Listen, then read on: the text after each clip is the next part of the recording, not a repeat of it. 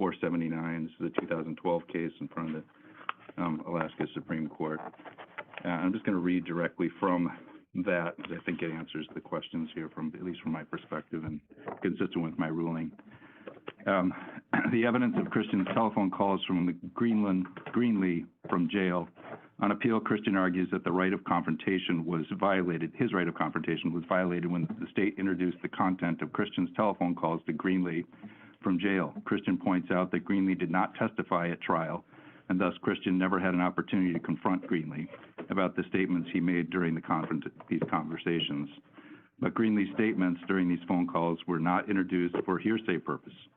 That is, these statements were not introduced for the truth of the matters asserted by Greenlee. Rather, Greenlee's side of the conversations were offered for non-hearsay purpose, for the non-hearsay purpose of providing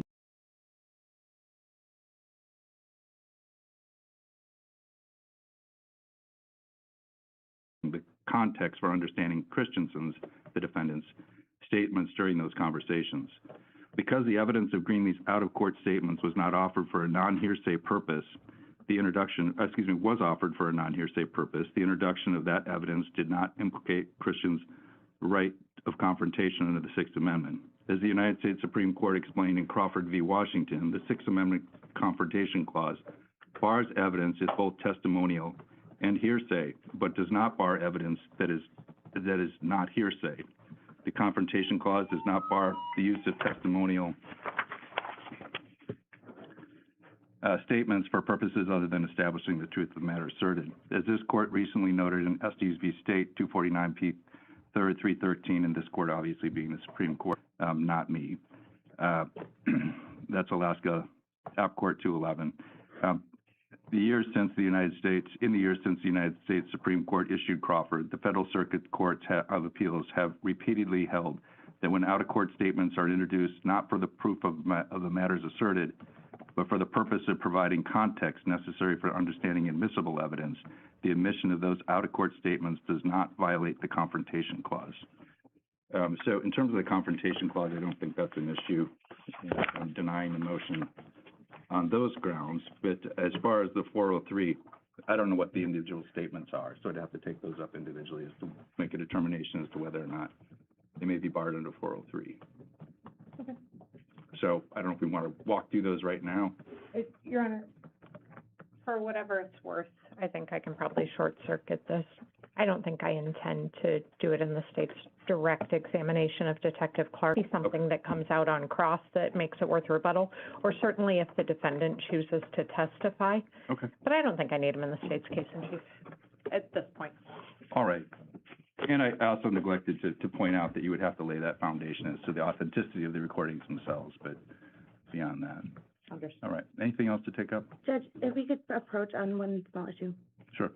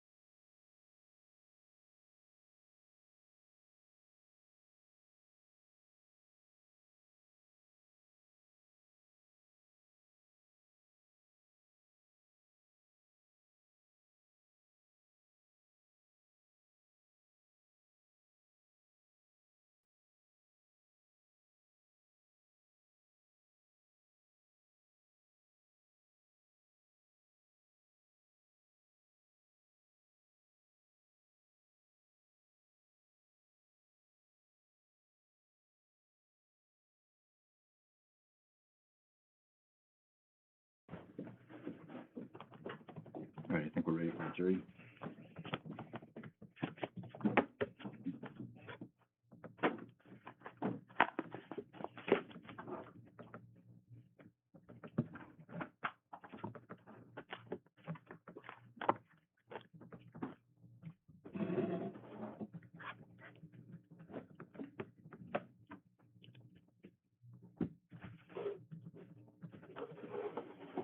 Oh, I need to start this.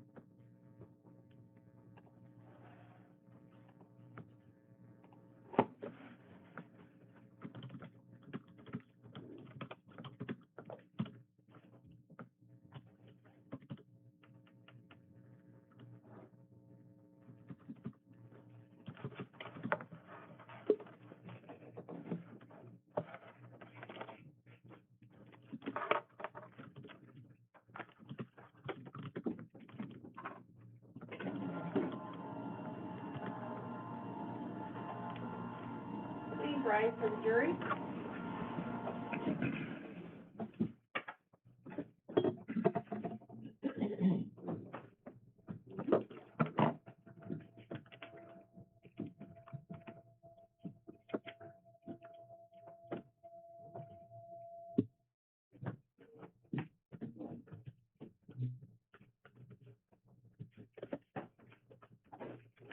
Morning, please be seated.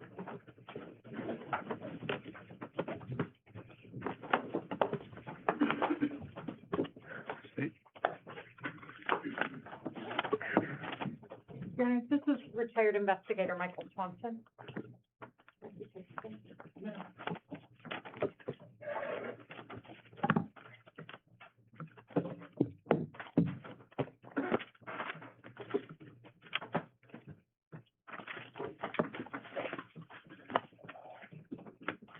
Morning. Before you have a seat, if you please raise your right hand. Do you solemnly swear or affirm that the testimony you will give in this case now before this court be the truth, the whole truth, and nothing but the truth? I do. Thank you. Can you swear? Thank you. And if you can please state and spell your first and last name for the record. My name is Michael Swanson, Michael Swanson. Good morning, sir. Good morning. Can I have you introduce yourself to the jury and tell them what you did while you were working? My name is Michael Swanson, as you've heard. I worked for the Anchorage Police Department for 18 and a half years doing forensics. My first 12 and a half years there, I was in the crime lab, processing evidence as a crime lab technician and a forensic photographer. The last 6.5 years, I worked for the cybercrime unit in the detective division called cyber crimes, and I did phones, computers, digital forensics. Can you tell the jury a little bit about some of the training you had to do digital forensics? Oh, sure, yeah. Luckily, I was able to go to the United States Secret Service facility in Alabama for several weeks, 5 weeks my first time, 3 weeks the second time I was there for training at the National Forensic Institute down there, and it was really some solid training. I've probably accumulated over 500 hours in digital forensic training just from the the Secret Service, sorry. I'm 62 now, so I've got Social Security on the mind. Yeah, so then I also attended several other trainings, local with the FBI, and then also out of state for all of the licenses that I had to achieve to run the software that we use for dumping phones or working on computers. Basically, they have a vendor's test that you have to pass to certify that you're capable of running the software. And so I achieved all of those certificates for all the software that I ran for APD. And were you, in your day-to-day job at APD, primarily what were you doing in the cyber crimes unit? Day-to-day phone extractions, computer analysis. I worked on the ICAC team, which is the Internet Crimes Against Children. And so I was on a task force with the troopers and local agencies where we would perform search warrants and seize electronic equipment, and then I would then take those back to the lab and do examinations and look for evidence of the crimes that we were suspected. Okay. And when you say cell phone extractions, how do you go about that process? Well, the cell phone extractions typically start with detective or officer would have seized a device that's in question and it would be in evidence.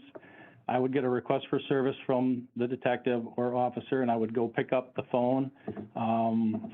Then we would have protocols to keep our chain of custody alive where we don't do anything to the phones. We actually get a warrant. And then we have software that I use, primarily Gray Key and Celebrite, which does a bit-for-bit copy of the phone. It does a whole image of the phone, so it's not actually changing any of the data.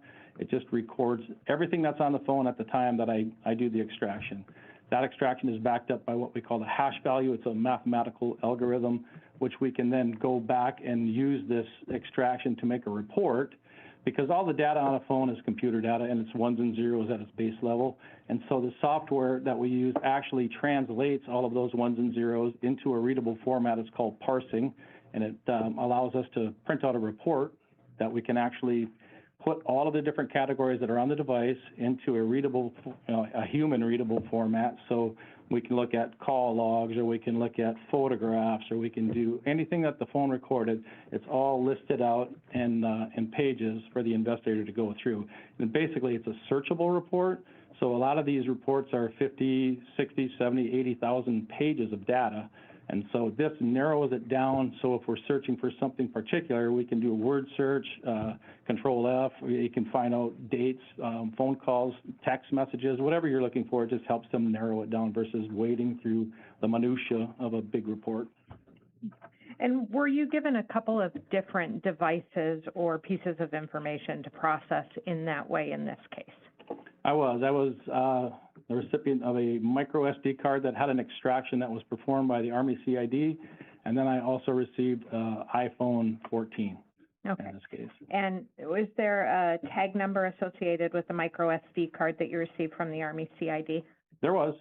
Okay, and if it would refresh your recollection to look at your report, can you tell the jury that tag number? Your Honor? Okay. I'm presuming you don't have it memorized. I recognized the last 4 digits, but I didn't memorize the whole tag number.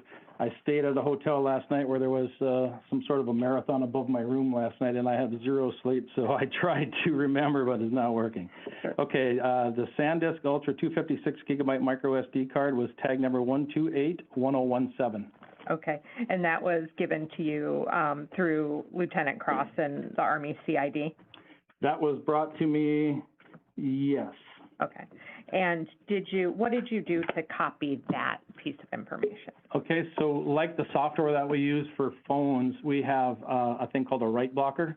And a write blocker is a read-only. It will not interfere with any of the evidence that we're copying. It basically just transfers all of the data in a read format only, so nothing gets changed. So essentially, it's a one-for-one. It's just a verification to secure the data without manipulating it in any way whatsoever.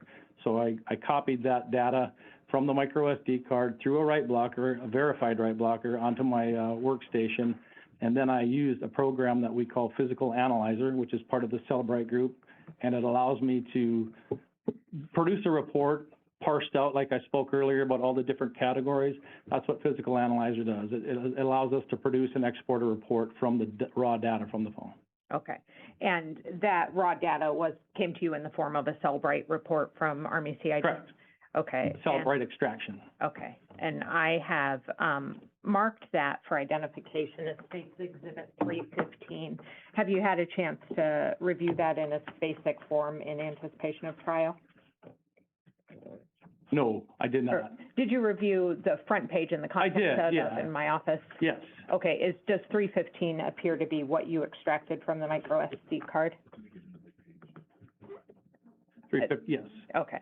I'd move at this point for the admission demonstratively of 315.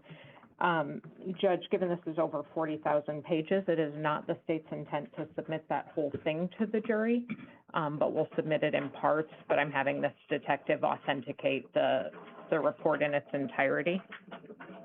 So I'd move for the admission for demonstrative purposes of 315. Any objections? No objection. It's admitted. And if I may publish at least the front page, I thought this was up and running.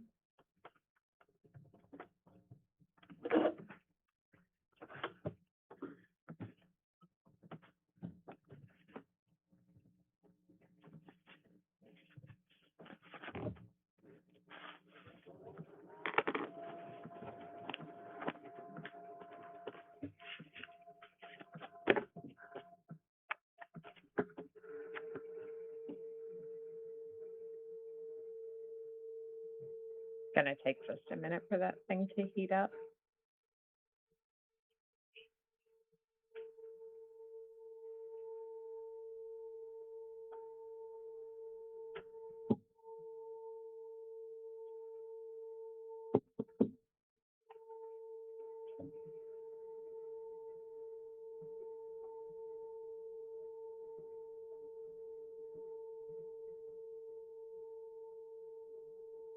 Hey, Kelly, how'd you make this display there? I know it's a display setting.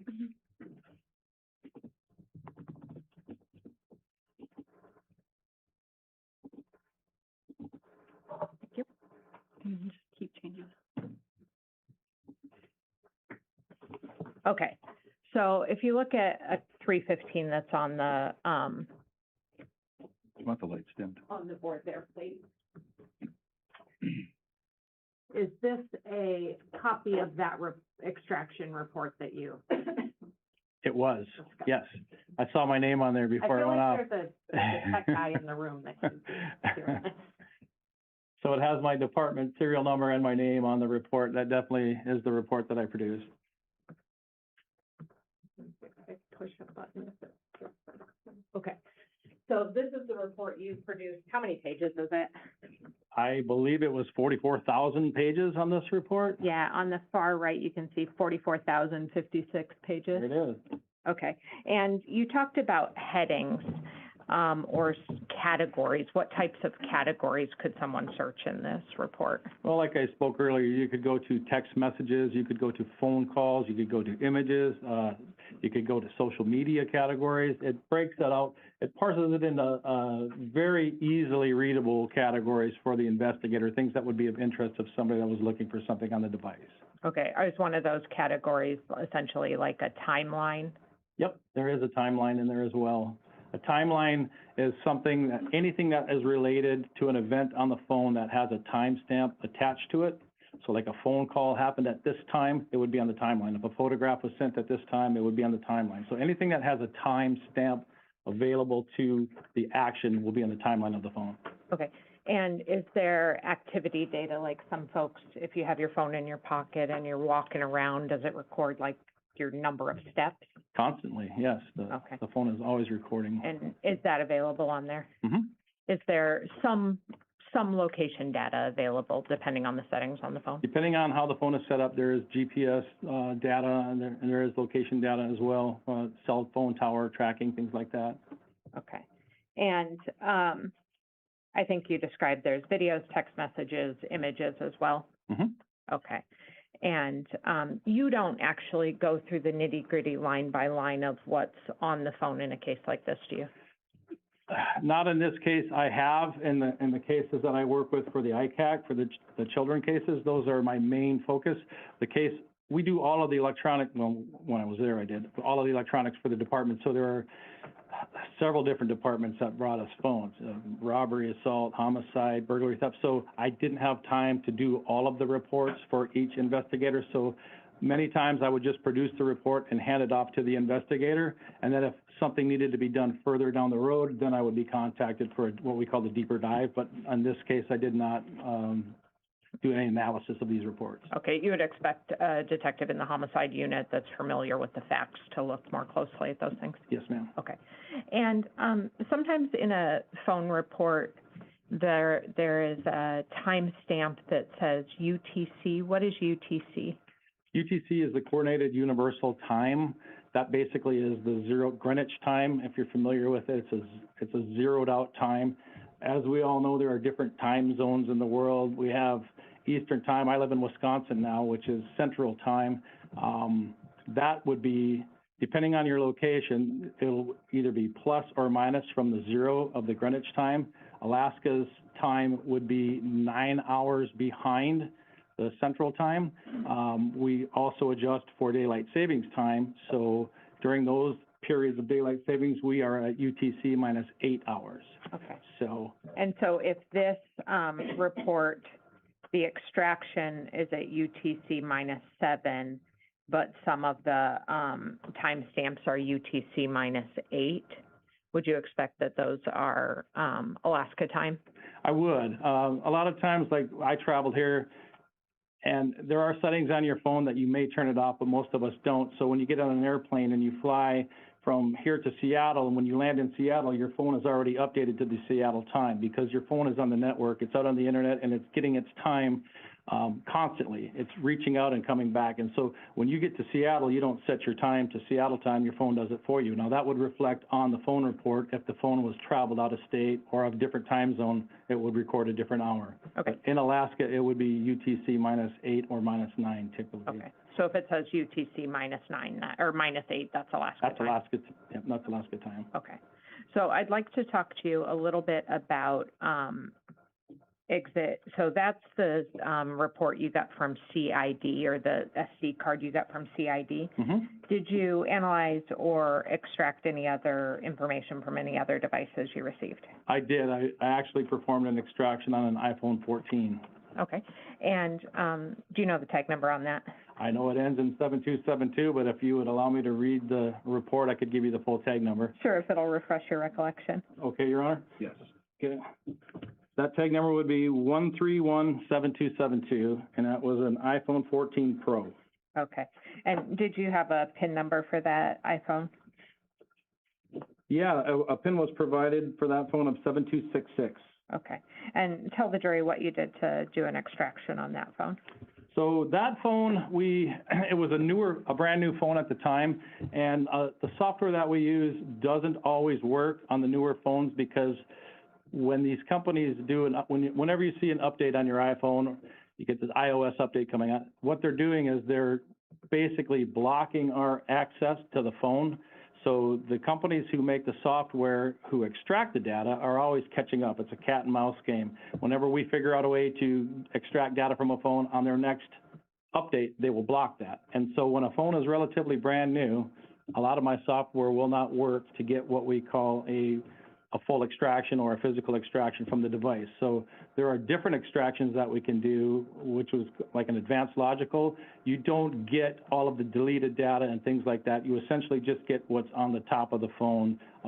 So it's a smaller extraction without as much detail.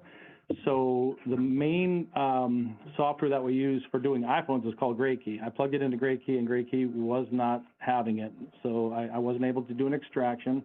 I was able to do a Celebrate extraction using the Advanced Logical tab, which is all you can do on an iPhone with Celebrate.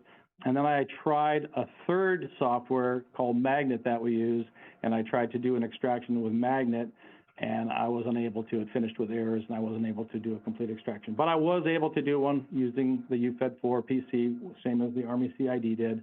And so once I achieved that extraction, I put it into Physical Analyzer, which is the program that parses it all out, and I exported a report of that extraction in PDF and Excel.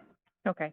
And the same as the Exhibit 315, did you have an opportunity to at least review the front page and the volume of State's Exhibit 311 to confirm that is that extraction that you performed? I did. Okay, and is 311 the same as what you pulled off It the is. phone?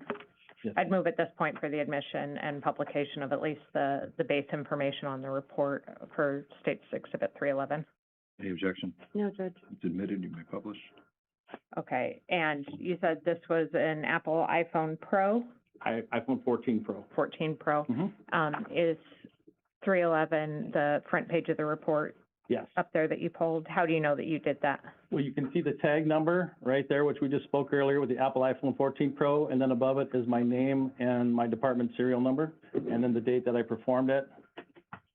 And And, having a hard time following what you're pointing at. Do you want to use, hit that? You can Okay. pick things out. Maybe Thank it's you, just my that poor eyesight. well, I hear you. The bottom button there. Okay, so this right here is the examiner's name. There's a tab that I have to type into every time I do a report, so it has my name and my department serial number. And then this is the actual APD case number that I had to type in. And the evidence number, which is the tag number from the property and evidence, I have to type that in as well, and that's the 1317272, and I actually expounded that it's an Apple iPhone 14 Pro. okay. And, kind of same as the other report, is this report, if you go all the way to the number of pages there, over 48,000 pages? Yes, Okay, and it's searchable and has the same kind of categories as the other report, chats, messages, images, yes, timeline, yep, activity. all of the things. Okay. And just to clarify again, if something says UTC -8, you're looking at Alaska time? That is Alaska time, Okay. correct. And I just want to clarify one difference between 315 and 311. So at the extraction time, you have, for 315,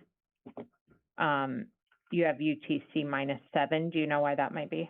Because I didn't do that extraction, I can't answer that phone. That is the Army CID extraction. Understood. You extracted from their extraction. I basically opened up their extraction with the physical analyzer and just created the report using their extraction. Okay. So the device that I did will have the proper time of my extraction on it. Okay. And if in the timeline of that, it says UTC -8 anywhere, that is always going to be Alaska time? Correct. Okay. Now, when you produce a report, you can change the UTC time, but it would be reflected alongside of the time that it was actually recorded. There would be two times. So that's why I know on my reports, I know it was done in Alaska on Alaska time because it's all UTC -8. Okay. So, But say on Exhibit 315, if you went down to a text message or something that said UTC -8, that would be the accurate Alaska time? 100%. Okay, even though it was extracted in a UTC -7 area? Mm-hmm. Okay, is that a yes? Yes. Okay. Yes. Sorry.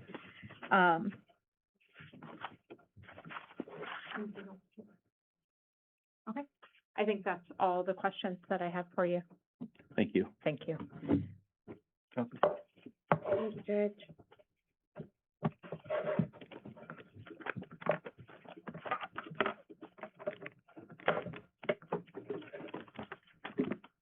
Good morning, Detective, or Office Detective. So technician, actually, I was gonna make that correct, earlier, and I forgot. I am not a police officer. I am a technician, a cybercrimes technician.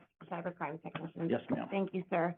I just have a few follow-up questions. My name is Lacey Jane Brewster. I'm Mr. Hildebrand's attorney. Okay. I just want to start with a question about some of the data as it relates to GPS, and I think you testified earlier, steps traveled. Is that correct? I was asked if a phone records data like how many steps were taken, and I said yes. Okay. And so, are you aware if the Cellbrite report captures information such as distance traveled? So some of the reports do capture that type of information. It all depends on how the phone is set up and if they're wearing a Fitbit or, you know, Apple iWatch and things like that, if it's synced to the phone. So some yes, some no. Okay. And in the information contained on the Cellbrite report relating to distance traveled, do you know if that's in meters, feet, inches? Is there a unit of measurement associated with distance traveled? Whatever the measurement, the unit of measurement that would have been set up in the phone, that's what it will record as, yes. Okay. I did not review the Cellbrite report, so I can't tell you what this particular report was recorded in, if that's the question. Okay, so, fair to say, if there's a number associated with distance travel in this Cellbrite report, you don't know necessarily how far that's gonna be, and because we don't know if it's inches, feet, or meters, or yards.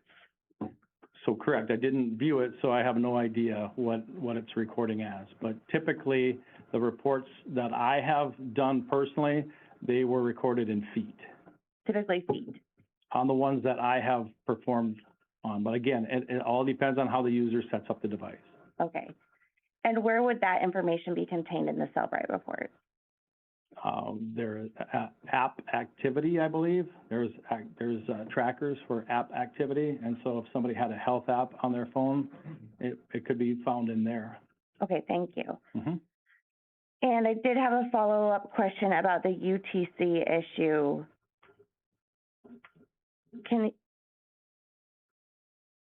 UTC stands for a Coordinated Universal Time, correct? That is correct. Starts at 0.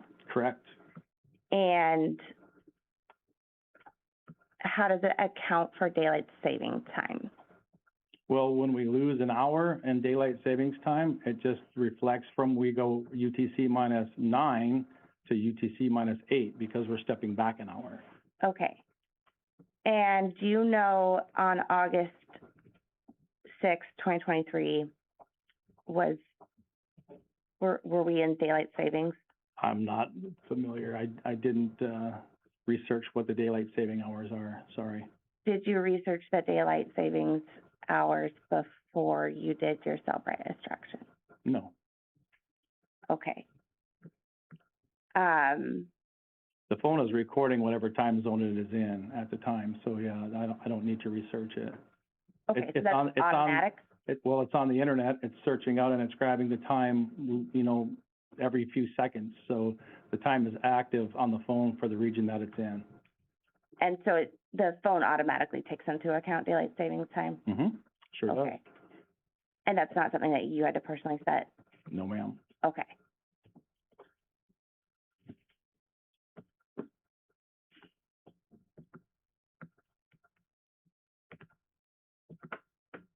Thank you, sir. I don't have any follow-up questions. Okay. Steve? No, thank you, Judge.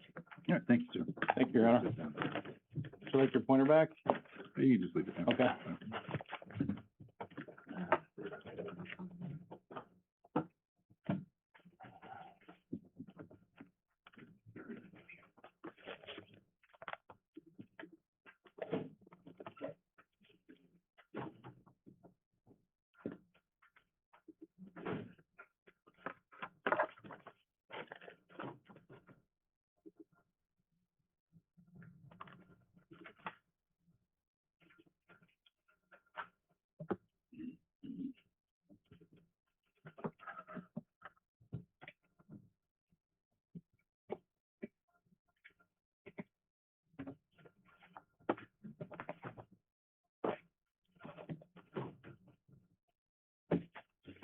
Go ahead and take the stand, sir. Your Honor, this is forensic analyst Aaron Clay.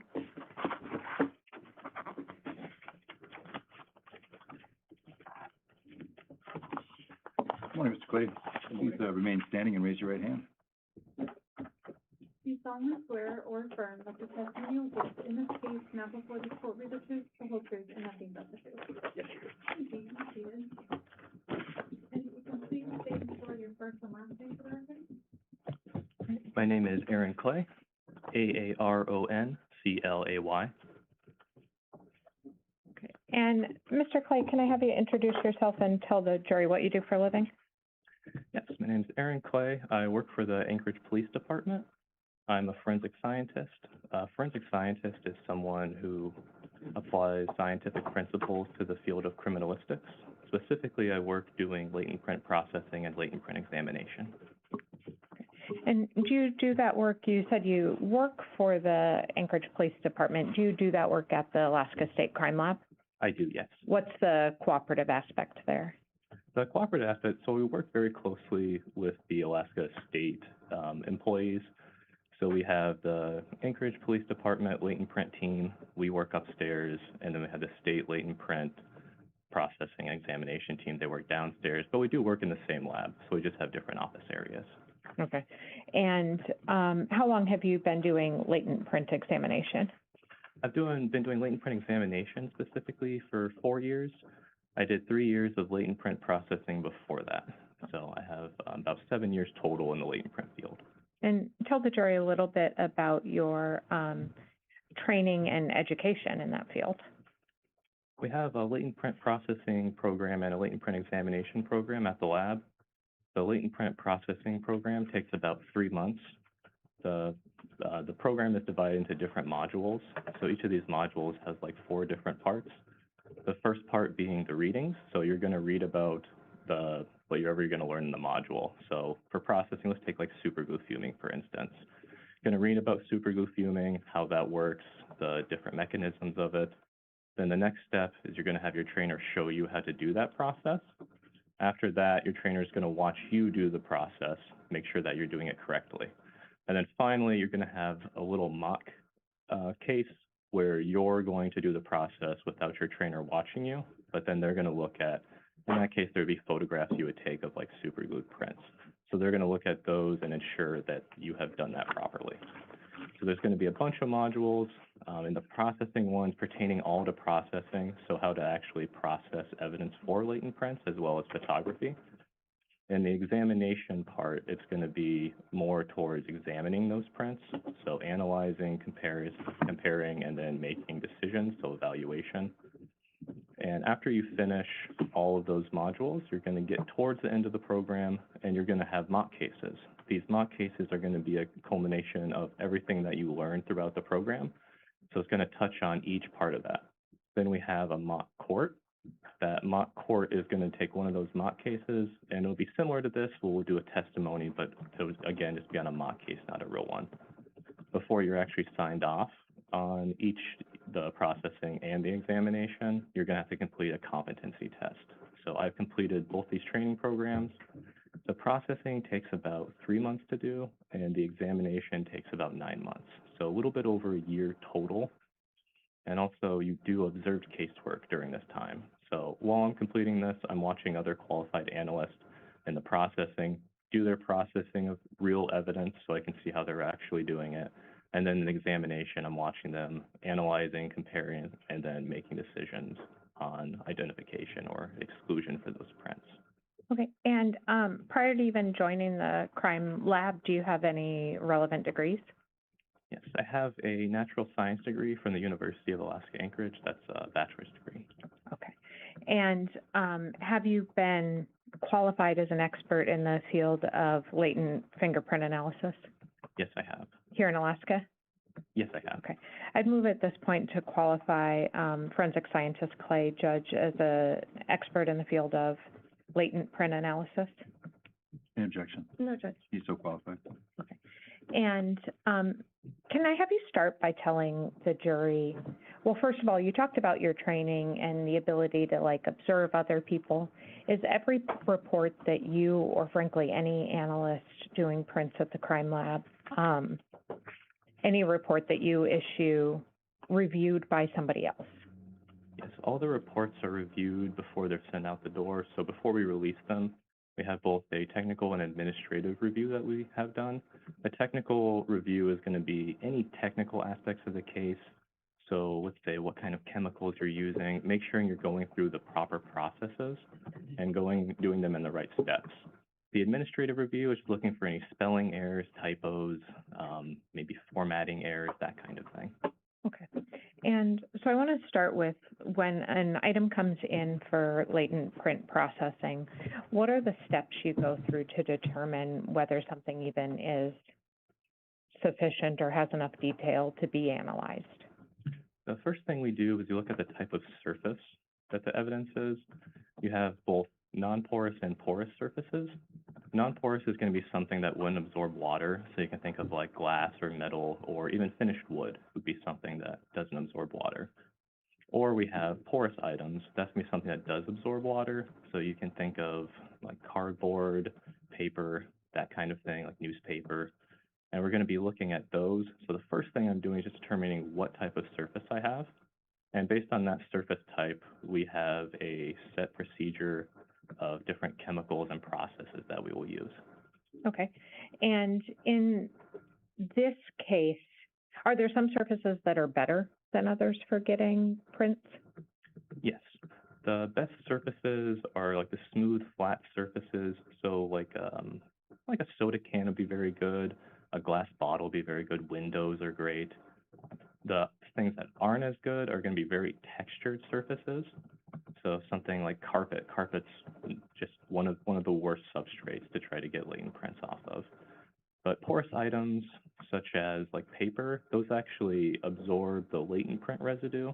So the latent print residue is what's on your finger that actually gets transferred to a surface. So in a non-porous surface, that's going to sit right on top of the surface, and on the porous surfaces, it gets absorbed in. So the paper is also a very good substrate. Okay. In this case, what items were originally submitted for testing or examination? In this case, there were magazine with ammunition.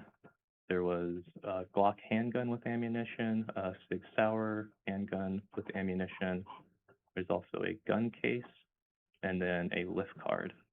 And also there was known prints, so finger and palm prints from Zarrius Hildabrand and Saria Hildabrand. And were there lift cards from a trash can as well? Yes, the one lift card was from a trash can. Okay. And of all of those items that were submitted, did any produce fingerprints that were suitable for comparison? Yes, the gun case produced fingerprints that were suitable for comparison, one on the inside and one on the outside. Okay, but none of the other items had prints that had enough detail to be compared? That is correct. What are the criteria that you're looking for when you make that decision or when an analyst makes that decision? When I'm looking at the fingerprints, first I'll just go over just like in the kind of the basics of the fingerprints. So fingerprint is an impression of your friction ridge skin. Your friction ridge skin is that special skin that's on your fingers, palms, and the bottom of your feet. It's designed to help you grip things, but it's created of ridges and grooves. So those ridges and grooves form different patterns on your fingers. So there is the loop pattern where the ridges come in from one side, they loop around in the middle, exit the same side. Then you have a whorl pattern. It kind of looks like a whirlpool with concentric circles. And then you also have an arch pattern. It kind of looks like a speed bump where the ridges enter one side, do a bump in the middle, and go the other side. So what I'm looking for when I see a latent print, looking to see if I can determine that pattern type. I'm also looking at the different ridge events. So if I follow a single ridge path, I'm looking for any events that happen. So if that ridge just abruptly stops, we call that a ridge ending. If it splits into two, that's a bifurcation. If you have two bifurcations kind of connecting, we call that an enclosure. So it kind of looks like a little circle. It can also have a small section of ridge detail by itself. We call that a short ridge. Then you can also have just a circular section of that ridge detail that would be a dot or an island, depending how you want to. You can call it either or. But I'm going to be looking to make sure that I can see these different ridge events, and I'm looking for the quantity and the clarity. So the quantity just being the amount of the print that's present, and then the clarity just being, can I easily follow a ridge path with no obstructions, and can I see a good variety of those different events? So it doesn't have to be specifically different, but I want to see a lot of different events when I see it. Lots of ridge endings, bifurcations, so as much as I can see there is what I'm looking for. Okay. And when we talk about the card from the trash can, the two weapons, the Sig Sauer and the Glock, and the magazines that were submitted, there was insufficient quality or clarity to be able to make any identifications off those? That is correct. Okay. So let's look just then at the Glock case. At the Glock case, were you able to, review two prints and, make any comparisons? Yes, I was able to review two prints. Okay, and were you able to make any comparisons or identifications based on those two prints? Yes, I took those through the examination process. So the examination process we call ACE. It stands for analysis, comparison, evaluation, and then verification. In the analysis step, what I'm doing is looking for those different ridge events I talked about. I'm also looking to determine if I can tell what type of pattern it is. And then I'm looking for anatomical origin, just meaning, is that a finger, is that a palm, or is that a foot? You can tell by the different ridge flow. Through our training, we go through a lot of suitability and analysis. So I've looked at a very high number of prints, and you can usually determine if it's finger, palm, foot, which way it's facing. And what this all helps us do is search for those prints. So the next step is comparison. That's when I'm getting a fingerprint card from any submitted individuals, and I'm comparing that to the latent print that was preserved from earlier in processing. And then the step after that is the evaluation. That's when I'm making the decisions. There's a couple major conclusions that we use. There's identification and exclusion. And identification is when I see enough of those events in common with the finger that I wouldn't expect to see that in another individual, and I don't see any differences in those. So I go through, make sure that I see all the same events in the latent print as I do in the known print. And there's also exclusion, and that's when I wouldn't confuse myself here. Exclusion is when I would compare them both and say they do not come from the same source. So that's when I see a lot of differences between the two. So I'm looking for what's called a target group. And a target group is just a small arrangement of those different events that I talked about. Looking for one closest to the core area, so the center of that pattern, and that'll help me determine where that would be on the known print. When I'm not seeing that, I'm still going to search, be very thorough, but at that point I'm going to say it's an exclusion, and I don't see that same arrangement. And in this case, I had 4201 and 4202. Those were the latent prints that I compared, and I identified both of those to the right thumb of Zarrius Hildabrand. Okay, and if I may approach, I'm going to show you what I've marked for identification. This states exhibit 345 and 346. Do you recognize 345 and 346? Yes, I do. Okay, are those the prints that you compared, and Mr. Hildebrand's prints, known prints? Yes, they are. Okay, I'd move at this point for the admission of 345 and 346. No objection. They're admitted. So on 345, if you could turn the lights down, Madam Clerk. Do the little red dots demonstrate the areas that you were able to confirm were the same? Yes, the red dots are the correspondence between the two prints. And so you'll notice the red dots, I'm staying mostly to the areas that aren't distorted, so I'm looking for the most clear ridge detail. It does not look as clear on the projector as it does on like my sheet of paper here, but it is fairly close. And so as you can see, those line up. You can see that that's a whorl pattern that I talked about. So you can see those concentric circles. And that very distorted part, like on the left there, since it's so distorted, I'm not confident that that's recorded correctly, so I'm just going to stay out of that area when I'm doing my comparison. And then 346? 346? Yes.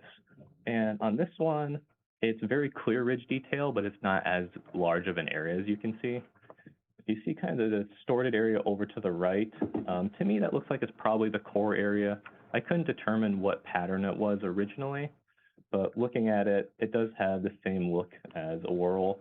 And you can see a bunch of those bifurcations where the ridge is split. It's a pretty unique features here. So you have that little enclosure and then you have like 4 bifurcations in a row. And, That- sir, there is a small laser pointer up there by you, if you wanted to use it to show the jury what you're talking about. This one here? Oh, okay. So this will make it a little bit easier. So if you see right here, so that would be the enclosure. You can see it's like a little loop. And then you see 1, 2, 3, 4. You see those 4 bifurcations there. And then you even see this little short ridge. There's a ridge ending there. So as you can see all those different events. Sorry, I didn't realize I had a laser No, pointer before. It does make it easier. Yeah, but as you can see, there's all those different events. And when I find sufficient events like that, I come to the conclusion of identification. Okay, and so you were able to identify the 2 prints lifted from the Glock gun case to be the same as the right thumb of Zarrius Hildabrand. That's correct. Okay. And every other piece of information or every other item submitted by the police did not have sufficient information to make an identification? That is correct. Okay, I want to talk just a little bit about the things that might impact the ability to pull a print off of something. Does the environment impact it? Yes, the environment can play a factor. If it's, say it's like a very rainy day, everything's very wet, you're less likely to be able to transfer that latent print residue from your finger onto a surface. Also, if it's very hot, so if your hands are very dry, you're not going to have very much residue, and that can also affect you transferring that print to a surface. Does the person's individual, like, skin characteristics matter? Yeah, the skin quality can. The biggest factor with that is actually how much residue you produce. Some people don't produce very much of the latent print residue, so they don't have very much to transfer. And then some people produce quite a bit, so they're more likely to leave latent prints. Okay, and then the type of contact that's being made, if it's passing or pushing versus like a straight down, does that matter? Exactly. If you're touching stuff in like movement while you're touching something, there's going to be more distortion when you touch it. And then it just depends also how you touch it. If it's just a very light touch, you may not actually transfer much of that latent print residue, as opposed to if it's a nice solid touch on it. Okay, and then finally, the type of surface that the print is going on. You talked about porous versus non-porous. Are some surfaces just better and more likely to accept prints, I guess is the word I'll use, but have prints on them? Yes, that's correct. So anything smooth like we talked about, that's great. Paper is good because it soaks in that latent print residue. And then something very textured is going to be less likely. So it could even be, like the grip of a gun would be a good example. That's typically very textured, and then you're less likely to leave a latent print there. Okay. Is it fairly infrequent that the crime lab's able to get prints off the grip of a gun? Yes, it's very infrequent. Okay. And so like I think about like this is a cardboard paper cup, when cardboard should be okay, but it's corrugated, so how would that impact it? Yeah, if there's any like ridges or anything on there, that's going to affect the continuity of the ridge flow. So you're going to have a lot of little breaks in it like that. But like cardboard's fine. Cardboard's a good substrate. So it just depends on the kind of surface you have. Right. I think that is all the questions I have for you. Let me double check. Okay. Thank you, sir. Oh, wait, I did want to ask you one other thing. Do you work with another analyst named Melanie Wright? Yes, I do. Okay. And is Melanie Wright out on some family leave right now? She is, yeah. Okay. Were you asked to essentially redo and review her work? I was, yes. Okay. So I redid the latent print examination phase of her work. Okay. And even though you were asked to redo that for the purpose of this trial, did it still undergo all the same processes that you talked about at the lab as far as like somebody else reviewing your work and generating a report? Yes, that's correct. Okay. Thank you for stepping in, sir. I just have a few follow-up questions.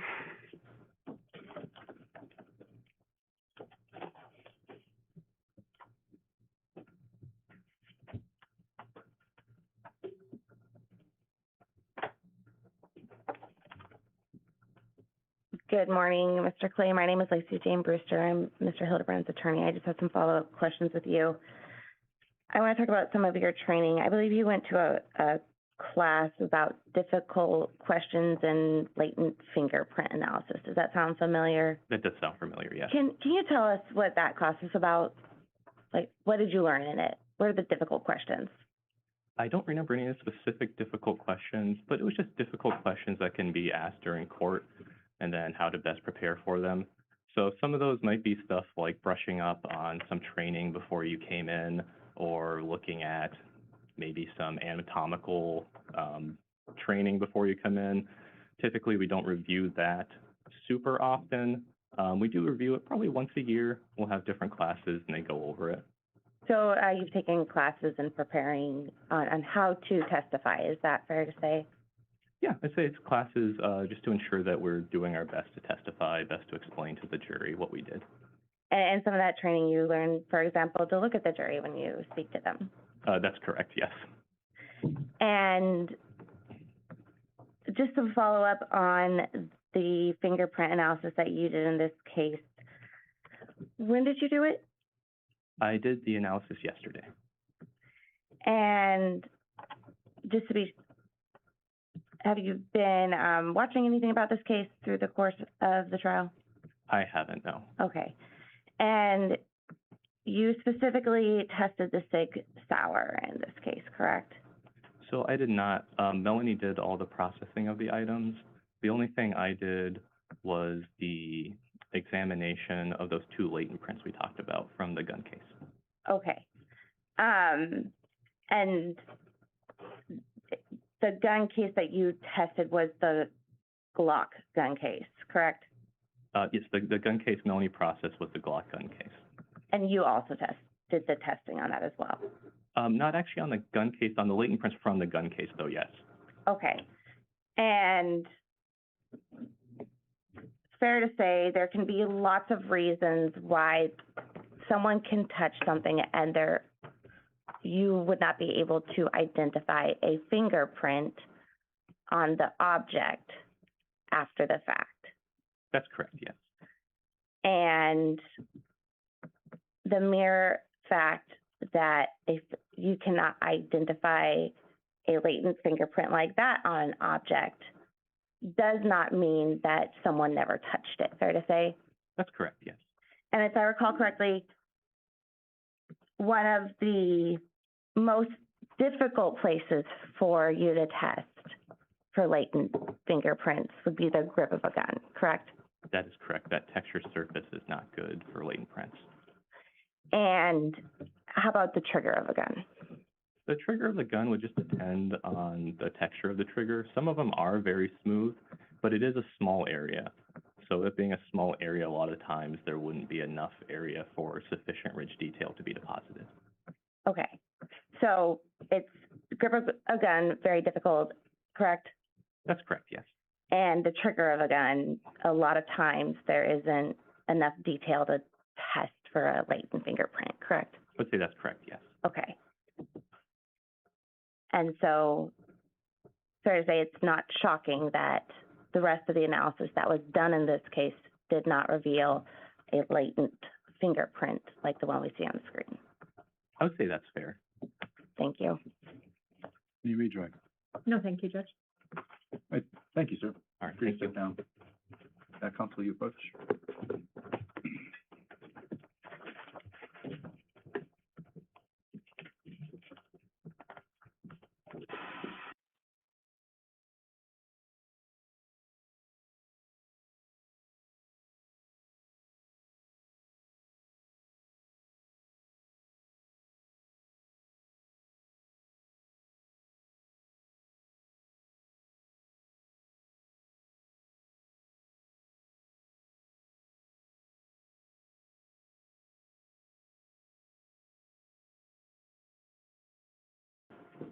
We're going to take a break. I know we haven't been going all that long, but we're going to take a break, get set up for the next witness, which is going to be a little bit longer. I'll take about 15 minutes here. We'll have you back about 9:45, 9:47. Right? Please don't discuss the case. We'll see you back in a few minutes.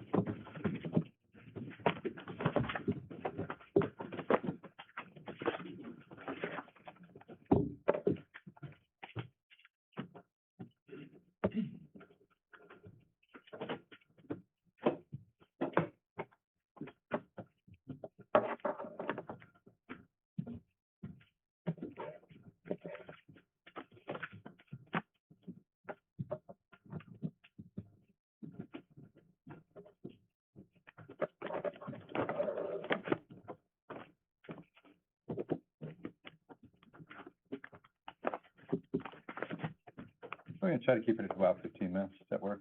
Yes, Judge. Thank you.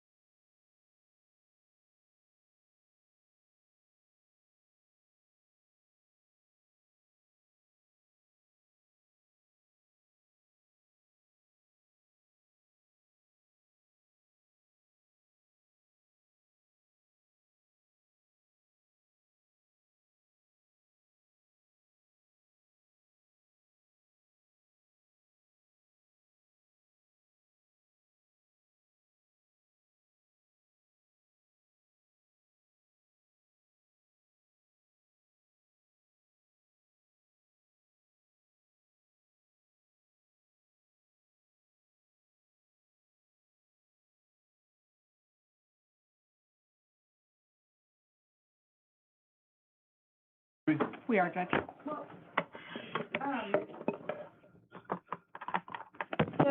I anticipate the next witness, is Detective Paterno. Paterno. I've reviewed the discovery in this case. I don't know exactly what exhibits the state intends to admit through this witness. There's items in discovery that I would object to the state admitting that this witness is collected. But since I don't know exactly what they intend to admit at this moment, I don't know that I need to bring an objection. To be clear, if Ms. Brewster had raised this, I would have handed her the pile of courtesy copies I had, and I'm happy to do so now.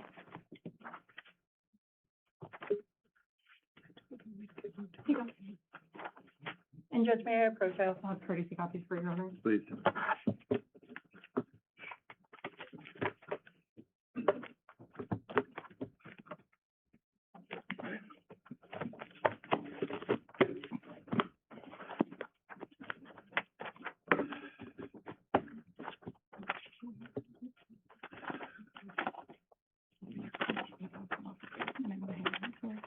This is a lot.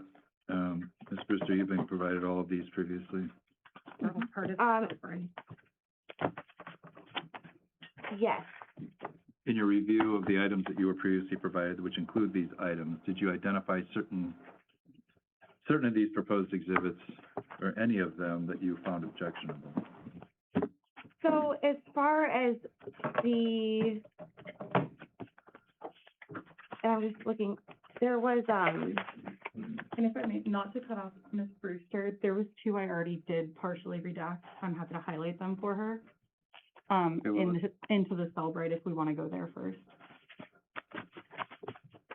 And let Ms. Brewster finish her thought. No. I apologize.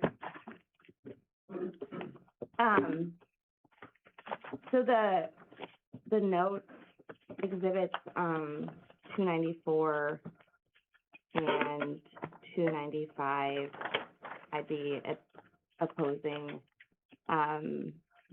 as hearsay. They are not Mr. Hildebrand's statements. In addition, 295 is from April 3rd, 2023. It's spelled. Okay, you're mumbling. I'm sorry, you shouldn't say mumbling. We're having a hard time hearing you. So if you remain seated, that's easier for me. There's no jury here. I'm not concerned about the formality. I'm more concerned about my poor hearing. So you've got the microphone next to you. Let's start with 294. Your objection to 294? Hearsay, Judge.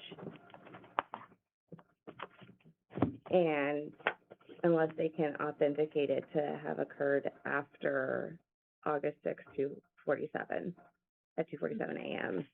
295 is from. I want to take these one at a time. I don't have any context for this. I don't know what this is. Is this better just taken up as you try to bring them in? I don't think it would be fair to the jury to do that. This is the kind of thing that I have hammered over and over again in this trial. Let's do this ahead of time. Let's not wait until things are being introduced to have these conversations. But here we are again. 294, State. Your Honor, this is, I'll let Ms. Hurley respond to most of these, but this is a note that was taken off of the victim's phone. The time date on it is April. Is that right, Ms. Hurley? A little later. No, it's later than that, sorry. The state's exception to the hearsay is 8033, then existing mental, emotional, or physical condition. Who's supportive? Who's April 3rd, I apologize. I'm sorry, this is the Who's making victim, this note? the victim's phone. Okay, This and I is- don't see any date on here. Is there- April 3rd, 2023. It's dated at the top, date and time. Am I looking at 294? 294 is before that. It's the same, but yes. Yes, how do you know the date? How do you know the date? I see notes, I see 2231 is the time, I see some measurements, I see the word UNZI, and then that note itself. It's connected to a log on the Cellbrite, Judge, which Okay. I believe puts it in proximity to early April. Okay, so it's not being offered for the truth of the matter asserted, it's being offered as a state of mind of the person writing the note. Correct. In April. in April. All right, I'll allow that.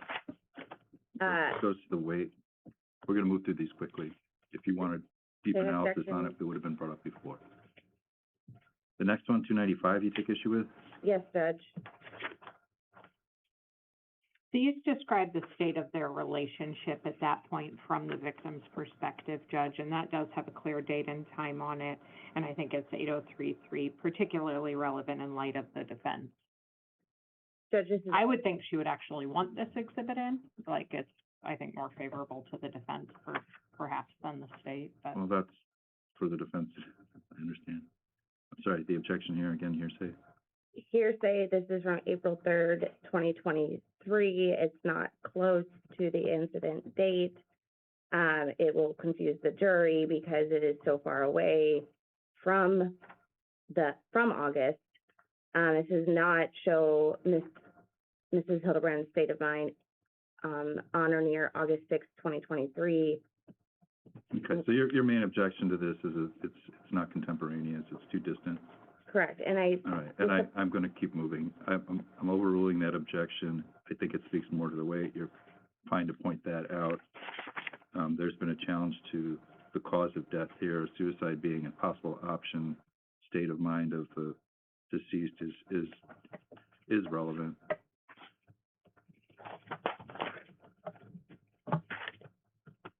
Any others?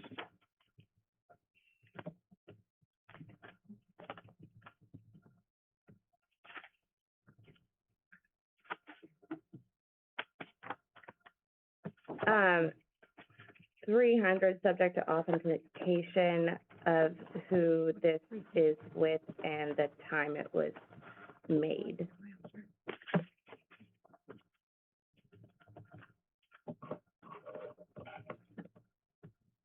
Can you speak to 300?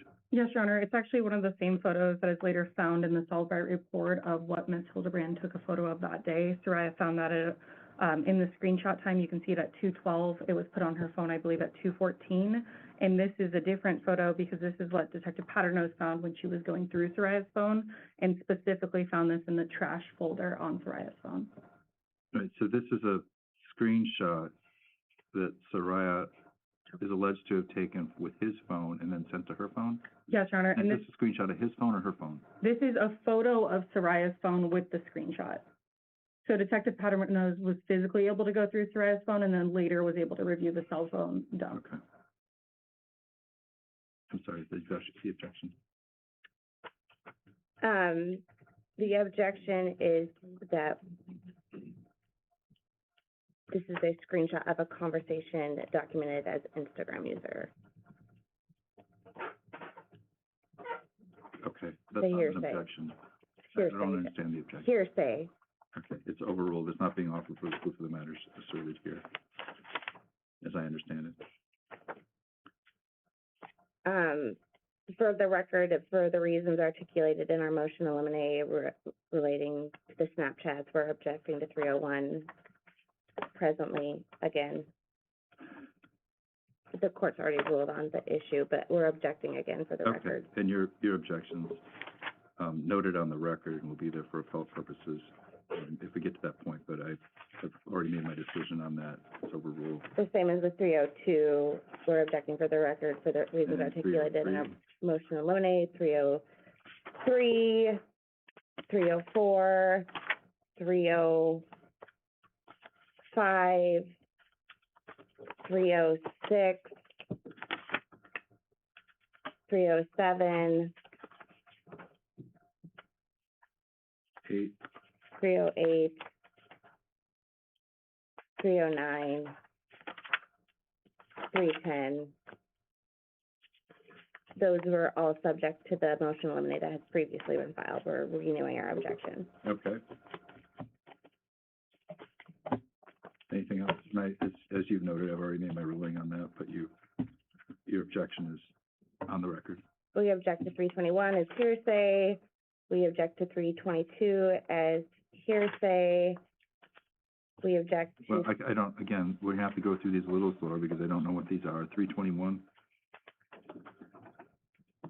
Yes, Judge, this is the same photo, but this is actually the one taken from the Cellbrite. So the previous photo that was objected to for the exact same reason. Okay, that's allowed for the same ruling. Thank And you. then 322,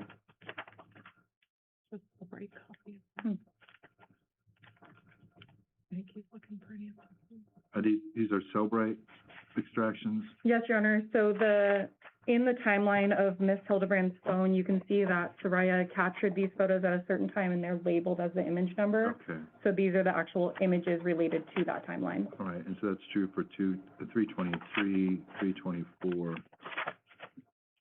325. So we're going through a series again of where he's alleged to have been communicating with another female, right? Yes, Your Honor. And that those were all captured around 2:20-something in the morning. Yes, Your Honor. Okay, and those go up through 334. 334. The objection is noted. My ruling stands. 335. Any objection to 335? No. No objection to 344. Okay. Okay, that's the images. And then I've got a pile of other things here. Any objection to the pile of the other things here? Yes, Judge. Okay. And Judge, the Cellebrite report is in both phones. Between both phones, there's almost 100,000 pages of Cellebrite reports. So trying to articulate what we'd object to beforehand was a little, Difficult. And so they're being handed these for the first time right now, knowing exactly which of those hundreds and thousands are being planned, they plan to introduce. I'm not pointing fingers, Judge. I'm just letting the court know that I'm not trying to point fingers. I'm just saying that's the reason why we're bringing this up now, is because there is so much. I understand that. So, so starting with page 28351, That's Exhibit 312. And if you read I the don't Bates- have exhibit numbers on mine, and I but I do apologize. have a Bates number 28351. It's Exhibit 312, Your Honor. Okay.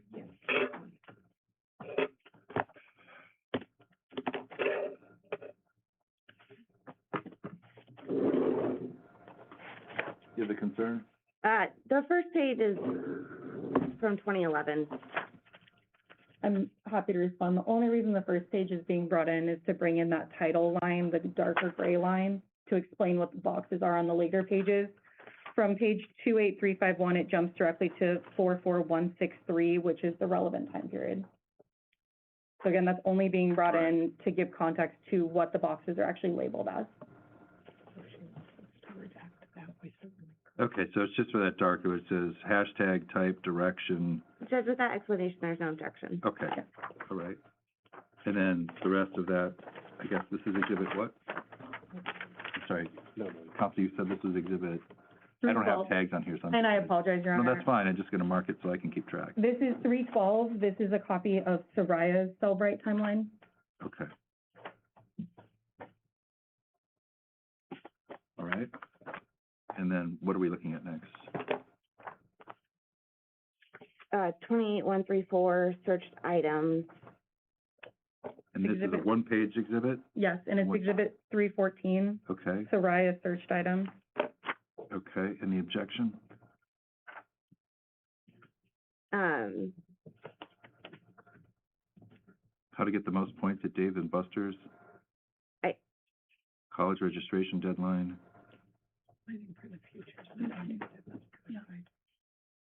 Oh, they no, were weight Judge, loss. no objection. And I would just ask, I'm sorry, no objection? no objection. Okay. So 314. This- I'm sorry, I interrupted you, just ask. I would just, page 5396, is this from Mr. or Mrs. or Mrs. Hildebrand? Exhibit 313, this is Saria's call log. Okay. And that starts with Bates 5396? Yes, Your Honor. Okay, any objection? No, Judge. Okay.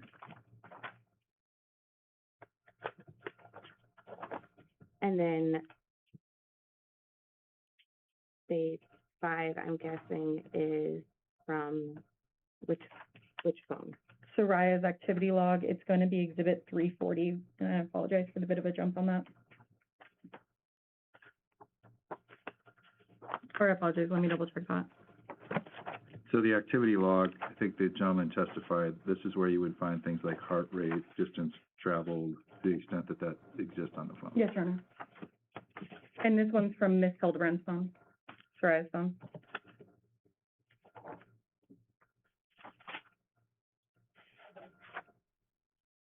No objection. Well, I'm just looking at the dates, Your Honor, to make sure they're in a relevant period.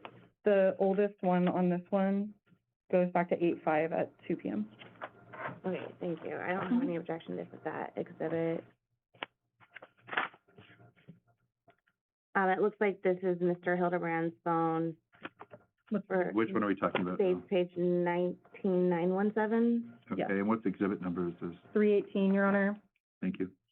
This is the defendant's web history, and, There's a portion of it that has been redacted, yes, Your Honor. and are you objecting to? I think the redaction needs to be a little better before it's published to the jury. So this is Yeah. the copy I would give to the jury. I could see through that one, so I lined over it again. Is this something you're planning on putting up on the screen? Not that specific part, Your Honor. Okay. There's snips, but it's nothing that I think could be objectionable at this time, that's to my knowledge. I'm sorry, you can take white out. I don't have whiteout. We can We can discuss figure out a the way to make redaction sure that later, it's not an uncommon problem Yeah. when we try to bust it, but we'll make sure that I'm leaving it up to the parties to make sure that that redacted section does not go back to the jury in any way, that they can hold it up to the light and try to read it. though. Understood. As to the rest of 318, And just for the record, the reason it was redacted is Mr. Hildebrand was searching J-Bear JAG, apparently looking for an attorney. So I did redact that on my own accord. okay?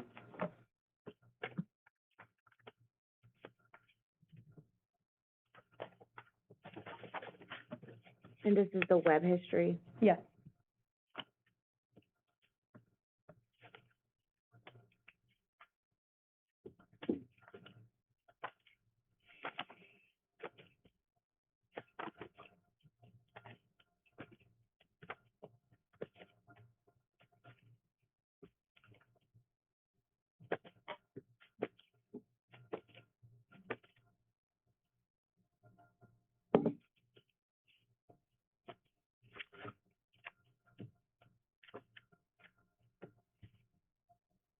No objection.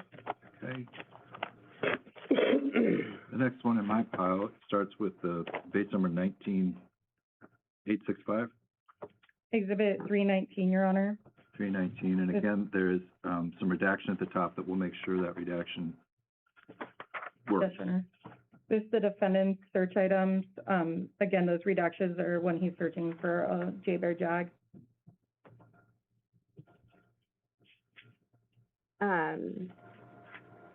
No objection. Okay.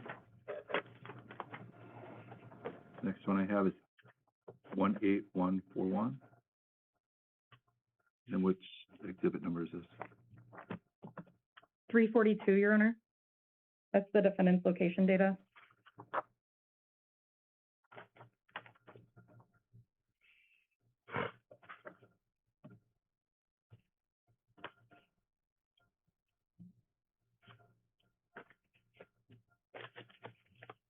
Any objection?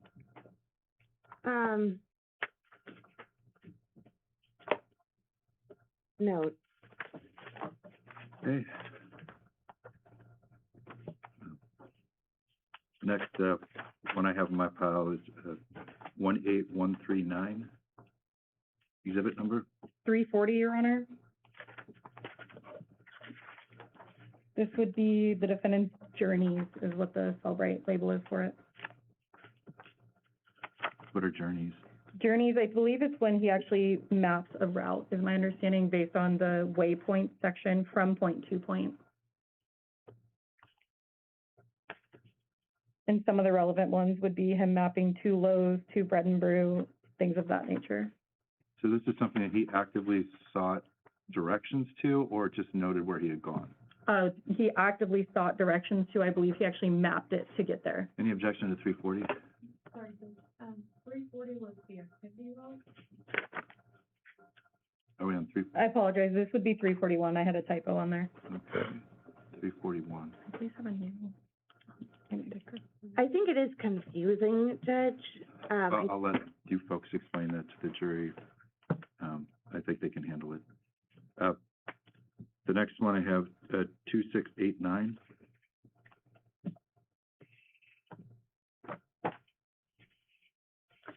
Exhibit number 317, Your Honor. This is the defendant's Cellbrite call log.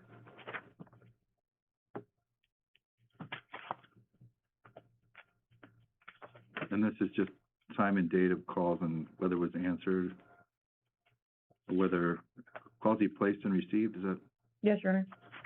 And missed. in duration? Yes, Your Honor. Missed. Okay. Any objection? No, Judge.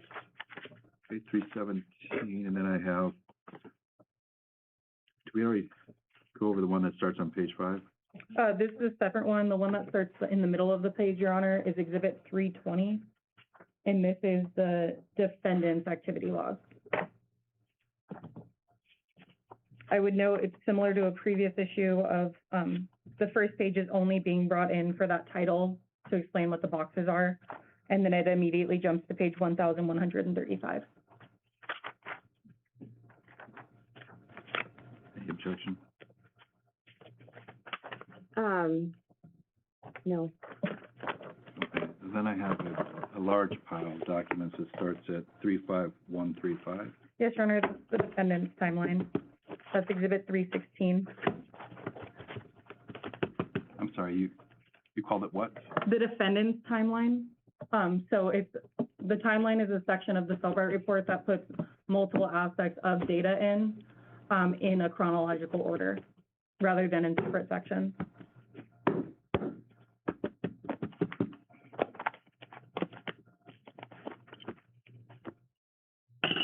And this one likely will need redaction, but again, it's not going back to the jury, nothing that I think would be objectionable, not going back to the jury today until we discuss redactions. Nothing being put up on the screen, I don't think would be objectionable. It's nothing to do with him. In this, it has some of the Well, searches. with all respect to your, it's not how it usually works. You let them know ahead of time, and they can make a decision as to whether it's objectionable or not. And I apologize, I was gonna clarify, anything of him talking about an attorney, those searches are also in the timeline, as well as him talking to Toby Howery. They're texting about him going to get a J-Bear attorney. So those will be redacted Yes, prior to anything being provided to the jury. That has not been done yet. You don't Yes, sir. intend to show any of those pages that would include, are there certain pages you do intend to show today? yes, Your Honor, I'm happy to put up the snips from the timeline I intend to show. It's not even full pages, it's just certain boxes. Okay, can you identify which of the date stamps those would be? Yes, not a problem. I can provide the box number if that would be easier, or I can project it. We don't need to project it right now. Do you need it projected? You've got the file here. Okay. I think. So the boxes, one of the first things I intend to put up is a summary of the text between him and his father. They occurred on August 6th around 4:30 to 5 p.m. Yep, babe, take that in. I'm pulling it right now. Well, if it's easier to show it, that's fine too. However you have it, I think. whatever the easiest way is so we can move this along rather than you digging through. If you've already got it lined up on your computer as you intend. I do, Your to show it, Honor. that might be the easiest, and then we can just pull the dates. And it's, the timeline in Exhibit 316 is in chronological order, by date and time. Okay, well.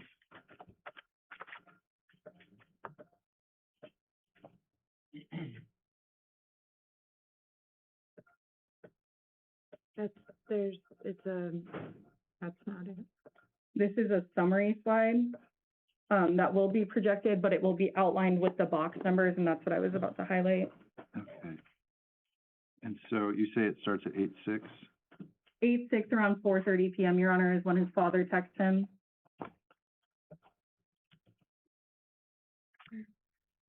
And these times are not military, as I'm seeing, is that correct? No, Your Honor.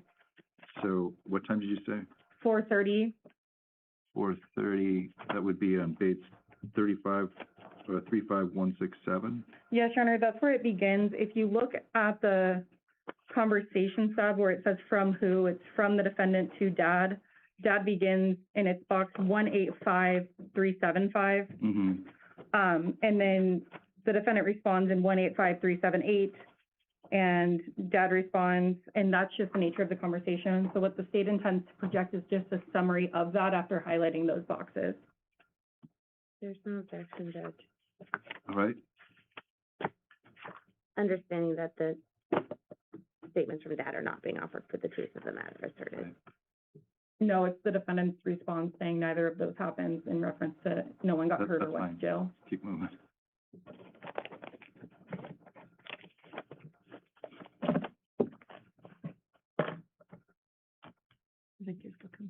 I apologize. And then the next one, the state intends to present is just an entire summary. It will be zoomed in for the jury. What's the Bates? 8/7, beginning at 12:20 a.m., so just past midnight. What's the Bates number? Do you have that, or do Or the box. I can keep scrolling? The box number is 185482.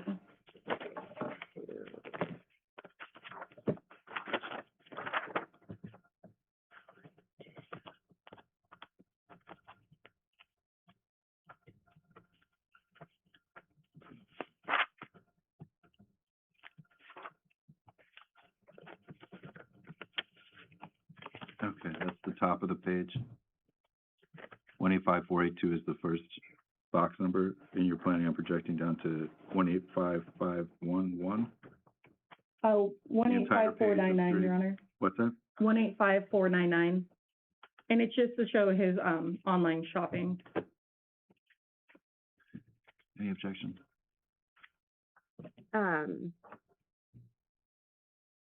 No. Okay, next. Next slide begins at box number 185529.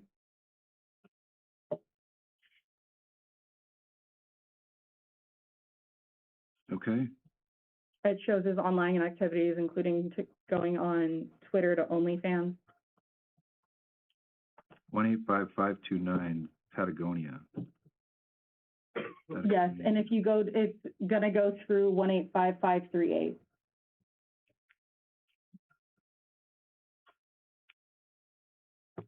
Okay.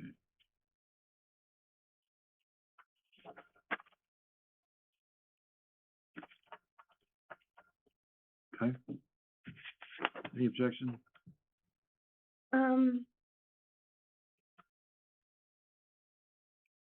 I mean, as long as they can establish what a cookie is. Okay, So no, as long as the foundation is laid for what a cookie is. Mhm. do you want to, are you laying a foundation for what a cookie is? The state wasn't intending to, Your Honor. I think it's very clear that it says the creation time and when he accessed these sites as, based on Mike going through his phone, he goes on social media sites, goes to profiles, link trees, and then goes to their sexual website. And this is all the night of, or the morning of? This is the next night, or the following night on August 7th in the morning. All right, And it goes to his state of mind as the assertion is that he was scared. okay. Judge, my concern is that my understanding of cookies are that they are things that are constantly running in your background. I object for this being, for a cookie being used to show that this was active searching. I don't think that's what a cookie is, but I am not an expert in technology. Okay. So Your personal belief as to what a cookie is doesn't necessarily mean that that's the case, correct? But it, So the state needs to satisfy your understanding of what a cookie is? I think the state needs to satisfy the jury's understanding of what a cookie is. All right. State, do you have anybody that can speak to what a cookie is for a basic explanation? Your Honor, we would have asked that likely to Investigator Swanson or Technician Swanson. I can talk to my witness. That wasn't something I was intending to do, as I think that goes to argument, as it seems very clear from the timeline up on the screen that it was the creation time and then when it was actually accessed is included. And it's because he goes to the link trees and then to the. And I think it actually walks it through, as I explained, as he on multiple occasions will go on social media, likely find a All right, profile. So- If you have an argument that this was somehow generated by the phone itself and not by any action that he took, you can make that argument. That's your understanding of cookies, that they randomly do searches on your phone without you knowing it. Is that your understanding of cookies? I know from when you go on a website, it says it's running cookies and you have to consent to it. I have no idea what I'm consenting to when I'm Okay. consenting to it. Okay, it's overruled at this point. Next box, Your Honor, begins at 1866262. The date is 8/7 at 6:41 PM, and it goes through box Sorry, number 186, 1862662. how many more of these are there? 3 more slides on this timeline, that's it. All right, The timeline that had to be, marked as an exhibit is over 100 and, I believe, 70 pages. okay. 1866262? Yes. 18626, you don't have the, 18662.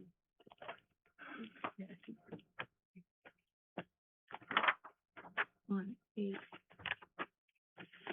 Yes, Your Honor, it's Bates page 186. 35213. thank you. And I believe it may carry on to the page before that. Okay. And it's 186 262. 262. 262 appears on the previous page. Yes, Your Honor, my apologies. There's similar search, it's on the page after. Okay.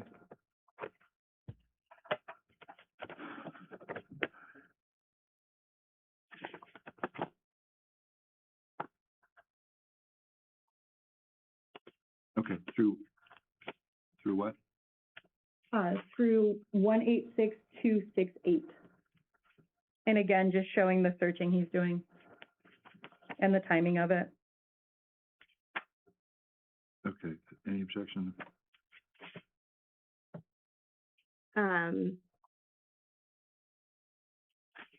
Yes, Judge, we object to offering a cookie as being, offered for purposes of showing that a person is actively searching something. All right.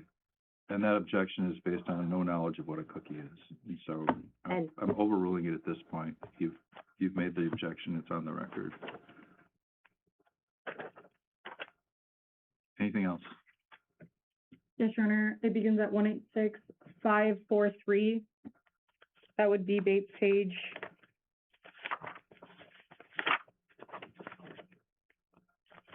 Bates page 35225.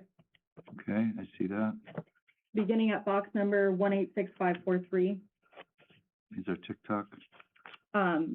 Begins at Twitter, shows that he goes on a link tree, and then the next page goes to him going on multiple porn sites. And I'm happy to better explain a link tree if you would like, Your Honor. I'm not, you can explain it to the jury. Understood. I want to get the jury back in here and keep moving. Any objection to these beyond your Foundation. standing objection? Yes, we object to, we object to the pornography sites being admitted. Under 403 or what? Yes, Judge. State's happy to respond, Your Honor. The argument being presented by defense in this case is that he was scared. This was a tragedy, essentially that it wasn't his fault. This goes directly to his state of mind and that he was in the state of mind to search porn. All right. Objections overruled. It can, in the last slide from the timeline that I intend on introducing today would be that following page. It goes through the link tree, goes to manyvids.com, which is a porn site, goes to the Dong Kinger at manyvids.com, and continues on that type of search history for a while, or access. And I would highlight that at each time since it says it was accessed. Okay. Your objection's noted. It's on the record. It's overruled at this point. Okay, are we ready for the jury? Case ready, Your Honor. Yes, Judge. I'll go grab the witness.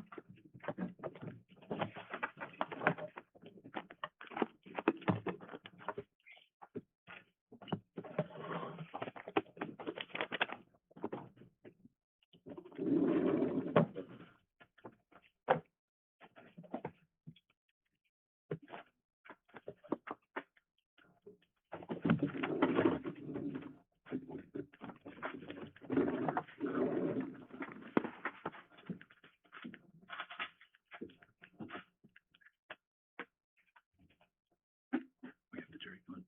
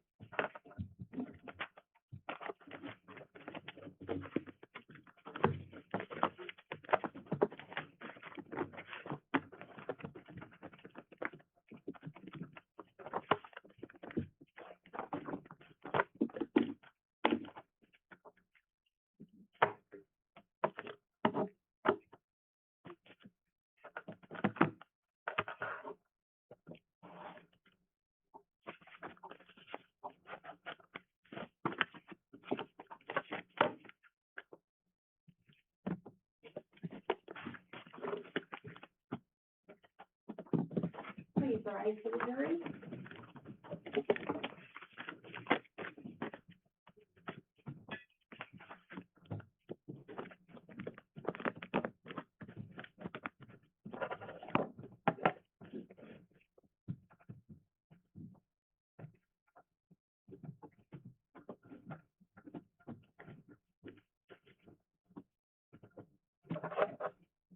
Thank you. Please be seated.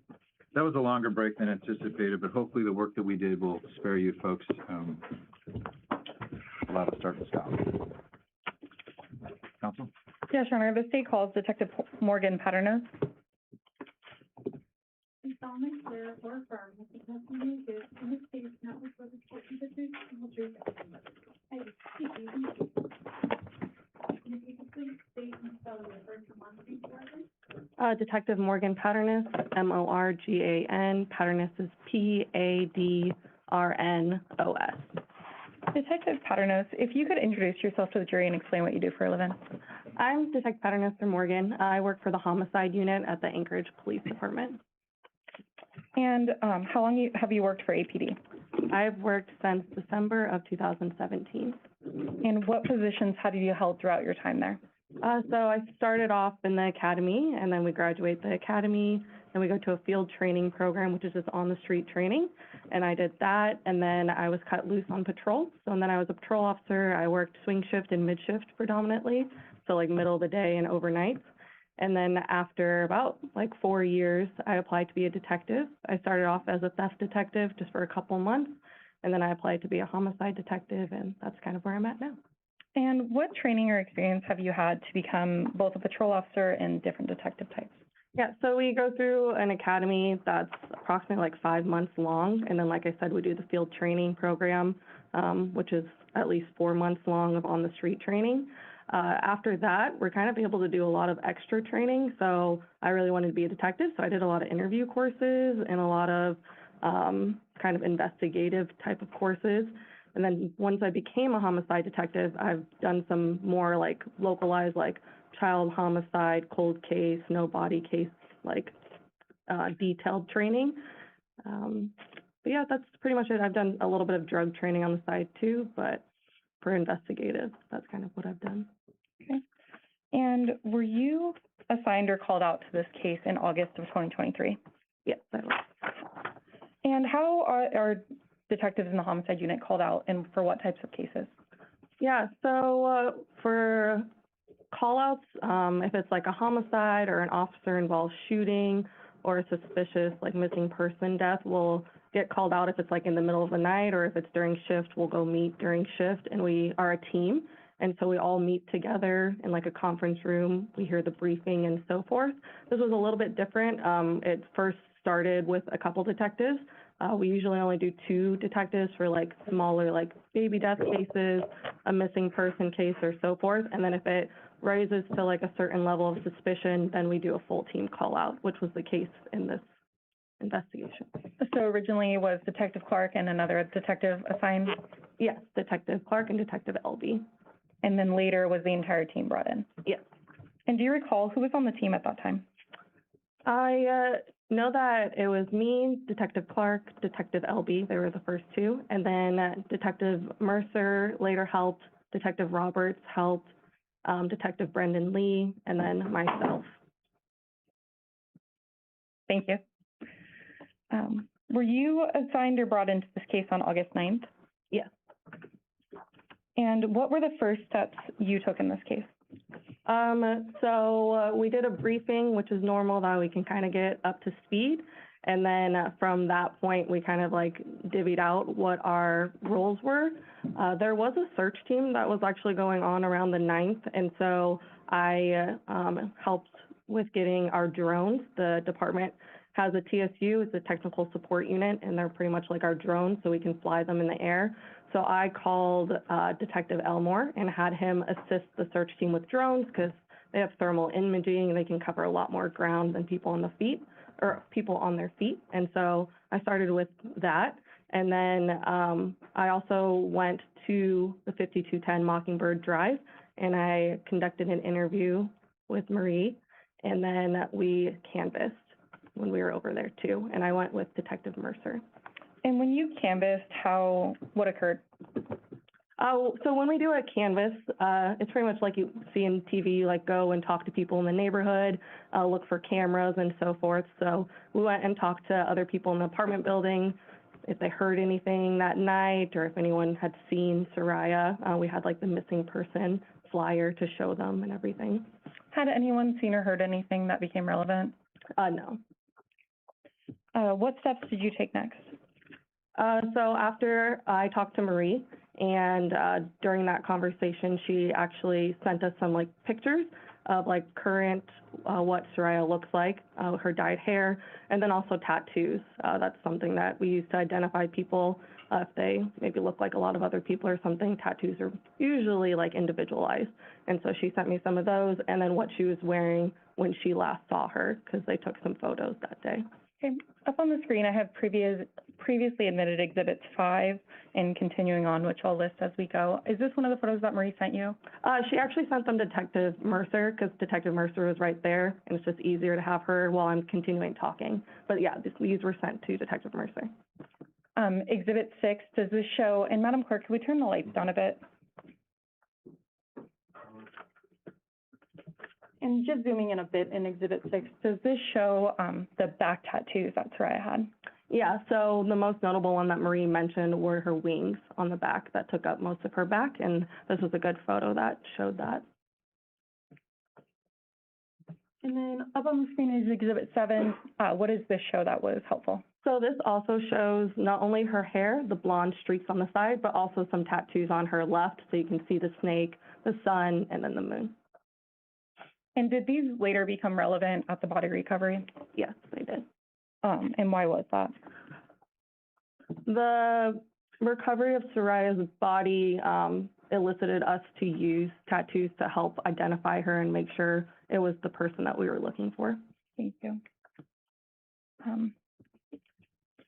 After speaking with Marie and getting those photographs, what were you assigned to do next, or what did you do next?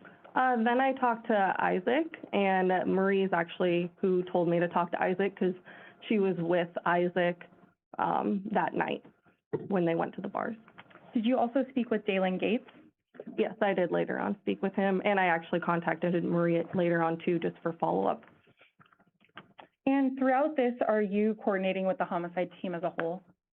Yes, so Detective Troy was the lead detective, so he's kind of our boss during these things, and we want to run through things with him and get what he wants done for the case. And so a lot of these were just collaborative, like, duties for each of us to do. At one point, did you gain possession of Saria's phone? I'm sorry, Detective Troy, you mean Clark? Yes, sorry. Detective Troy Clark. Yeah, Troy Clark, thank you. sorry. Is his first name Troy? Yes, it is. Do you normally call him Troy? I do. Did you at one point gain physical access of Saria's phone? Yes. And what did you do when you had her phone? So when we had her phone, I manually or physically went through it. So like I had the phone in my hands and would go through it to look through photos, messages, and so forth. And Your Honor, if I may approach with exhibits 290 through 335, it skips a few though. And I apologize. Please. Thank you.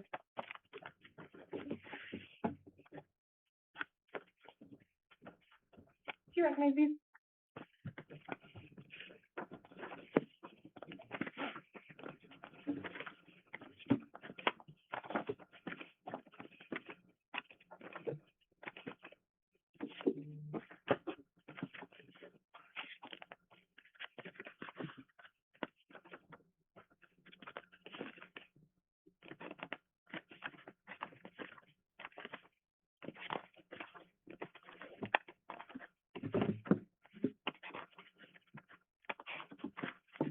Yes, I do.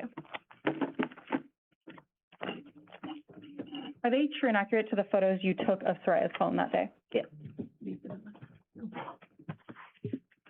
And Your Honor, the state would move to admit exhibits beginning at 290 through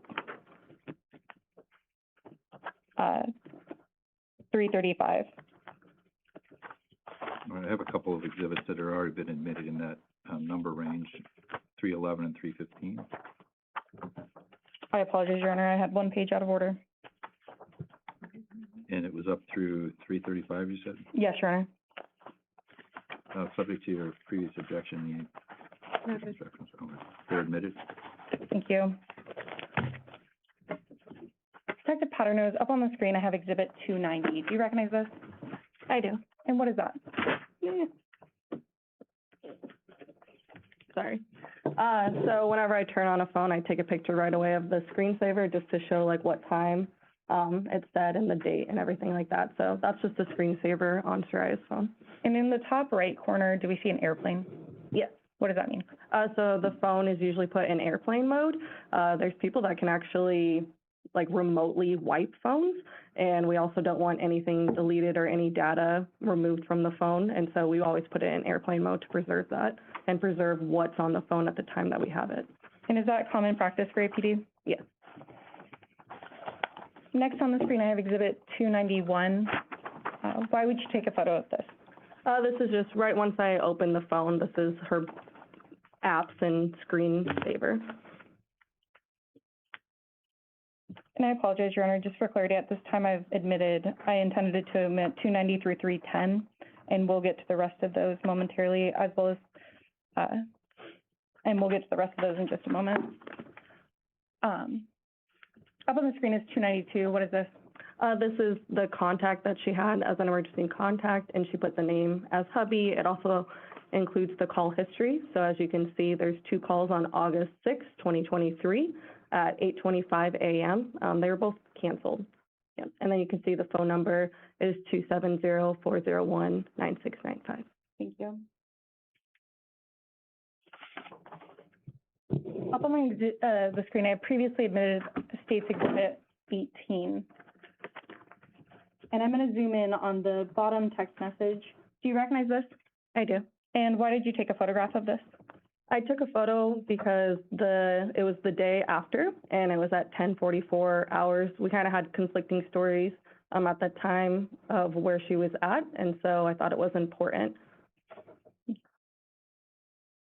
And did you and other investigators later confirm that this text was to one of the managers at Bread and Brew, Nadia Jones? Yes. Up on the screen, I previously admitted State's Exhibit 19. Does that contact, include Nadia new phone? Yes. And then up on the screen, I have State's Exhibit 290. I'm going to zoom in just for clarity of the contact name. Are you able to read that? Yes, it says CEO Bread and Brew. Did you and other investigators later confirm who that might have been? Yes, his name was Craig. And is that the owner of Bread and Brew? Yes, But he wasn't saved in the phone as Craig, is that correct? correct.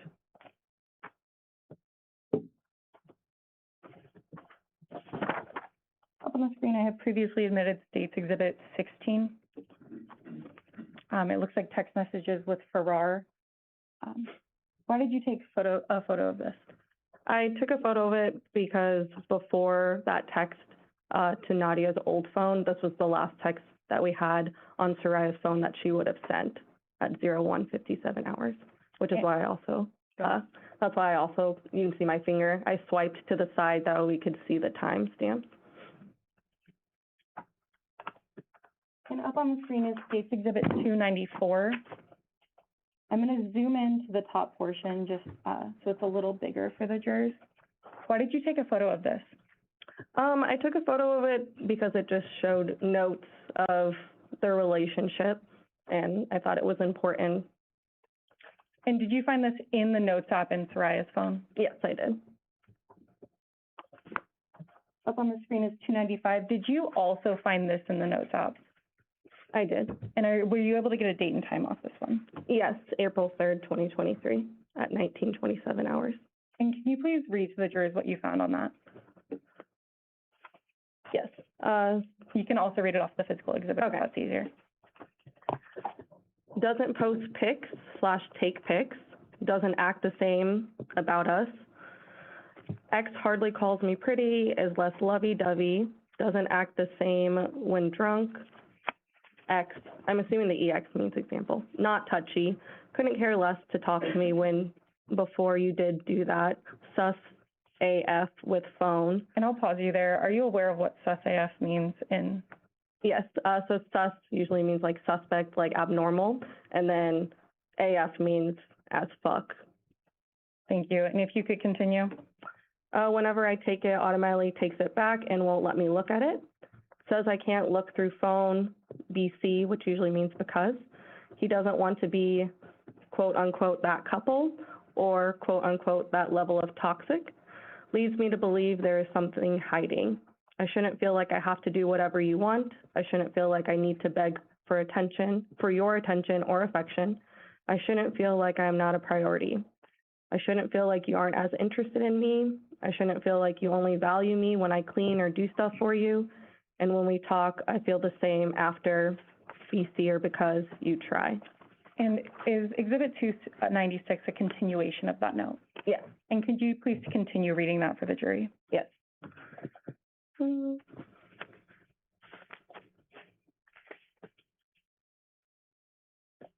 So I'm just going to restart the first one just because it was a continuation. When we talk, I feel the same after, BC, because you try to explain everything or turn it on to me. I have constant thoughts of you cheating on me, example, texting other girls, flirting. You say you do not even talk to other girls casually, just as friends. But if I looked, there would be some. IDC, which means I don't care. Just be honest.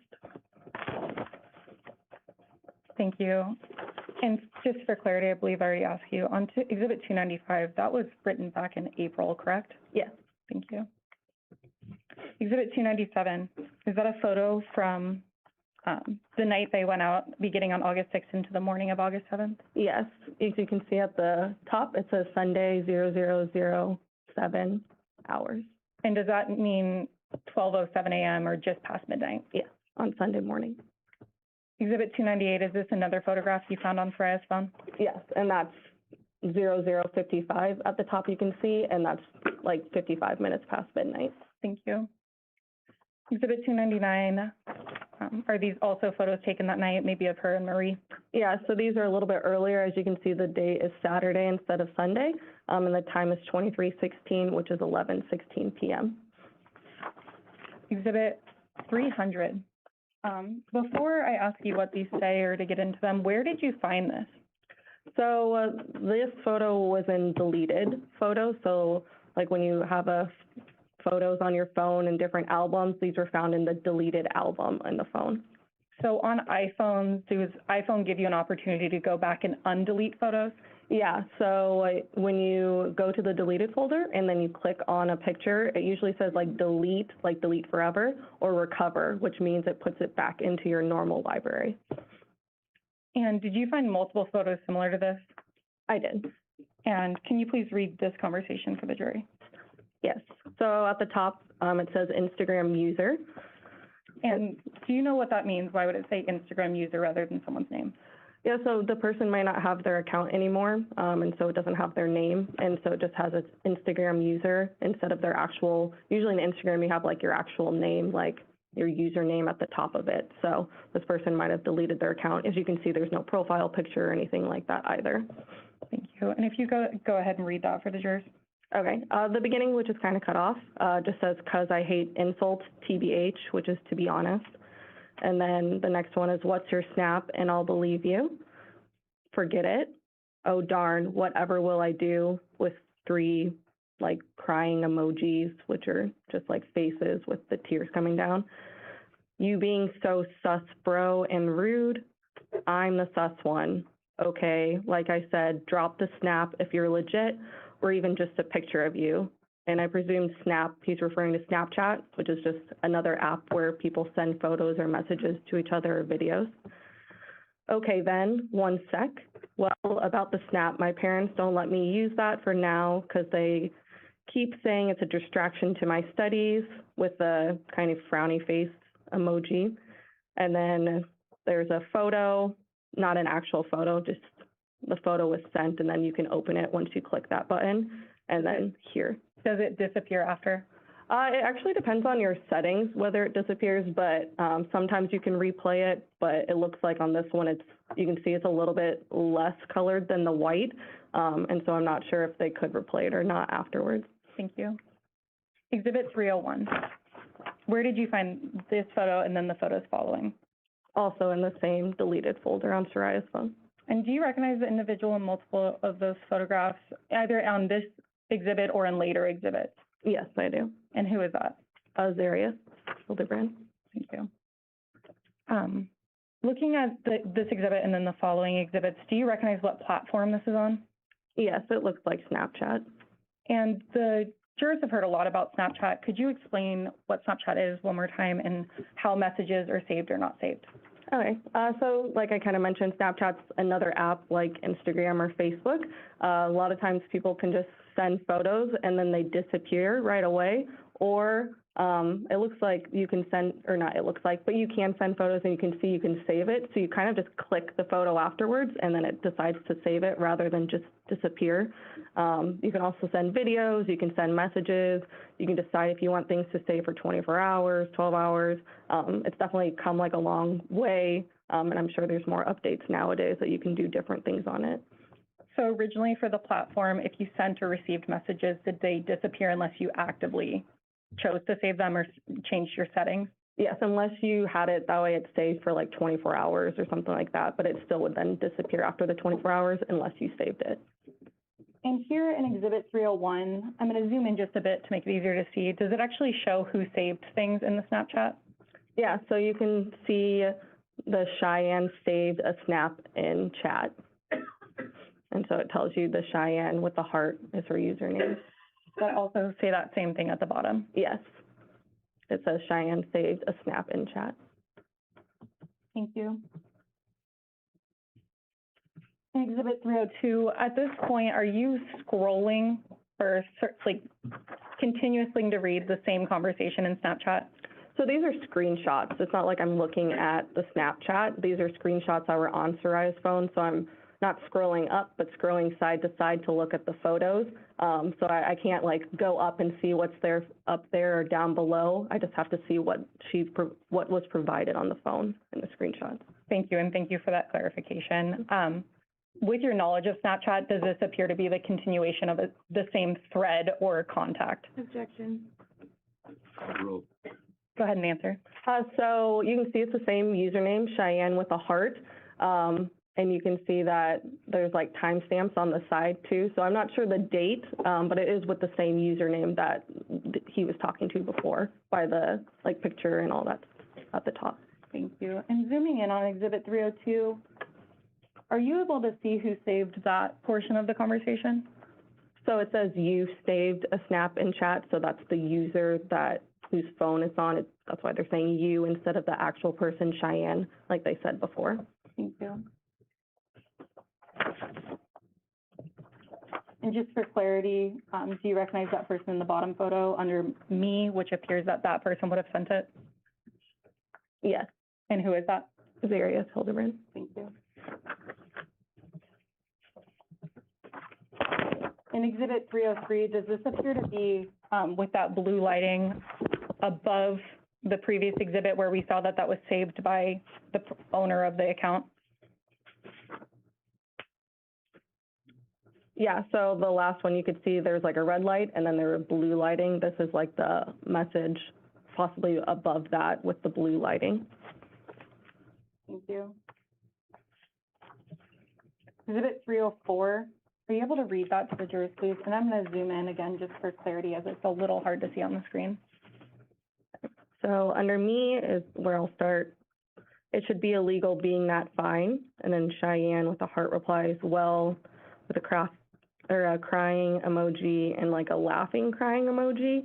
I wear 32 DD or double D in bras and underwear. It's just a medium, I guess, LOL with 4 crying emojis. And then the me says, okay, deal. So I'll go shopping this weekend for stuff and send it to you by next week, okay? I'll throw some of my stuff in there, plus a surprise or 2. But maybe some of your clothes that smell like you and stuff like that. And then me again is I'm a large in shirts and I'm not picky, W, with which often means with underwear. And then underneath from Cheyenne, it says what color, question mark, and then a partial photo. Does it say favorite color? Or favorite color, sorry, yes. Yeah, thank you. State's Exhibit 305. Are you able to read that center message? Yeah, so it's under me, and it says, I'll fly you out in the summer.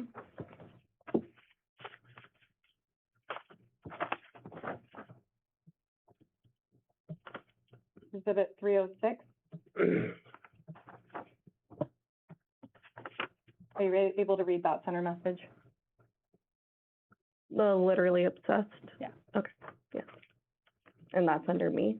And then in the bottom photo, are you able to articulate in Snapchat, are you able to put text on photos? Yeah, so sometimes you can like write it, like you can take a picture and then you can add text and write it. It's similar with like Instagram and Facebook. You can like take a picture and then add like a text caption of some sort. Thank you. Exhibit 307, could you please read that to the jurors? So from me, wait, the 4th is my fave, most likely favorite. You just look so good in it. I love it. But the 1st or 3rd one is the only acceptable way to walk around my house. And then under me, it says, huh. And are you able to see the date under the photo of the defendant in the red boxers? Yeah, it says July 23rd. And would that be a few weeks before you were assigned in this case? Yes. Objection. Newly approached. Approach, please.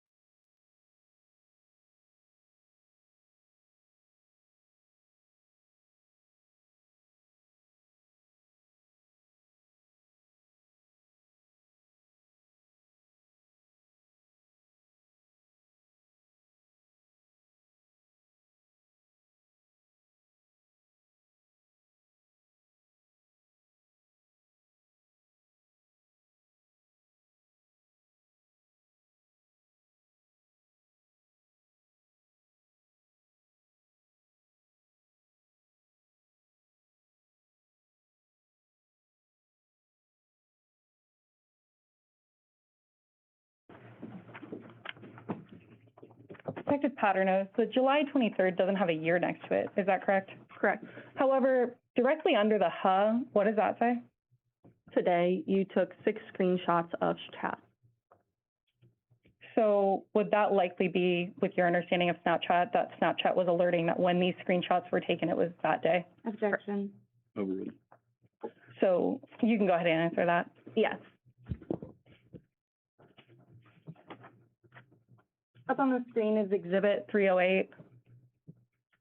Does this appear to be a continuation of those same messages?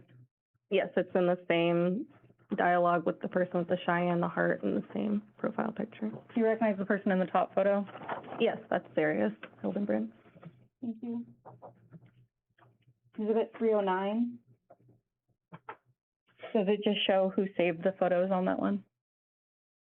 Or who saved the chat? Yeah, so there's 2 partial photos that you can see, and then it says Cheyenne saved a snap in chat, and then Cheyenne replayed your snap. So sometimes you can click a photo and then you get like one replay, and you can replay it. And so that's what it's just saying, that she probably watched it twice. Thank you. And in Exhibit 310, is this another screenshot of likely that same conversation? Yes, same profile and everything at the top you can see. Thank you. And did you have any other investigative aspects in this case back in August of 2023? So the other item that I went to was the recovery of Saria's body on the 10th. And did you take photographs of the items that were recovered with her? Yes, I did. And those have been previously admitted, I believe, through Detective C. Do you recall what some of those items were? Yeah, so there was a blanket, a sheet, a pillow with a pillowcase on top, 2 gloves that were kind of like olive green colored, and then a small piece of plastic with a hot air balloon on it. Thank you. And in reference to you have previously gone to 5210 Mockingbird, when you went to the drain recovery of Saria's body, how close was that geographically? It was definitely within walking distance. Gosh, I would think less than like half a mile, but that's just estimating. Could you almost see the apartment building?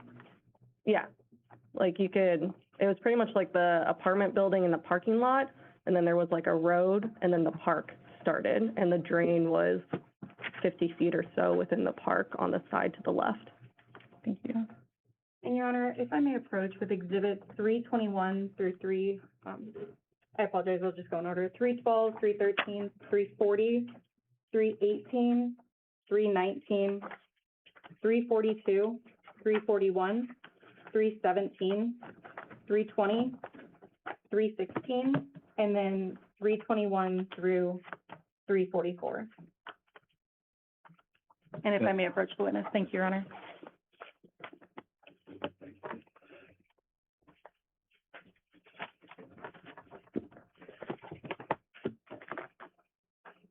And Detective Paternos, I handed you a fairly big stack of papers.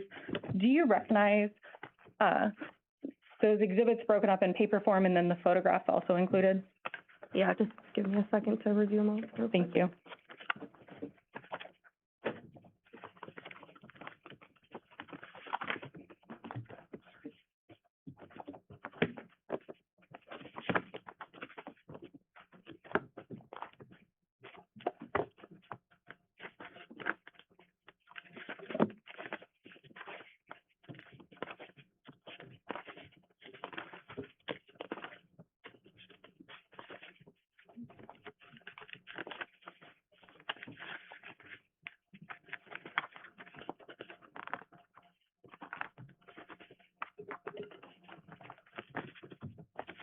Yes, I do. And could you detail to the jurors what are all of those exhibits of generally? So when we have phones, I like to manually go through them, but we also download the phone. It's pretty much like, I'm sure you've already heard from Mike Swanson, how it gets plugged in and through a system it gets downloaded. Once it's downloaded, a report generates, and it's called a Cellbrite report for this case. There are other programs that we use. So these are like photos and information from the Cellbrite report that kind of correspond. So there's a lot of things in the Cellbrite report, like location data. They make a timeline for us of everything. There's messages, photos, videos, audios, call logs, pretty much everything that's on your phone that can be downloaded. They try to get that. Not all the time are there like app stuff, like certain apps, but it tries to get as much as it can, depending on the type of download that's done.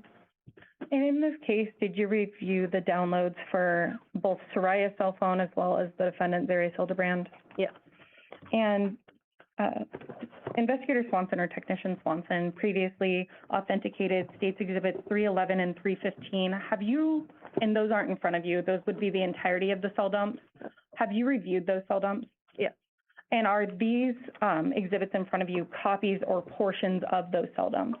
Yes. And do you recall how many pages were each of those cell dumps generally? I think Saria's was 48, more than 48,000, and then Zarrius's was more than 44,000. Thank you.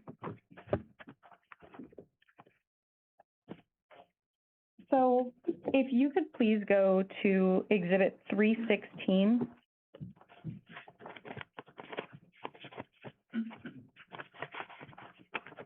Or I apologize, actually, if I may back up. Exhibit 312, we can start with Saria's cell phone. Okay. And is that a copy or a portion of Saria's timeline from her phone dump? Yes, it's just a portion. And what's a timeline? What does it show? So kind of like I mentioned before, a timeline would be like pretty much a compilation of all of the different things, call logs, text messages, location data, all into a nice kind of timeline format that we can just look at the day and everything that happened in order on her phone. And if I may approach with a highlighter just in case.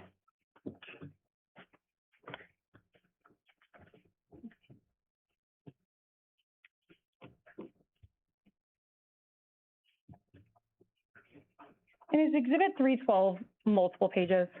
Yes, it is. As to some specific portions, up on the screen, I have the first page, which is much older. I have the first page. I apologize, let me back up. Is the title of that dark part the title of the boxes? Yes, the headings at the top are going to be like what each column represents.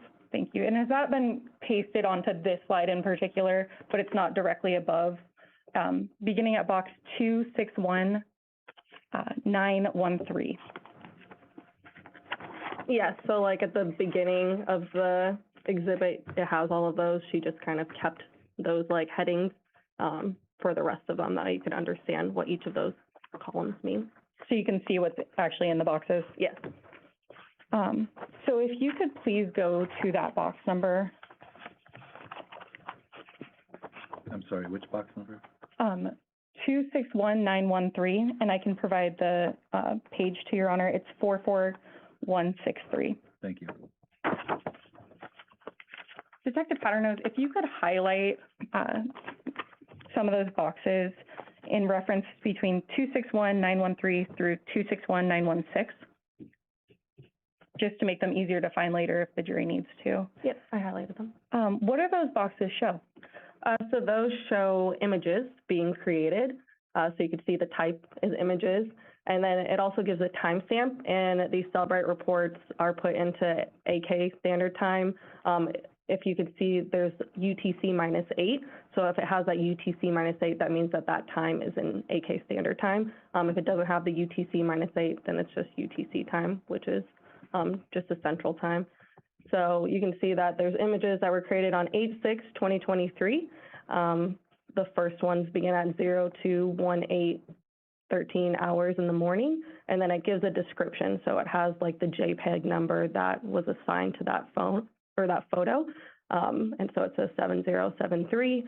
And then it also on the end can show you where it is located, which was the trash, the deleted portion. So you can see that the first four were 0218 hours, and then the last four were 0224 hours.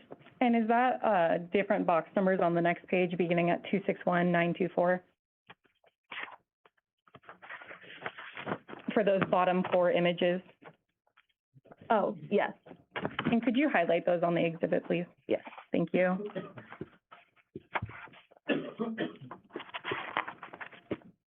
And you previously testified about the deleted or trashed section. Do you have an understanding of what that means, and does it correlate with where you found certain images that have already been introduced into evidence?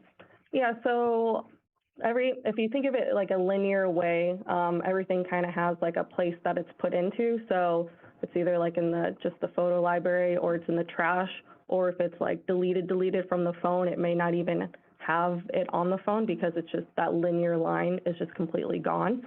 So this is kind of like it was taken and then now it's in the trash area instead of in the normal library. Thank you.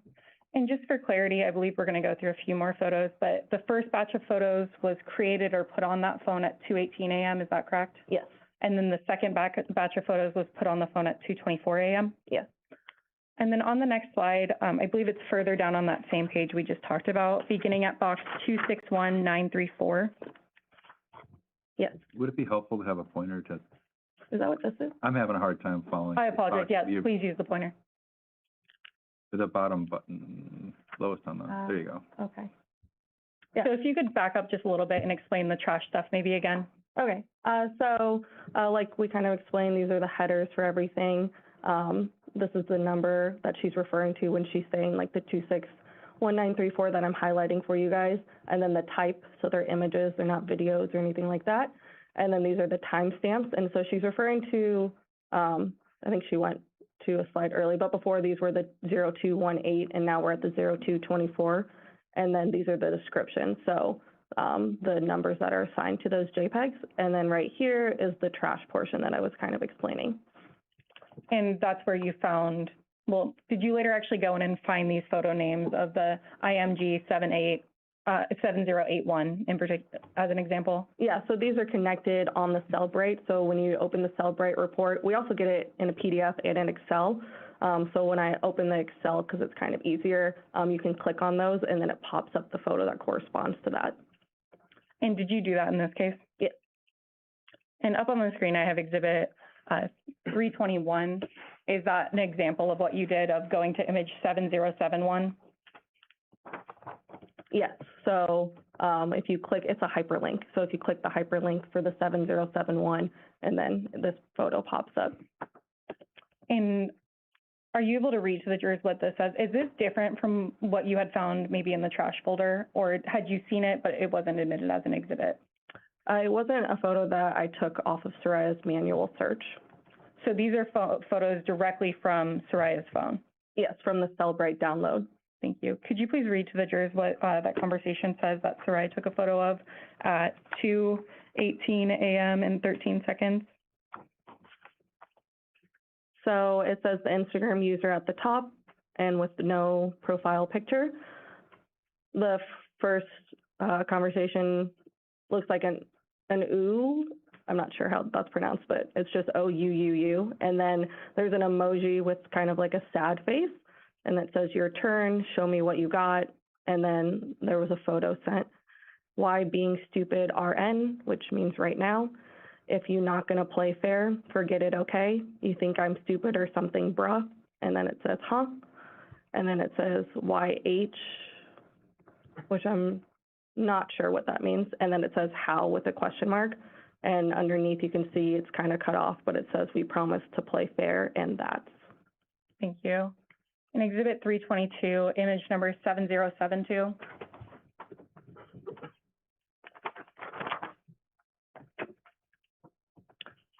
Yeah. Go ahead.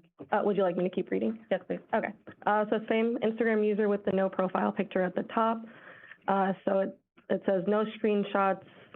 I'm presuming that's an if we play, and we got to play using live because I don't want my nudes leaked out or some shit. Makes sense. Yeah, seems interesting. You down to play, LOL. I can't tonight. Okay then, do you have any more pics? Another photo was sent. What about some in the actual chat? Okay. And then there's kind of a big little square that you can see right there that you can't see anything from. Thank you. Exhibit 323. Same Instagram user at the top with no profile picture. YH, I'm daddy's girl, haha. Show me what you look like right now. There was a photo sent, and then you see that little heart, so like you can like messages or you can react to messages, so the heart is a like, so someone hearted that message. You look good with kind of like a happy little emoji. Where are you at though? Appreciate it. I'm W, usually means with. My boys are N, usually means right now. Okay. You FR, usually means for real. You for real. Don't have Snap though. YH way, and she says Y with an asterisk, and then YH question mark. And then at the end, you can see it's cut off, but it says, anyways, text me when you free or. And does that possibly mean young ho? Objection. Sustained. Understood. On Exhibit 324, can you please continue reading? Yes, so same at the top, the Instagram user with the no profile picture. And it starts, you can see it's partially cut off.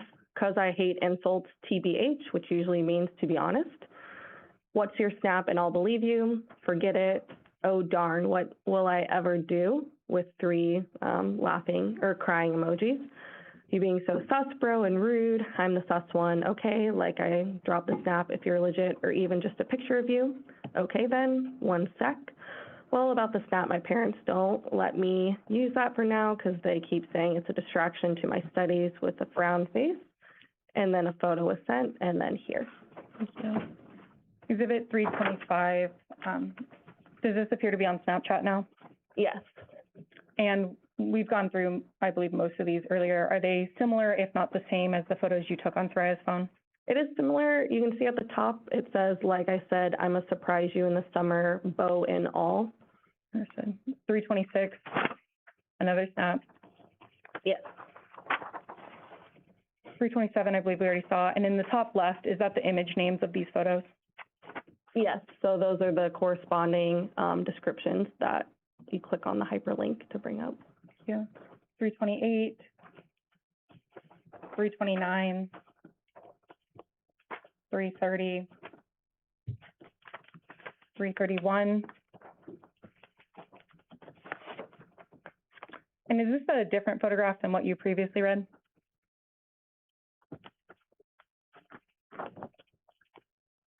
No, this is the same photograph. Thank you. 32 is image 7082, is that correct? Yes.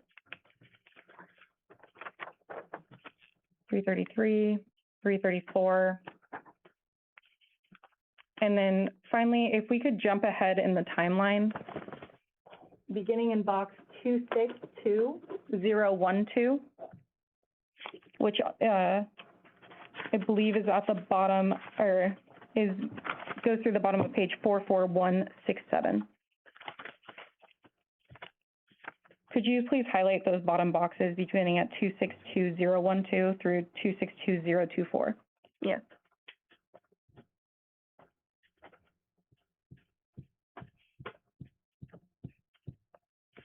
And what are we seeing in these boxes on the timeline?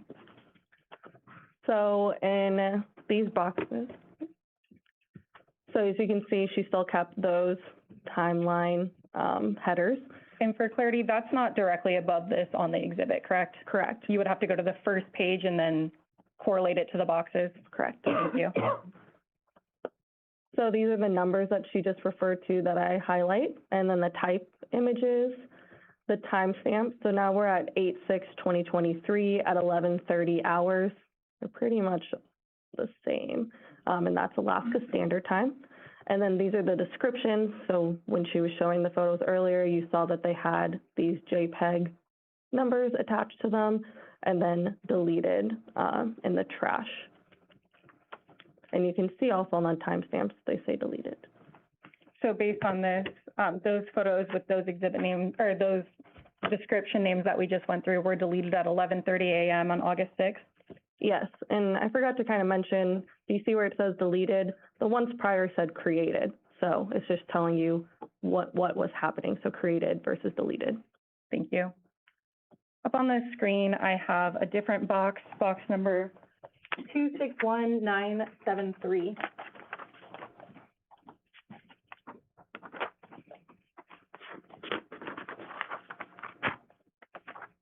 And if you could highlight that, please. Yes, I did. And is this the same kind of setup of it gives you the capture time here, and it has August 6th at 8:56 a.m.? Yeah, so same as before, this is the number, this is the image, then you see this time, it's 8/6/2023, 8:56 a.m., and capture time. And then the description, the 49:53. Did you go to that image? Yes, Up on the screen, it has States Exhibit 335. Is this the image that correlated to that? yes. And does this appear to be a screenshot from a video? Yeah, so you can kind of see, even right here, it's 0.02 seconds, and this is probably the whole video. And you can see that it's stopped there, and then you can even see like the images and everything like that. So when you like are on your phone and you watch a video like in your library, and if you don't click out of it where you can just see the video and it's black, you can see all of these extra things on it. Thank you.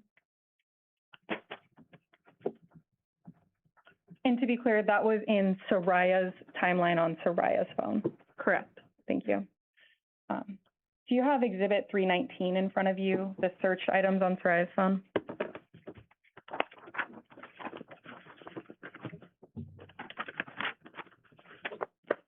I believe it's a single sheet exhibit.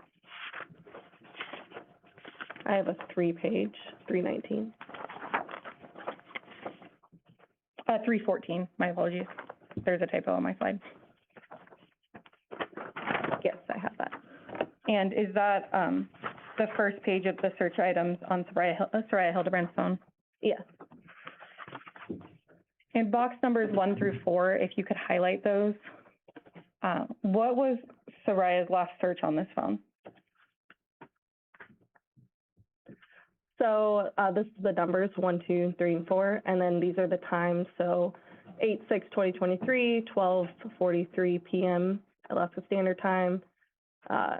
They're all the same search. So and then, Can you start from is it in reverse chronological order? yeah, so you can see this is 8/6, and then this is 8/5. So it's going in descending order. Could you start in 4 through 2 and explain what those are? Yeah. So 4 is 8/5/2023 at 9:09 p.m. Alaska Standard Time. Safari, so there's different internet bases you can have on your phone, Safari, Google Chrome, and so forth. So this is on Safari. And then this is what was searched, how to get the most points at Dave & Buster's. And Are 3 and 2 duplicates of that same search? yeah, it has the same exact time, even down to the millisecond of those searches. Thank you. And then box number 1, what is that? So that is also in the Safari, the 8/6/2023 at 12:43 p.m. Alaska Standard Time. Safari again, and then the same, how to get the most points at Dave & Buster's. So does that mean on August 6, 2023, someone accessed that again? Yeah, so they either like open that Safari page or they like researched it. So like you can go, when you go into your Safari, I have like a ton of tabs open. So like they could click back on that tab, not necessarily like put in those exact words for a new search. Thank you. And if you could pull Exhibit 313 from in front of you. Okay. And I apologize, my exhibit numbers are off on the slide. Please ignore that. 313, is that a call log from Saria Hildabrand's phone? Yes. And on Exhibit 313, is this one actually, the boxes are a little out of order, but does that make it in chronological order when reading it on the slide?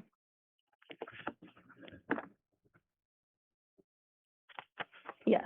Could you please begin at box, Except, I think, oh, yes, no, yes, okay, sorry. could you please begin at box 30 and 31? Yes, do you want me to highlight those two? Yes, please.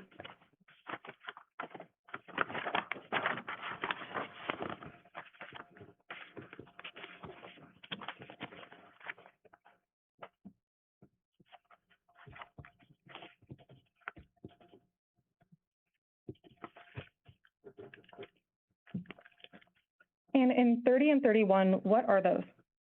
So this is from the call log. So the beginning is the 2 in the direction. So 2, this is the phone number. I'm not sure if you guys remember the screenshot that I had from Saria's phone of the emergency contact that said hubby.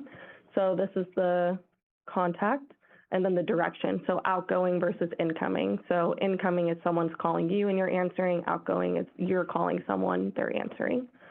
And the time is 8/6/2023 at 8:25 in the morning, Alaska Standard Time. You can see there's zeros, so no time elapsed, not answered is what it says. And then this is just the network and so forth. And 31 is the same contact, the hubby with the 270-401-9695. Direction is outgoing, so that's someone or the person calling someone else, not someone calling them. That would be incoming.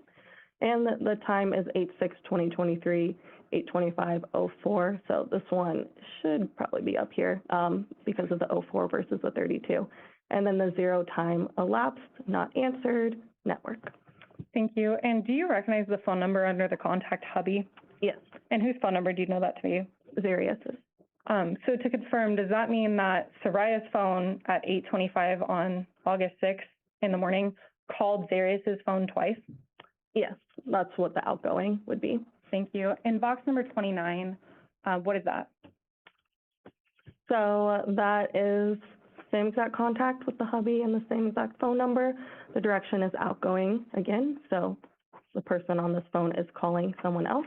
The time is 8/7/2023. It's 7:58 in the morning Alaska time.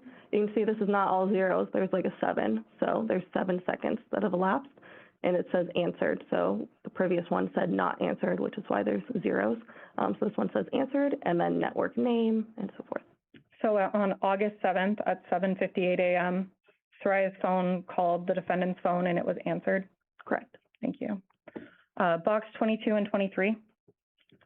So 22 is mom, so 208-440-6382, and with the contact name mom, the direction is outgoing, and so that means that the person with the phone is calling that person. 8/7/2023 at 7:44 p.m. Alaska Standard Time. You can see the time elapsed is about 3 minutes and 7 seconds. It was answered, and there was the rest. And then 23 box is to the same contact, same phone number as before, mom, outgoing, so the person on the phone is calling. And then 8/7/2023, 7:44 p.m., not answered. There's zeros again. And was that earlier than the answered call? Is it a little out of order because it's reverse chronological? Yeah. Thank you. And as I ask you through all of these exhibits, are there multiple other boxes and ample other data? Yes. And that's included in the exhibit, but only a few of the boxes are being actually highlighted for the jurors at this point? Yes. Thank you. If you could please go to State's Exhibit 340.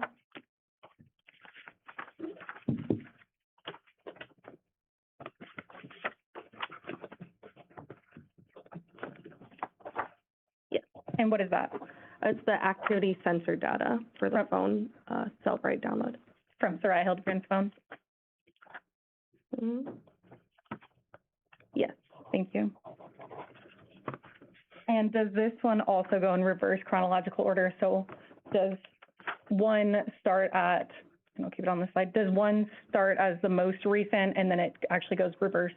Yes. And if you could please go to box 73, which for clarity of the court and parties is on page 14.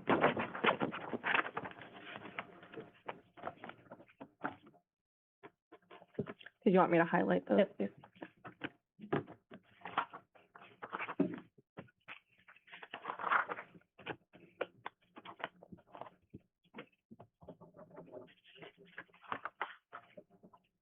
And I have a few specific example boxes up on the screen, but can you generally explain what this portion of the Cellbrite shows in the activity sensor data or activity log? Yeah. So these are the box numbers that she's referring to for highlighting. And these are the time, date, range. So it starts for this one particularly, box number 73. It starts 8/6/2023. 1 p.m. Alaska Standard Time, and then it goes to 8/6/2023, 2 p.m. Alaska Standard Time. There's nothing filled out in the device type or device name. And then it has the total samples count, max heart rate, distance traveled, flights climbed, max speed, and then energy burn, steps, distance traveled, and speed. From what I understand, the total samples count are the aggregate data that's counted. So there's been 20 aggregate data that's been counted to create the distant travel and max speed. And distant travel, when it has these decimal points, from what I understand, are in meters, and then there's the max speed. And so does the distance traveled and max speed mean at some point this phone was moving some way somehow? Yes.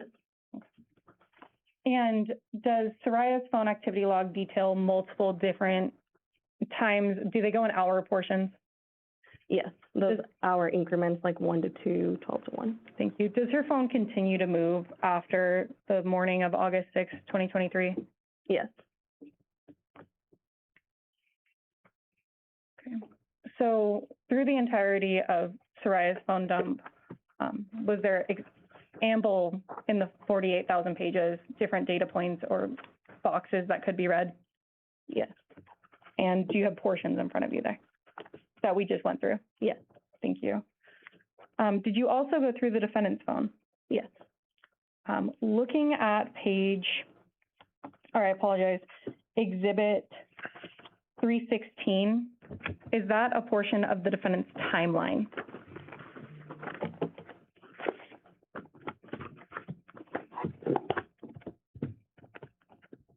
Yes. And if I could direct you to page 35167. Box number 185375.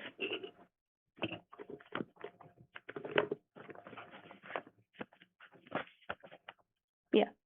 And what is that box of? Would you like me to highlight it? Yes, please. And could you please highlight on that page alone, I'm gonna do the last three numbers, 375, 378, 381, 383, 385. And then on the following page, if you could highlight the second box. 387 is what I highlighted. I Thank you. apologize. Which exhibit are we looking at now? We are on Exhibit 316, Your Honor, the largest The big packet. Okay, Yes. thank you. And I believe I have it up on the screen, but could you please read those highlighted boxes? Could you explain what those highlighted boxes are that you just highlighted? Yeah, so on the form that I'm looking at, kind of the same format that we've been seeing, it has the numbers that she just read out that I highlighted for you guys. And then it has pretty much the name or category. So for these, they're categorized as instant messages. And then they say incoming and outgoing, like a phone call. So incoming is someone's texting them, outgoing is that person's phone is texting someone else. And then the next box would be, or I guess two more boxes, the two in between are blank.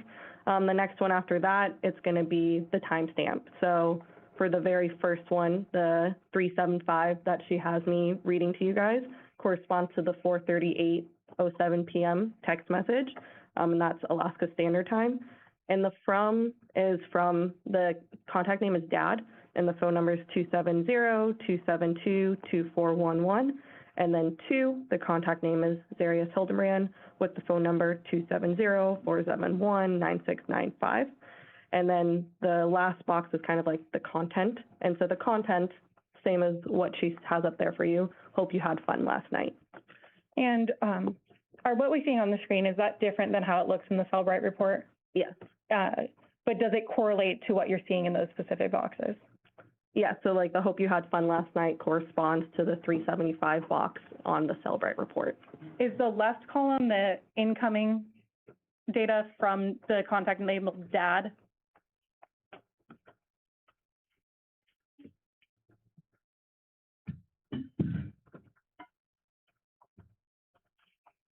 Yes. Is the outgoing or text from Zarrius Hildabrand's phone on the right, texting to Dad?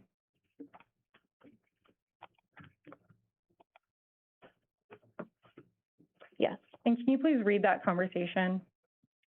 Yeah, so, I'm just gonna read it like as a conversation, if that's okay. That's fine. Okay.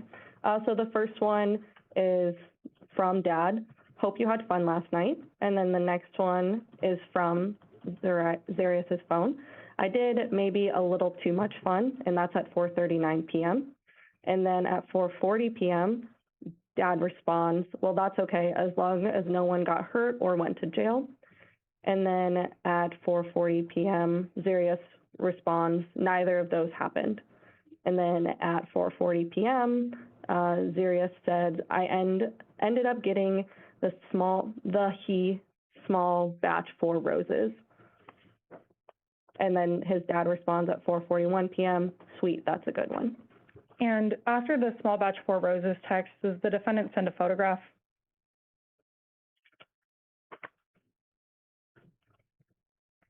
Possibly on page 35168. After the sweet, that's a good one.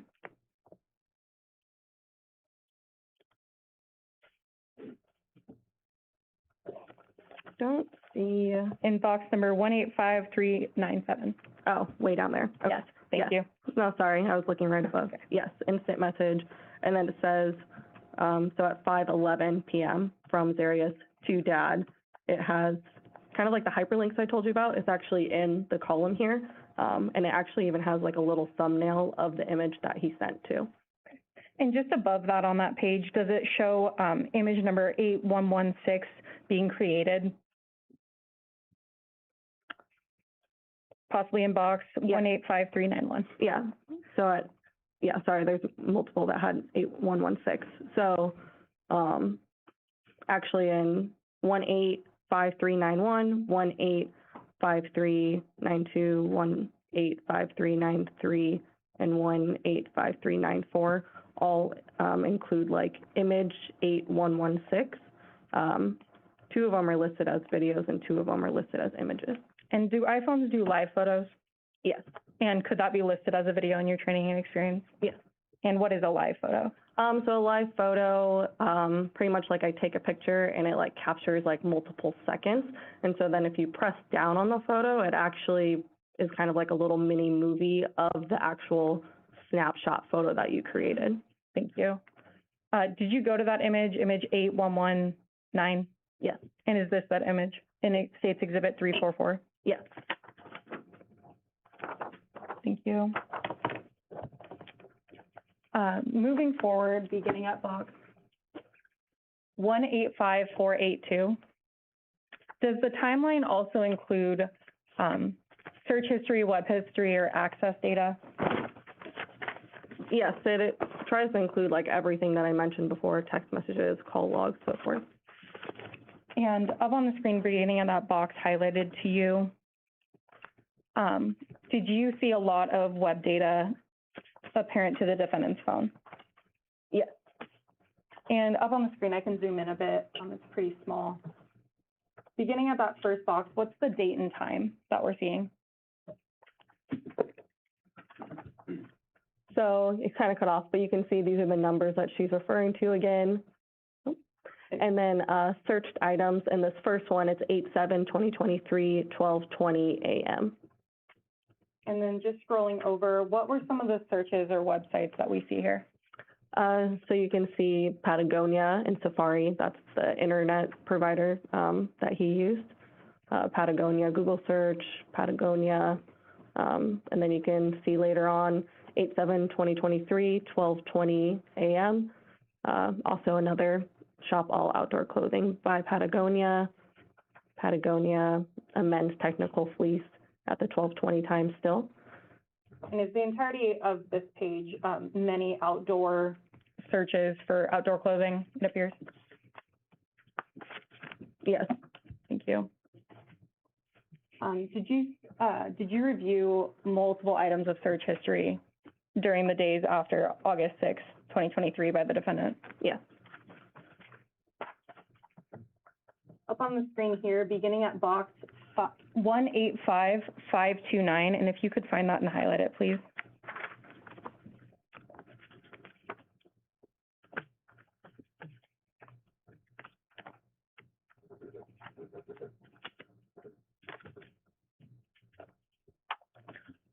sorry. And what is this?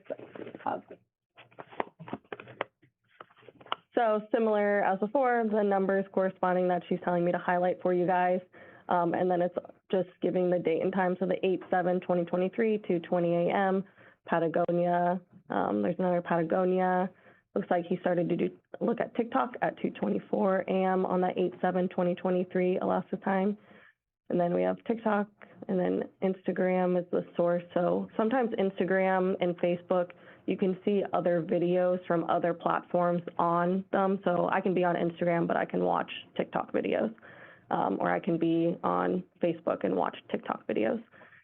And then we go down to like 2:24, 8/7, 2:24, link tree on Instagram, and then 8/7, 2:24, and 8/7, 2:24, OnlyFans Instagram.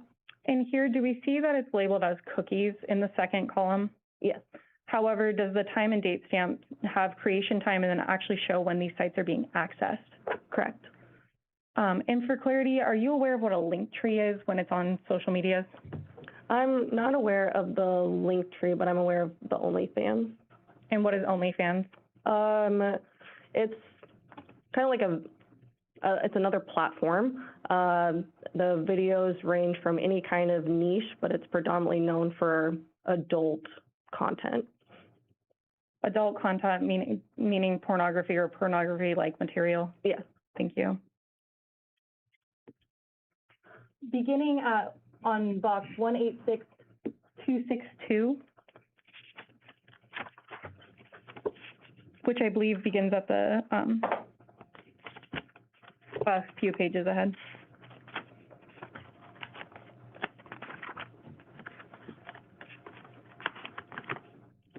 Or actually a few pages behind, possibly. Did you find it?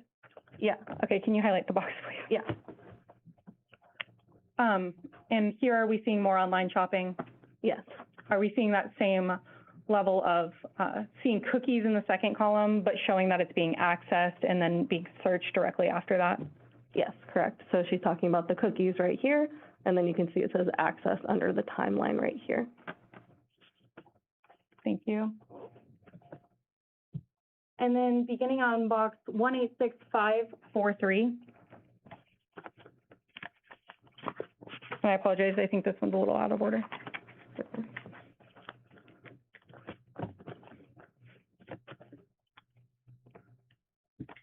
Yes. Could you highlight those just for easy to find later? Yep. And similar question, and it will continue on to the next page in my questioning. What are we seeing here? So these are the numbers that she's having me highlight for you again, the cookies that we talked about earlier, the 8/8/2023, 12/15/2024. You see all of these say accessed, and then all of these say the source is Twitter. And what is he accessing on Twitter in the right column? And I can zoom in if that would help. Yeah, so these are just like the Twitter and then T.CO, T.CO, and then the link tree with the period before the last E's for the last three. And understanding that you weren't aware specifically of Linktree, are you aware that on social media, do people usually put tags or sites that people can click on to go to their other sites or socials? Yes. And then continuing on to that next page of the Linktree and then beginning on that top box, what are we seeing there? Similar, the Linktree and Twitter, and then mini vids, and then Twitter, and this is at 8/8/2023, 12:15 in the morning, Alaska Standard Time. And then the dongkinger.minivids.com, there's two of those. Then Linktree, mini vids, all on Twitter. And I apologize, you were detailing that. This begins on, just for clarity of the record, 186550. And then, did you look into what minivids.com is? I did. Overruled. Go ahead. I did. And what is it? It's another adult pornography site. Thank you. And then moving off of that exhibit, And continuing on to Exhibit 317.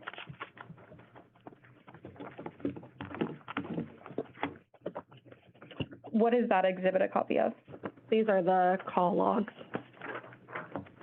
From Zarrius Hildabrand's phone? Yeah, sorry for Zarrius. Not a problem. Were you able to find correlating data between those calls between Saria's phone and the defendant's phone? Yes. And just briefly, would that be one example in box 123?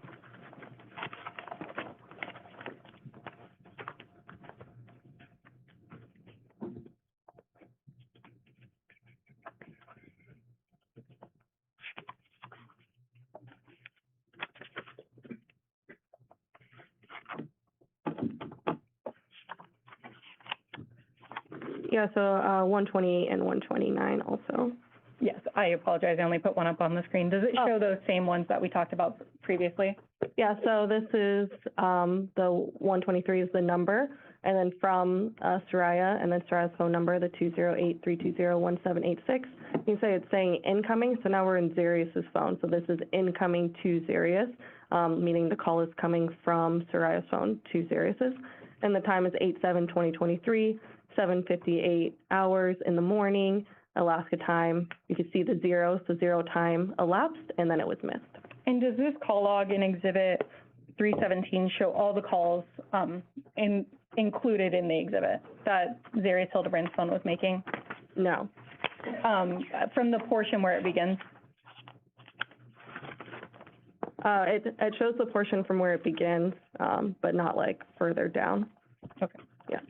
Does it begin, I think the latest one, maybe August 3rd, 2023, or the earliest one on the last page? Yes. Thank you. And it's in descending order, so the very first one is from August 9th. So the oldest one is in box one, and then the earlier ones are further down. Correct. Thank you. And if we could continue on, please, to searched items, State's Exhibit 319. Let me just check in with the jury. How are you folks doing? You doing okay? Okay, I'm getting thumbs up. All right, sorry, go ahead. Not a problem. State's Exhibit 319, searched items. Yes. Could you please go to box 72? Yes. And what does that box show? And if you could highlight that as well. Yes. So this is number 72 that she was talking about, and then the time, 8/6/2023, 8:32 hours in the morning, Alaska Standard Time.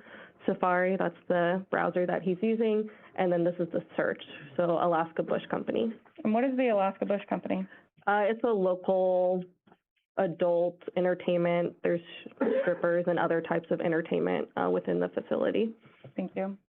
And that was searched on Zarrius Hildabrand's phone on August 6th, 2023 at 8:32 in the morning? Yes. Next, could you please go up to boxes 68 and 69? Yes. And what does that show? So 68 is right here, 8/7/2023, 12:20 in the morning. The browser is Safari, and then the search is Patagonia. And then in box 69, in descending order, 8/6/2023, 8:38 in the morning, Apple Maps is what he's searching on, and then for veterinarians. Thank you. Does the Patagonia search correlate, or at least is it consistent with what you were seeing in the timeline and other exhibits that have been admitted of what he was searching on his phone? Yes, I'll have to just confirm like the exact phone number or the exact time. And I think it's okay without the exact time. Oh, Is okay. it just consistent generally? Yes. Thank you. If you could go to 63 and 64.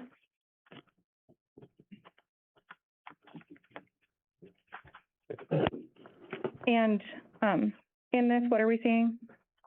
So we're in the same like data points, the 63 and 64. So 63 is 8/7/2023, 5:07 p.m. And that's Alaska Standard Time. He's using Safari, and he's searching Anchorage missing person report. In box number 64, 8/7/2023, 5:02 p.m. Apple Maps, and he's searching hospitals. And in your review of State's Exhibit 319, or generally the defendant's search items, is that the first time he ever looked up anything of that nature between August 5th and August 7th of missing person or hospital or something like that? Correct. Thank you. Box number, and we're going to start at 20 to go in the correct time. What does that show? And I believe it's on the first page. So in box 20, right here, and this is the time, 8/8/2023, 11:11 p.m. The Safari is the search engine, and searched was shortcuts for texting on iPhone. Thank you. And in box 11? And then box 11 right here is 8/8/2023, 11:38 p.m., Alaska Standard Time, search engine Safari, and what he searched is pray to say to accept God. Thank you.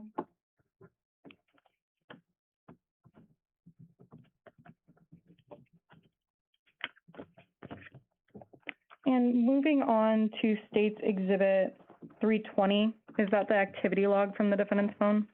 Yeah.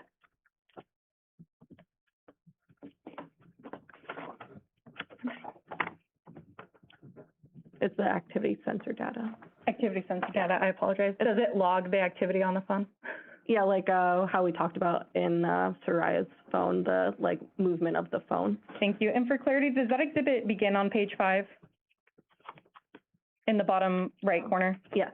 And does the next page go to page 1,135? Yes.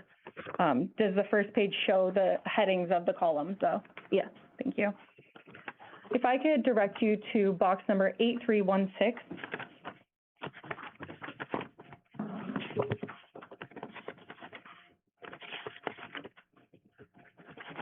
Which I believe is on the page number of 1142. 1143. Thank you so much. And what do these boxes show on 8316 and 8317? And if you could highlight them just to make them easier to find later. Okay, so we're starting with the numbers that she's telling you guys out loud. And then same as Saria's, it has the time and date range. So for 8316, it starts at 8/6/2023 at 2 a.m. Alaska Standard Time, and it goes till 8/6/2023, 3 a.m. Alaska Standard Time.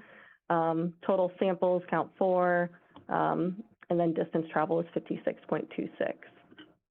Then 8317, it's going to be 8/6/2023, 1 a.m. Alaska Standard Time to 8/6/2023, 2 a.m. Alaska Standard Time.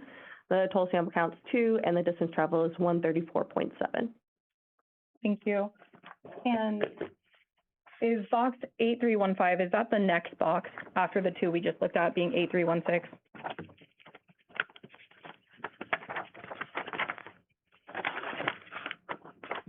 It's before 8316. Would it be the next box chronologically? Oh, yes. Thank you. So the next box that we see is between 8 a.m. and 9 a.m. on August 6th on the bottom, correct? Because it's in descending order? Correct. Or reverse order? Yeah, 8315 starts at 8 a.m. and then goes to 9 a.m. So in the Celebrate dump, you did not review or find anything between the hours of 3 a.m. to 8 a.m. on August 6th, is that correct? Correct, yeah, it's continual 1 to 2, 2 to 3, and then it jumps straight to 8 to 9. Understood.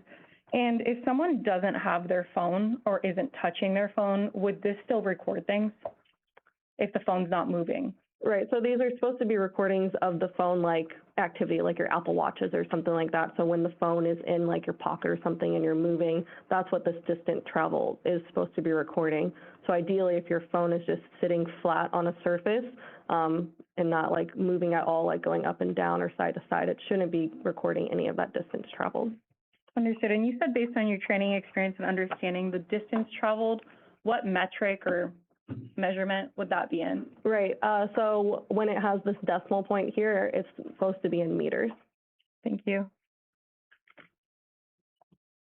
And then the next box I would ask you to look at is 8296.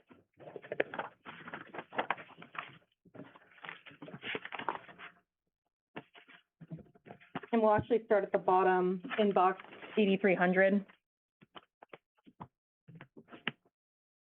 What's the date and time for those? So at 8300, if we're going to go backwards, so from 8/6/2023, 11 p.m. Alaska Standard Time to 8/7/2023, midnight Alaska Standard Time, or 0000 hours. The sample count is 21, the distance traveled is 1,012.15, and the max speed is 1.25. And here, in your review of this exhibit, does it continue throughout the night between 12 to 1, 2 to 3, 3 to 4, as well as 4 to 5, that there's continued measurements of movement? Yes, And it has multiple sample counts and distance traveled? yes. Thank you. And does the exhibit in front of you have more boxes, again, than what I asked you to articulate on the screen? Yes. Thank you. Looking at State's Exhibit 318, the defendant's web history.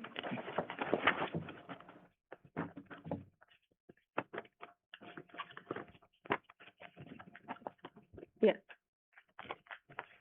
I would ask you to go to box 290 through 293.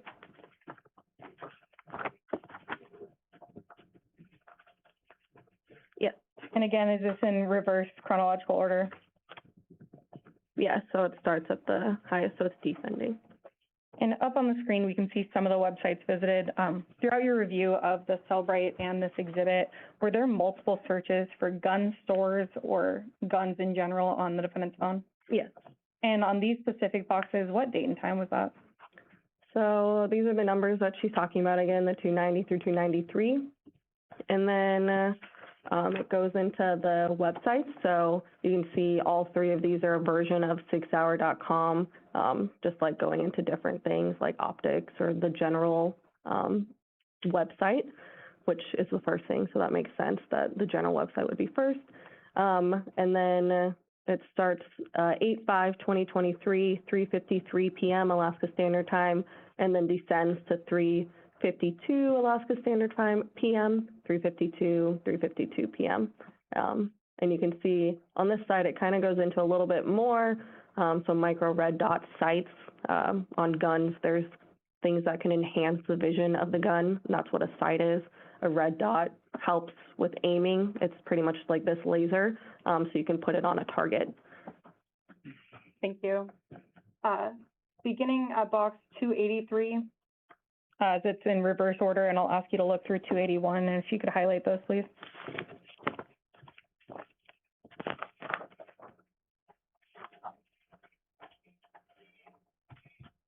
Yes. What are those? So those are more web page history. So 281, or I guess I can start down here. Yeah, 283. It's Alaska Bush Company. It's a Google search. This is just the URL. So, you know, when you type something in www.com, that's what this is right here. It's just a full URL. The time is 8/6/2023, 8:32 hours, Alaska Standard Time. 282 is also the Alaska Bush Company. This is the URL again, and then 8/6/2023, 8:32 hours. And 281 is Home Alaska Bush Company, so it's the main website, 8:32 Alaska Standard Time. So to be clear, does that mean on August 6, 2023 at 8:32 a.m., the defendant not only Googled Alaska Bush Company, but actually went to their website and homepage? Correct. That's why it starts with Google searches, and then it ends up actually going to the www.akbushcompany.com. Thank you. And I don't have a slide for this. However, if you could highlight box 285, what search does that show? So 285, it's listed as Alaska's list classifieds, and then it goes into the URL, and within the URL, it talks about guns, hunting, 6 hour. And can you read that last line of 6 hour? What model type was that? It's after 6 hour, it says P320 M18 9mm. And what do you know 9mm to mean? Yeah, 9 mm in gun terms is a 9 mm gun, and that's the size of the bullet. So you have like 40, 45, like caliber.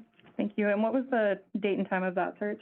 So that was at 8/5/2023, 8:37 p.m. Thank you. And then box 19, believe we're on the second page.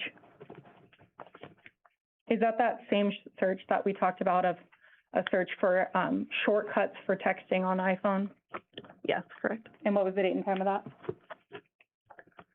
So this is the box 19 that she's talking about that I highlighted for you guys. This is like generalized what it was searched for, shortcuts for texting on iPhone. It was a Google search. This is the URL where it kind of just highlights the shortcuts for texting on iPhone. It was at 8/8/2023, 11:11 p.m. Thank you. And then up on the screen, I have boxes 10 and 11. Is that same search that we previously talked about on a prior exhibit of pray to say except God in box 11?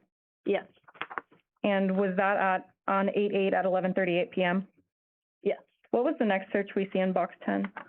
So in box 10, which was at 8/8, 11:49 p.m., it's Saria Hildabrand, and it was a Google search. You can see right there on Safari. Thank you. Council, we've been going for an hour and a half. I don't know how much longer you have here, but I'm almost done, Your Honor. I'm also happy to break now, though. This could be a good stopping point. we could stop. Yes, Your Honor. Take a break. Let's take a break here. And, I really don't anticipate anything more than 10 or 15 minutes. All right? Thank you. Please don't discuss the case.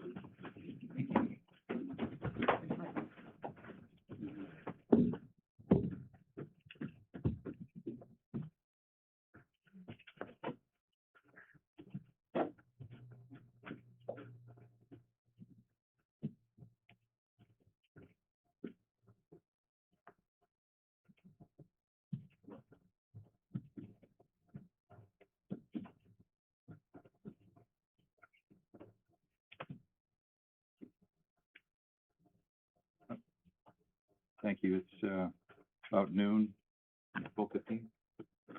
Okay. Thank you. Does that work? Thank you. Off record.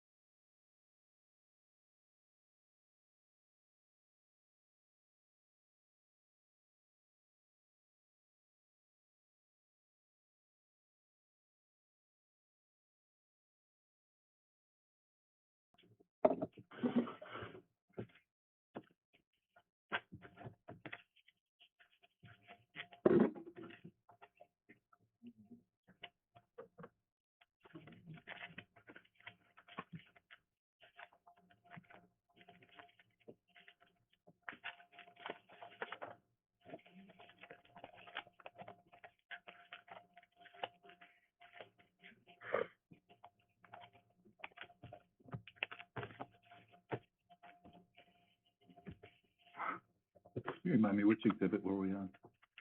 Yes, Your Honor, I only have two left that I'm gonna be referencing, exhibits 242 and 241, and then I'm done. Okay. Thank you. 341 and 342. Yes, I'm Three. sorry. 341, 342. Thank you. I apologize, the numbers are starting to get to me.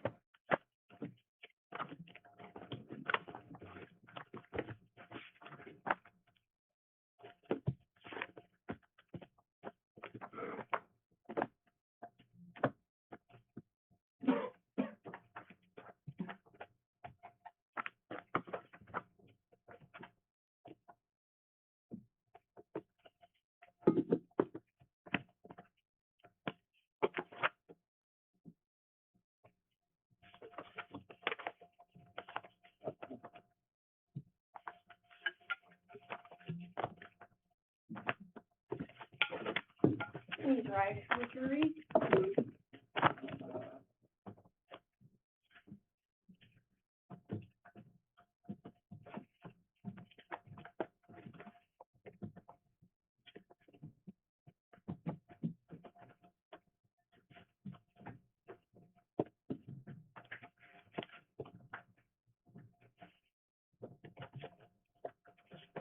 Please be seated.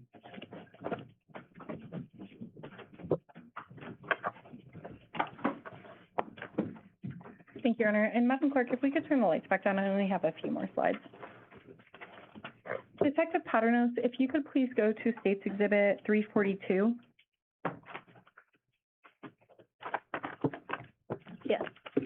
And is that a copy of the defendant's location? Yes. And in a Cellbrite report, what does locations normally show?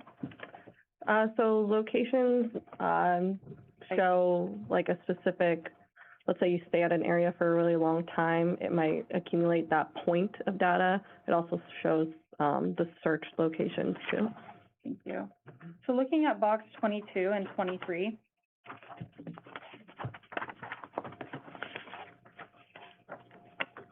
And we can begin with 23. Does this also go in reverse order? Yes. Thank you. What does 23 show? So 23 right here is the number, and then this is the location point, like the lat long. And then this is all the information on it. So looking for an animal hospital, the type was searched. The hospital was pet emergency treatment. The time was 8/6/2023, 8:38 a.m. Alaska Standard Time. And then this is the address of the pet emergency treatment, 2320 East Dowling Road. And the source was Apple Maps. Thank you. And what do we see in Exhibit 22? So 22, the number's right here. This is the latitude and longitude. The description was adult store. It was searched. Castle Mega Store was what was found. The time was 8/6/2023, 9:19 a.m. The address is 1851 East 5th Avenue in Anchorage, Alaska, and the source was Apple Maps. And it says adult store. Are you familiar with Castle Mega Store? Yes. What kind of store is it? It's like an adult. And I can be more specific. Does it sell items that could be used in sexual acts such as lingerie, sex toys, and things of that nature? Yes. Thank you. And that was searched on Sunday, August 6, 2023 at 9:19 a.m. Is that correct? Yes. Thank you. And if we could go to boxes 21 and 20 and 19. Can you just detail what those searches are and the times? Yeah, so I can go in descending order again. So, or ascending. 21. So this is again the Latin lawn. The description is hair salon. Searched. Ronnie's Barbershop is what was found. 8/6/2023, 1:46 p.m. The address is 5955 Old Seward Highway, Anchorage, Alaska. It's kind of cut off, but the source is Apple Maps down here. Thank you. And then for box number 20, Latin long again, the description is park. Searched, this one, Bancroft Park, 8/6/2023, 2:04 p.m. The address is 1497 Alpenhorn Avenue, and the source is Apple Maps. And then box number 19, Latin log again on this box. The description is park, type is searched, the name is Waldron Pond Park. Time is 8/6/2023, 2:05 p.m. The address, it looks like it's generalized, just Anchorage, Alaska, and then the source is Apple Maps. Thank you. And are you familiar with Bancroft Park on Alpenhorn? Yes, Is that the park directly next to where Saria Hildabrand's body was eventually recovered? yes, And is that just yards, 100 yards away from the defendant's apartment? yes, it's very close. Thank you. And finally, boxes 18 and 17. So 18, the Latin long right here, description home and garden supply store, was searched. The name is Lowe's, 8/6/2023, 7:59 p.m. The address is 333 East Tudor Road, and the source is Apple Maps. And then we move to 17, Latin long right here. The description is trailhead. It was searched, Mount Baldy Trail, 8/7/2023 at 2:13 p.m. It's located in Eagle River, Alaska. The search method source was Apple Maps. Thank you. 16 and 15, if you can read everything above the address one on both of those, we can skip the address. Okay. Yeah. So for number 16, Latin long, hospital searched, and then Providence, St. Elias Specialty Hospital. Time is 8/7/2023, 5:04 p.m. And then in box 15, description, correctional facility. It was searched, Anchorage Correctional Complex. The time was 8/7/2023, 5:03 p.m. Thank you. And finally, if you could please go to State's Exhibit, and again, please ignore the slide, State's Exhibit 341. Is that the journeys aspect? Yes. And what does journeys mean in a cell phone extraction? So journeys are, so whereas locations are kind of like a precise locations, journeys are a journey, like from point to point, that the phone captures. Thank you. And if you could go to box 6.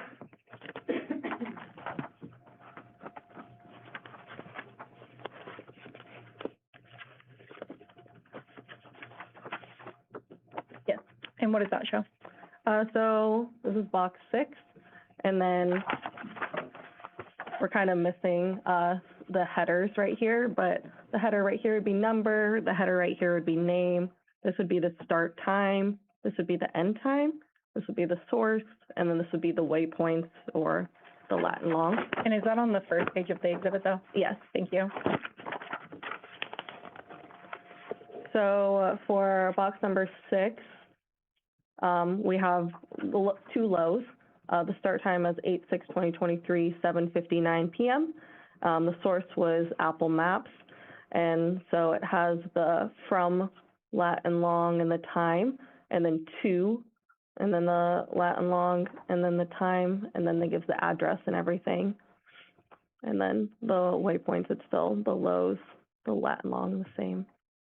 And I don't have it up on the slide, but is box 4 that same kind of from to mapping to bread and brew in box number 4? Yes. Thank you. Did you want the times for that at all? or- Yes, please. So for bread and brew, that column, oh, it's gone. The column that had the start time, it's 8/8/2023, 9:10 a.m.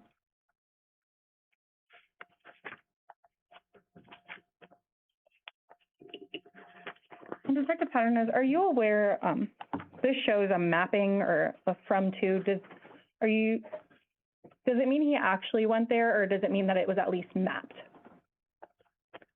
I can go back to the, Sorry. go ahead. So from like my training and experience, the location like is searched, and so that's like you saw that it said search for those ones. So that would have been something that he like searched on here. And then the journeys are something like the phone actually travels from what we've been trained on, and so those would be like his starting point to his ending point. Thank you. Those are all my questions at this time. Thank you. Counsel?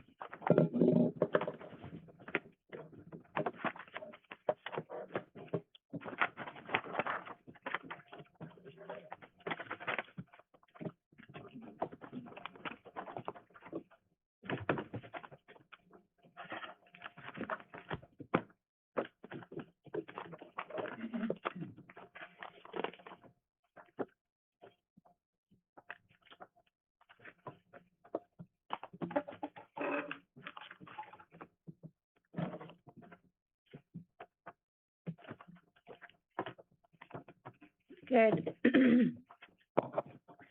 afternoon, Detective Padranos, correct? Patternist, but yeah. thanks. Paternos. Yeah. Thank you. My name is Lacey Jane Brewster. I'm Mr. Hildebrand's attorney. To get started, I had some questions as far as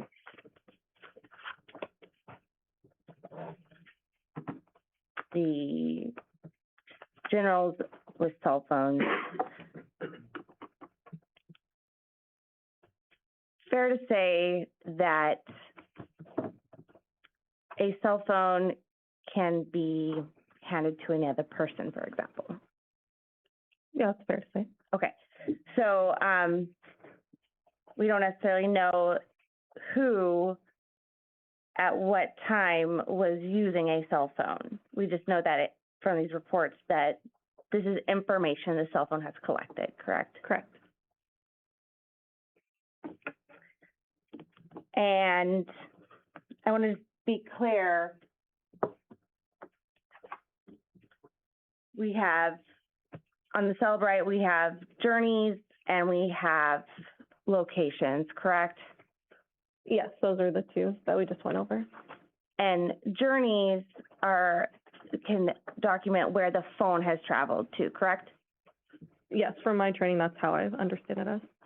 And then locations documents where the phone has searched a specific location in the maps function. Is that correct? So it can be searched. So I don't know if you noticed, but it said type and it said search. Not all of the ones in the Celebrite report say searched on type. So it could also be like the phone has been there so long that then it collects that as an actual location point. So there's actually one in the exhibit that doesn't say searched. It just has the time and the actual location of it. So that's collected from the phone as an actual location of the phone. So when the jury is looking through this Celebrite report and the exhibits that have been presented, there's a difference between when the Celebrite report says searched versus when it doesn't say anything, correct? Correct. Yeah. So the ones that we went over were all searched. But when you guys look at this, you'll see some of them don't say searched, and that's kind of what I'm talking about. Thank you.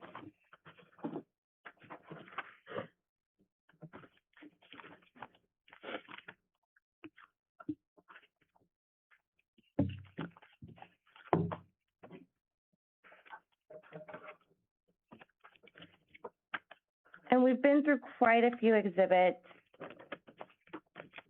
relating to the phones in these cases.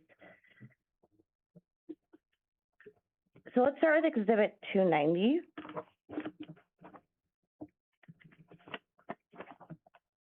Can you please tell the jury again what Exhibit 290 is? Yes, may I present it to them or just explain it? Just explain it. Okay, so 290 is the screenshot that I took of Saria's phone when I first got in and started manually or physically going through it. Or not a screenshot, a photo that I took of her phone.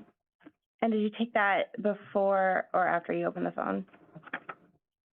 I mean, technically I pressed the phone and it kind of, like I didn't unlock it yet. So it was before I unlocked the phone. And if we look at Exhibit 290, we see a little on the right-hand upper side, we see what kind of looks like a battery, and we also see an airplane, correct? Yes. And a phone physically has to be put into airplane mode. Yes. And you did not put this phone into airplane mode. It came to you that way, correct? I don't recall putting it into airplane mode. CID actually had the phone before us, so they may have put it in, but I don't recall myself putting it into airplane mode. Okay. And what time did you receive the phone? I am not sure the time that, I went through it. I know it was on the 9th that I went through it, but I don't know the exact time that I started going through it. My, pictures and Axon would have timestamps on them. Okay. So when you received the phone, it was already in airplane mode? I believe so, because I don't recall putting it into airplane mode myself. Okay.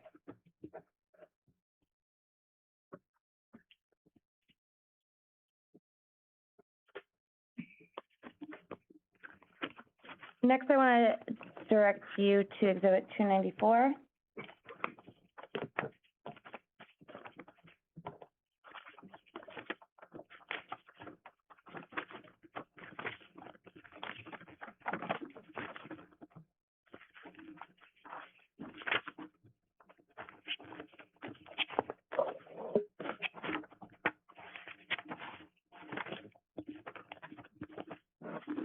And this is a note that you took a picture of on Mrs. Hildebrand's phone, correct? Correct. The date associated with that photo is what? 7/12/2023. 7/12/2023. And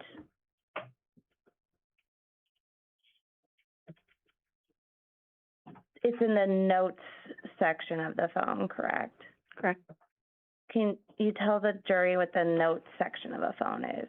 Yeah, so you know how you have different apps on your phone, like Health app or Safari or something like that? There's usually, I think it's pretty much programmed in the iPhones to already have a Notes app. And then you just click it, and then it's almost like what you're writing on. It's just like a notepad, and you can type whatever you want in there. You can make lists or do bullet points or whatnot.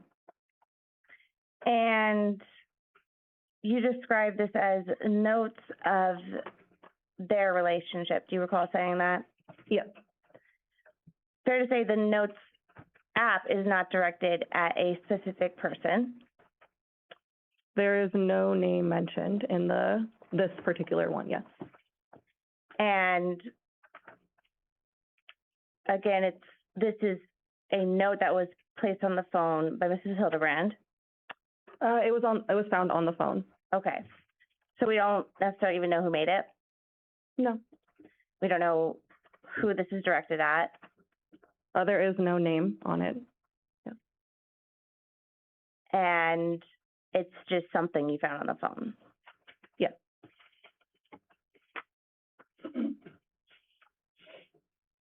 Exhibits 296 and 295. Which one would you like to start with? The first page, the 295? Yes. Okay. These were created on April 3rd, 2023, correct? Correct. That's the timestamp on the top of it. And again, you don't know necessarily who wrote it. Correct. You don't know why they wrote it. No, I guess I don't know their reasonings for writing the notes. And it's from April. Yeah, April 3rd, 2023. And how many months are between April and August? Oof, I think 4. 4 and 8, yeah.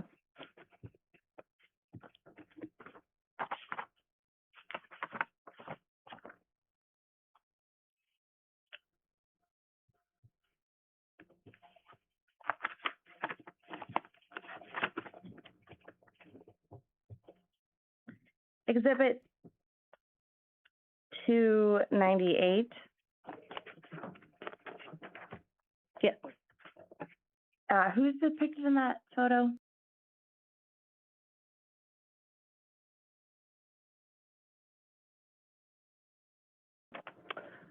So it looks like Zarrius is the one with the white shirt, and then you can't see the other person's face in the photo, but you can see tattoo and then clothing. Okay.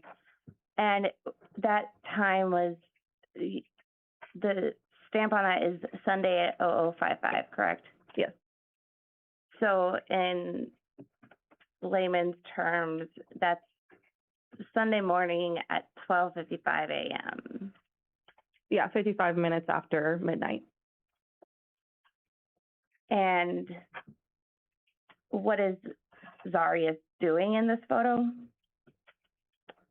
He looks like he's partially sleeping. I mean, his eyes are slightly closed and his mouth is consistent with someone sleeping. Thank you.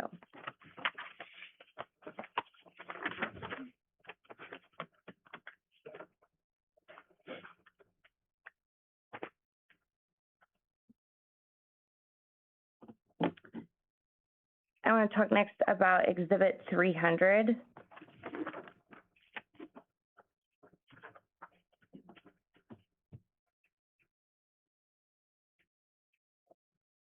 this is a screenshot you took of an Instagram conversation, correct? It's a photo of a screenshot, but yeah. So let's break that down. First is a photo of a phone, correct? Or yeah, photo of a photo that's on a phone. I took a photo of the photo that's on the phone.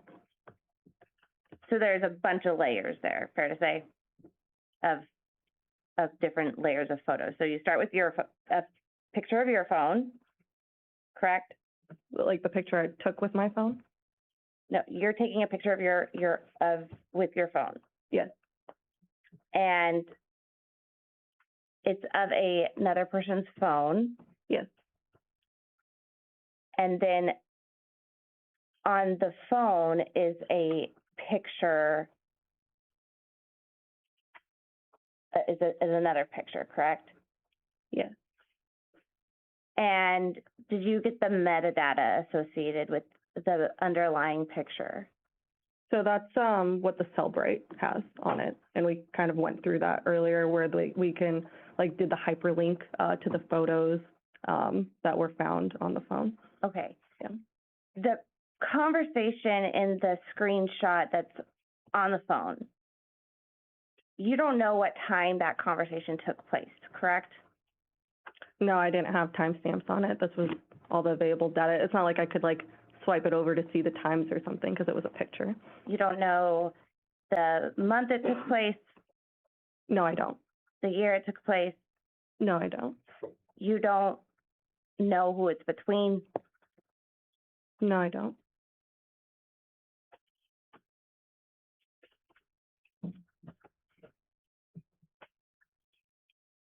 Oh, no. You just know that it's a screenshot that was taken at a certain time, correct? Correct.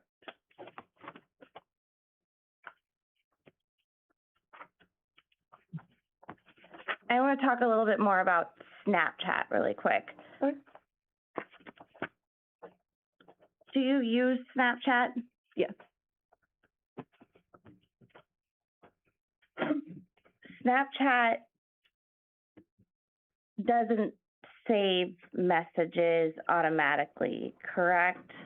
You can change settings, just like you can change Instagram and Facebook settings to disappear right away or save indefinitely. And then we kind of talked about before for the automatically portion, and then you can manually also save things like we talked about before, just tapping on it and it saves it. Okay. So generally with Snapchat, if someone sends a Snapchat, does it disappear after the person looks at it if you don't save it? It depends on the settings that you have. So kind of for Instagram, I have some chats that have disappearing messages, and then some that are saved. So it depends on what settings you put for Snapchat.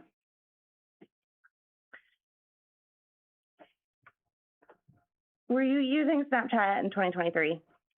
I'm sure I've had it since 2017. And in 2023, what were the settings on Snapchat like? I'm not sure what they were. When Snapchat first started, was the idea behind Snapchat that the messages would disappear immediately unless the person saved them? I don't know the ideology of Snapchat when it first started. Okay. So I want to talk to you about these exhibits 301, and the other ones documenting what you've shown to be Snapchat photos, correct? Yeah. And again, so starting with exhibit 301, this is a picture of a phone, correct? Yes. And that phone has saved a picture on it. No, so this isn't a stat, I'm not in the Snapchat app. I'm in the deleted album of photos. So this is a photo of a Snapchat, a snippet of a Snapchat conversation. And to get to that underlying Snapchat conversation, would it be saved in Snapchat, or would someone have to take a picture of the Snapchat and that would saved to their phone messages? So, like, if I could log in to their Snapchat account, and then I could just scroll and look at all of this, and like I can take pictures of it, or if you're logged into your Snapchat, you can take a screenshot of like the conversation. But this is not, like, I'm not in the app Snapchat, I'm in the photo album portion of the phone. And so this is a picture that someone took of Snapchat, like Okay. when they're actually logged into the app, if that makes sense. And starting with Exhibit 301, this is a photo of a Snapchat conversation, and the Snapchat conversation includes a date of April 28th, correct? Yes, you can see it in the middle. And then we also see at the bottom a date of May 18th. Yes. On Exhibit 302, there are no dates associated with that, correct? No, there's just timestamps on the right hand. Yeah, but no dates. So we don't know what day of the week it was that the Snapchat conversation took place. So if you look at Exhibit 303, those like pictures kind of match up to these blue light ones, and there's a date on that one, Okay. April 27th. If you see that on 303.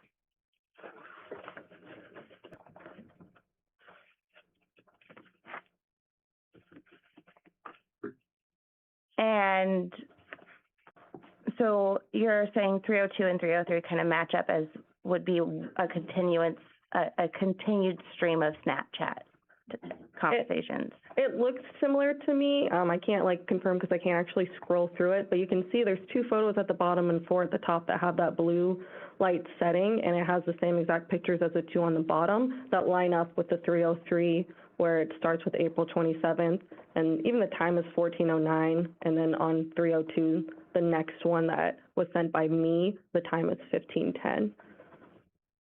On Exhibit 302. 302? Yeah, so if you see 303, where those like blue kind of photos are, it says 14:09 above it. And then later on 302, like below those, so the next person that sent something is 15:10. Okay.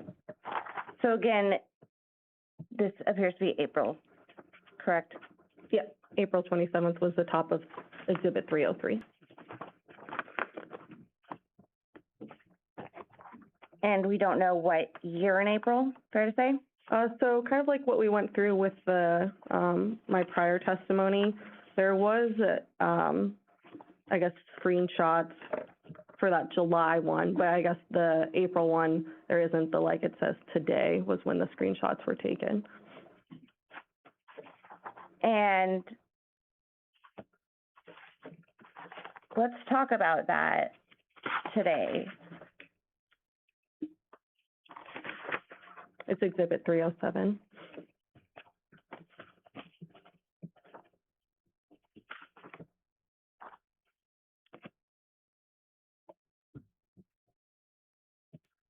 When it says today, again, Snapchat can delete depending on the settings, correct?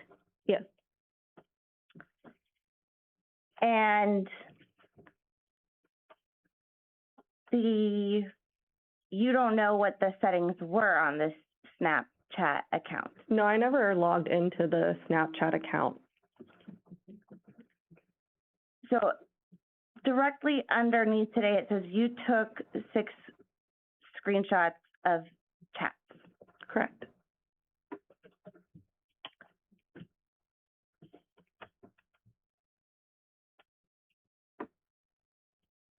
Fair to say that today could be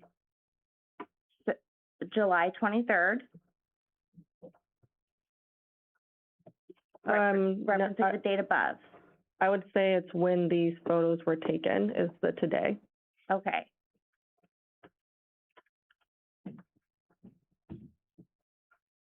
But that today could be July 23rd, correct? It could be July 24th, it could be July 25th, it could be July 26th, fair to say? The created dates on the Celebrate had it as the August 6th. If you remember, these like corresponded to the Celebrate report for creation dates. and they had them at like 2:18 and 2:24 on the 6th, for creation dates for these photos being on the phone for Saria.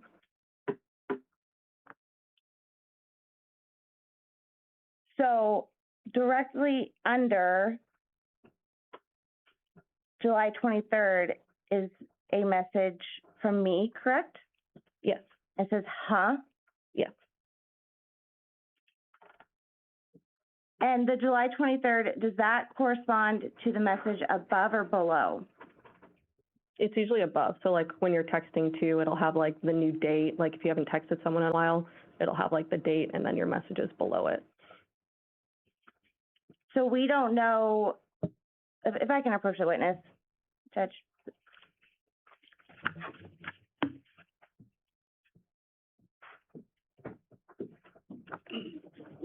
Yeah. So we see July 23rd, correct?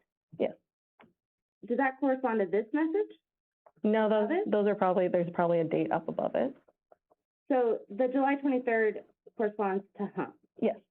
Okay, And then the today would correspond to the you took screenshots of the chat. okay. Kind of like that chronological look of it.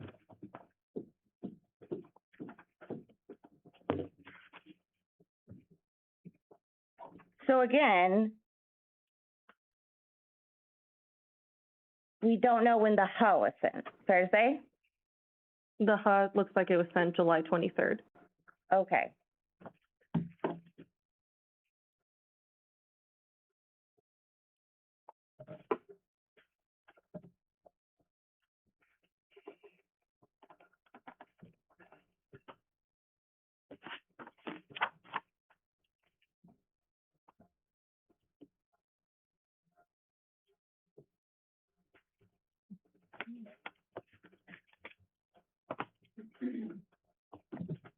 And the message above July 23rd, when was that sent? So I can't see it. Like I said, I can't like scroll. So I could try and line up the photos to see if like I did earlier with the blue light and trying to line them up and I can like estimate. But I could actually look.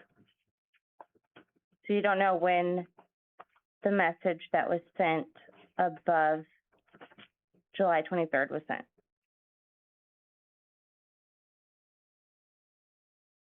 Correct. I would assume it was before July 23rd though, because it goes in chronological order.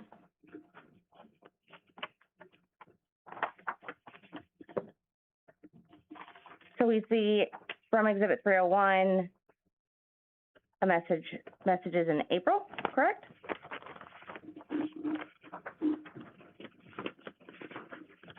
Yes. April 28th and then May 18th is also on there. And they're kind of scandalous, flirty messages, fair to say? They're partially nude and it looks like fully nude for one of them, photos, and then kissy face pictures. And that's in Exhibit 301. In Exhibit 302, we don't know the month this was taken in. So 302 was kind of like we talked about before. It has that blue light images on it. And so I kind of lined them up. And then the date on Exhibit 303 was April 27th.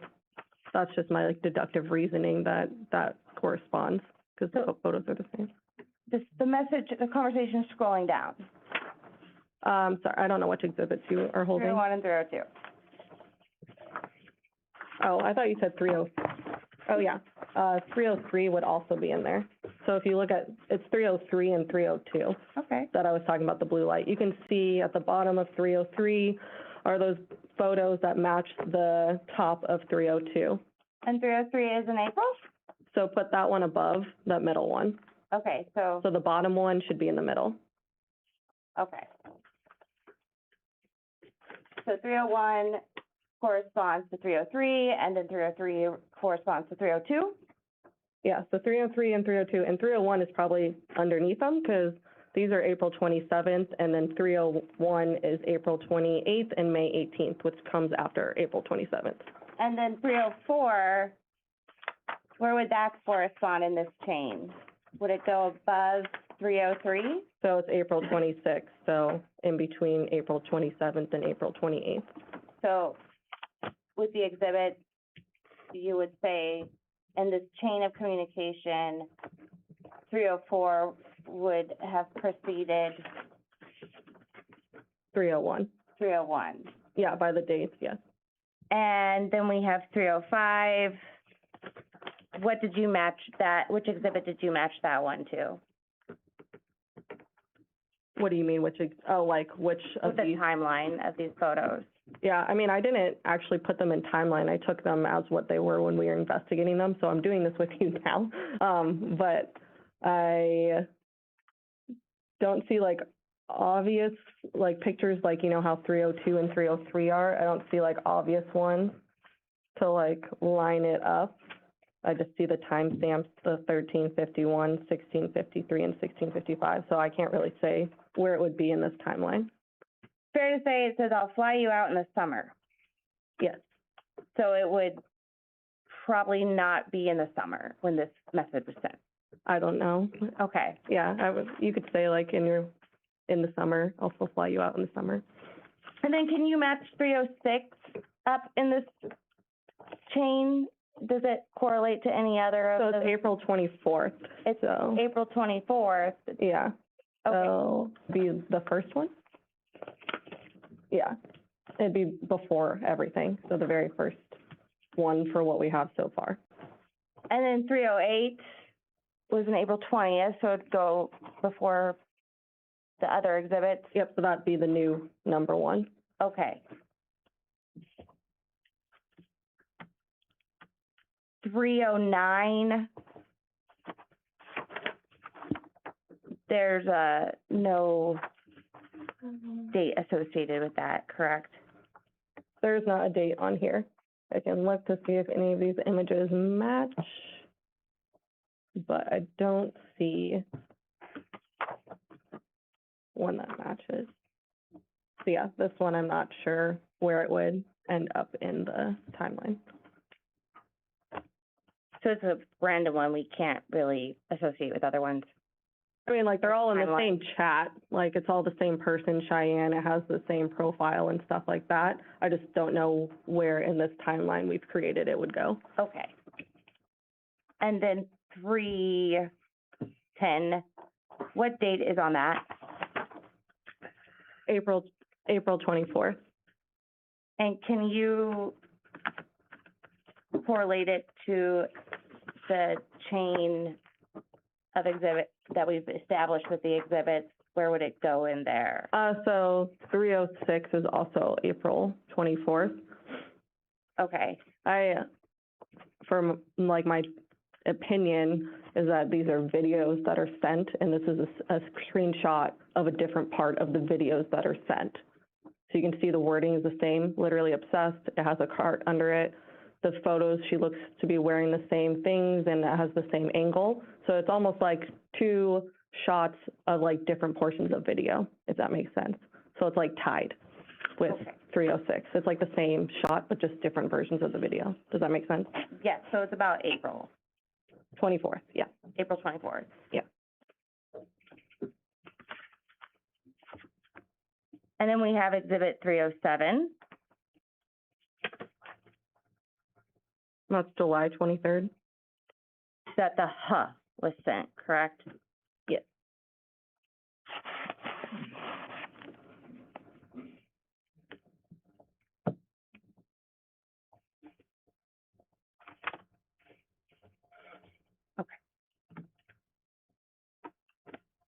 If I can approach again? Yes. I kind of have a mess. The timeline. Yes, I do. So let's start with your first one. Which exhibit is the first? 308. 308, and what day is that? April 21st.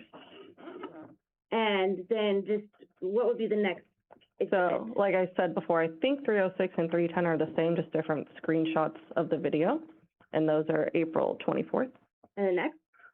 303 and 302, and that would be April 27th is 3:03. And then, do you want me just to continue? Yeah. Okay. 3:04 is gonna be April 26th, 3:01 is April 28th, and 3:07 is July 23rd. And then these two are the ones that we couldn't figure out. Okay, and to be clear, July 23rd, the message is huh. Yes, We don't know what day the message above July 23rd was sent. correct. Thank you.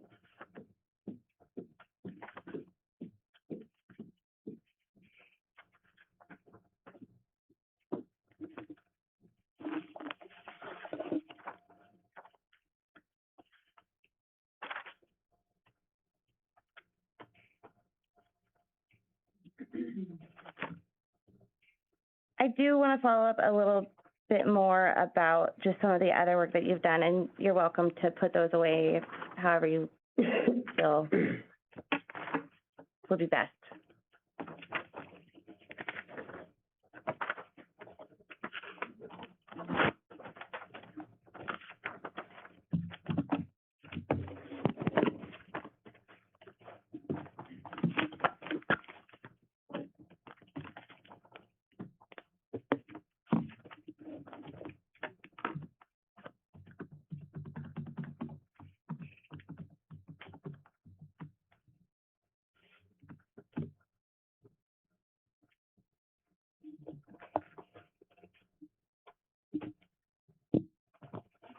So you initially got involved in this case on August 9th, correct? Yes.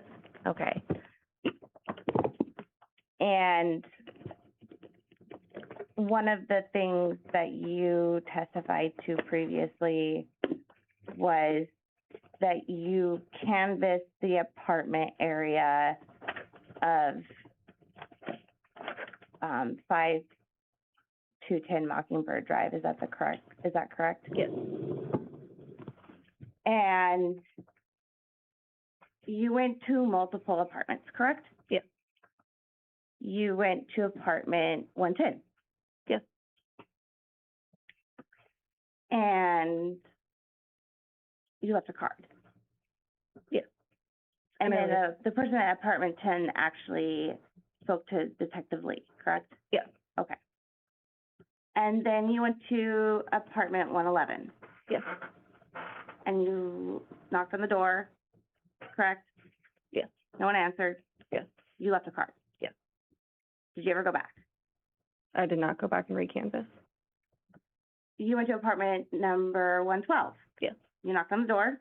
Yes. No one answered? Yes. You left a card? Yes. And you never went back? I did not recanvass. And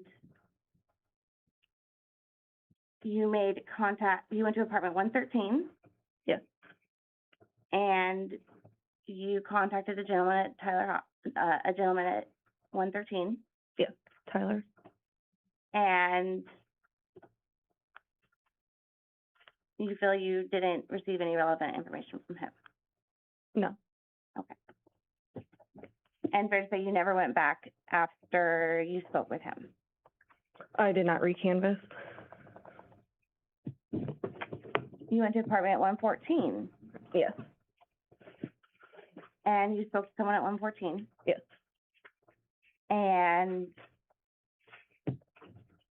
you didn't feel you obtained any relevant information from apartment 114? No, he just noticed someone late at night, but yeah. Okay.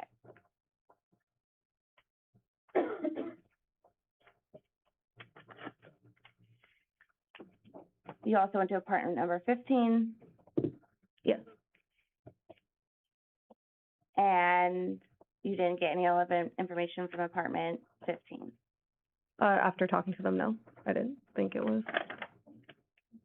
So how many apartments in total did you knock on the door?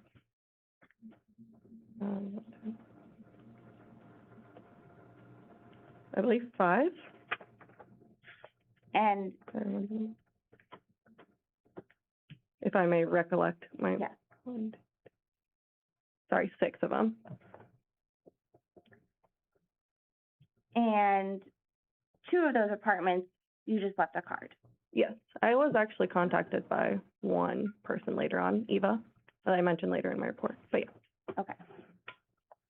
And you don't feel you received any relevant information? No. Okay. Thank you. Yeah. 1 second. Okay.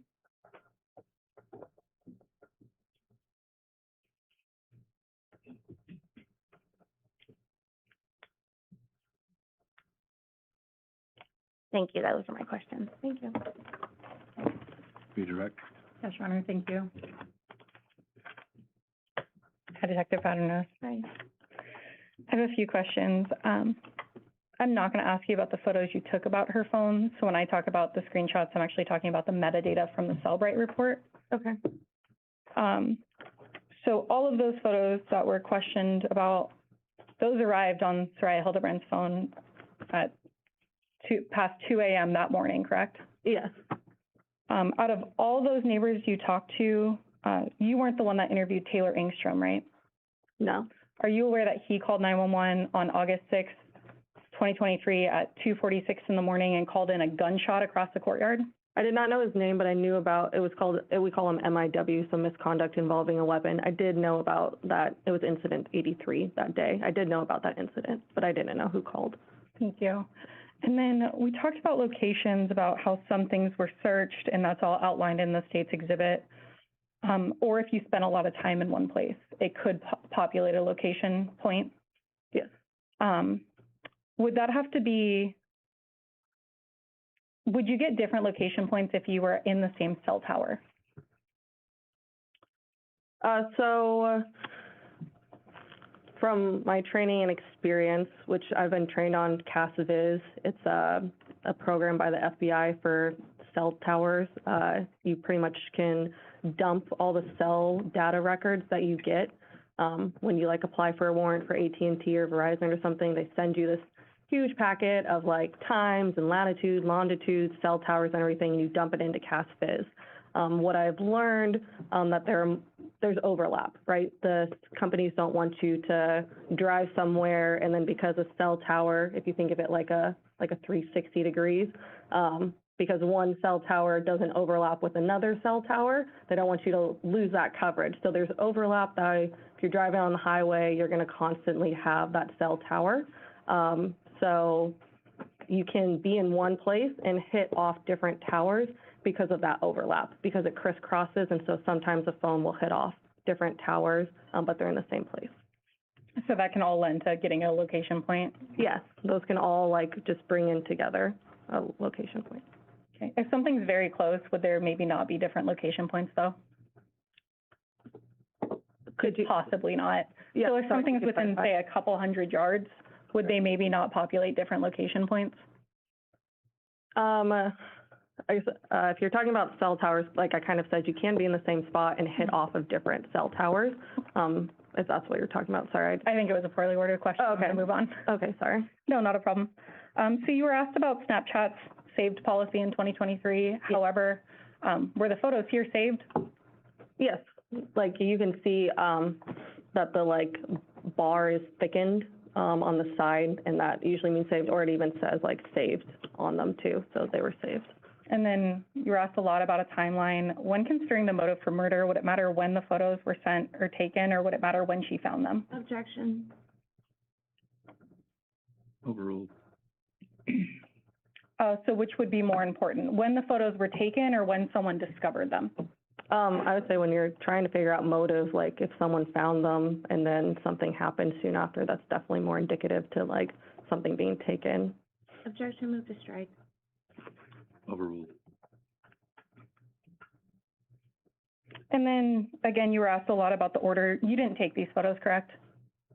I took the photos on the phone, but I did not take the screenshots of the Snapchat. When looking at the Cellbrite and States exhibits past 300, you weren't able to pick the order to line it up chronologically. That was done by whoever took those photos? Correct. And those photos were taken and put on Saria Hildabrand's phone past 2 a.m. that day on, I think it was 2:14, 2:18, and 2:21, or something of that like? Yeah, they were mainly like 2:18 and 2:24, yeah. Thank you. And just because you were asked about it, when looking at the phone in Exhibit 290, and you took a picture of the home screen, does it actually have a time? Yes, it does. I realized that after I said that. Okay, what time was it? It was, I believe, 22:21 or 22:16. Thank you. Yeah. So is that about 4:16 p.m.? 10:16 p.m. 10:16 p.m. I am so sorry. That's okay. And then about the airplane mode, I believe I asked you about that. Is that common practice for all law enforcement as an effort to preserve the data and evidence on a phone? From my understanding, yes. I mean, we were trained that like day one in the academy, like to do that. It wasn't something I just learned as a detective. So, and I think with all the TV shows and everything out now, it's like put your phone in airplane mode because stuff can happen to it. Yeah, and just for final clarity, whenever the photos were sent of the defendant, I think they were described as flirty or kissy lips. They were put on Saria Hildabrand's phone on August 6, 2023, that morning, approximately 20 minutes before that shot was called in by Taylor Engstrom. Yes, those screenshots were created. And then you didn't find those same photos on the defendant's phone, right? I did not.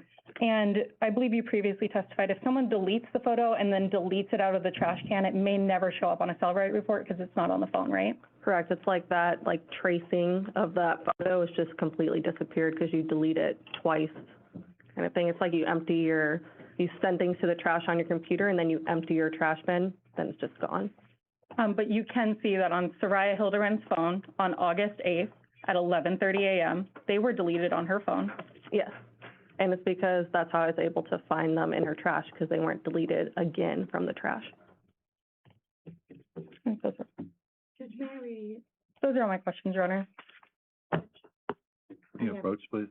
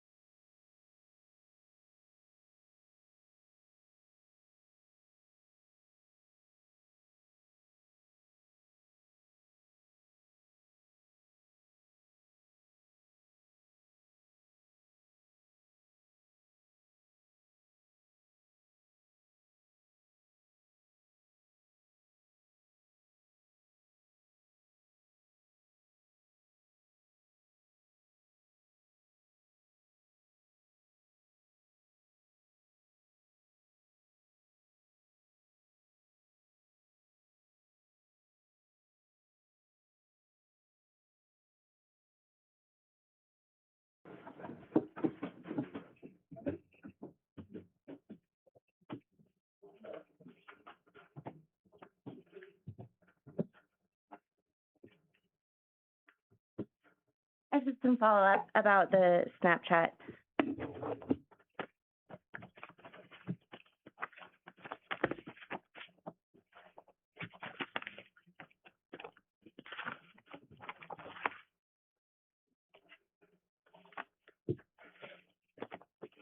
These Snapchat photos in Exhibit 307, 310, I believe they start at 301, are documenting a conversation that occurred on Snapchat, correct? Yes.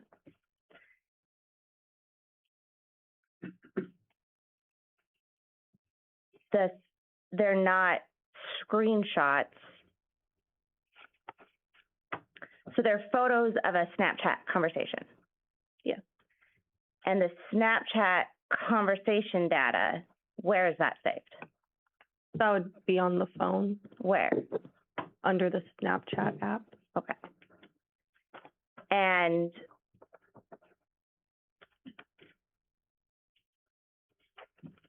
do you have those? So it'd be in the Celebrate report.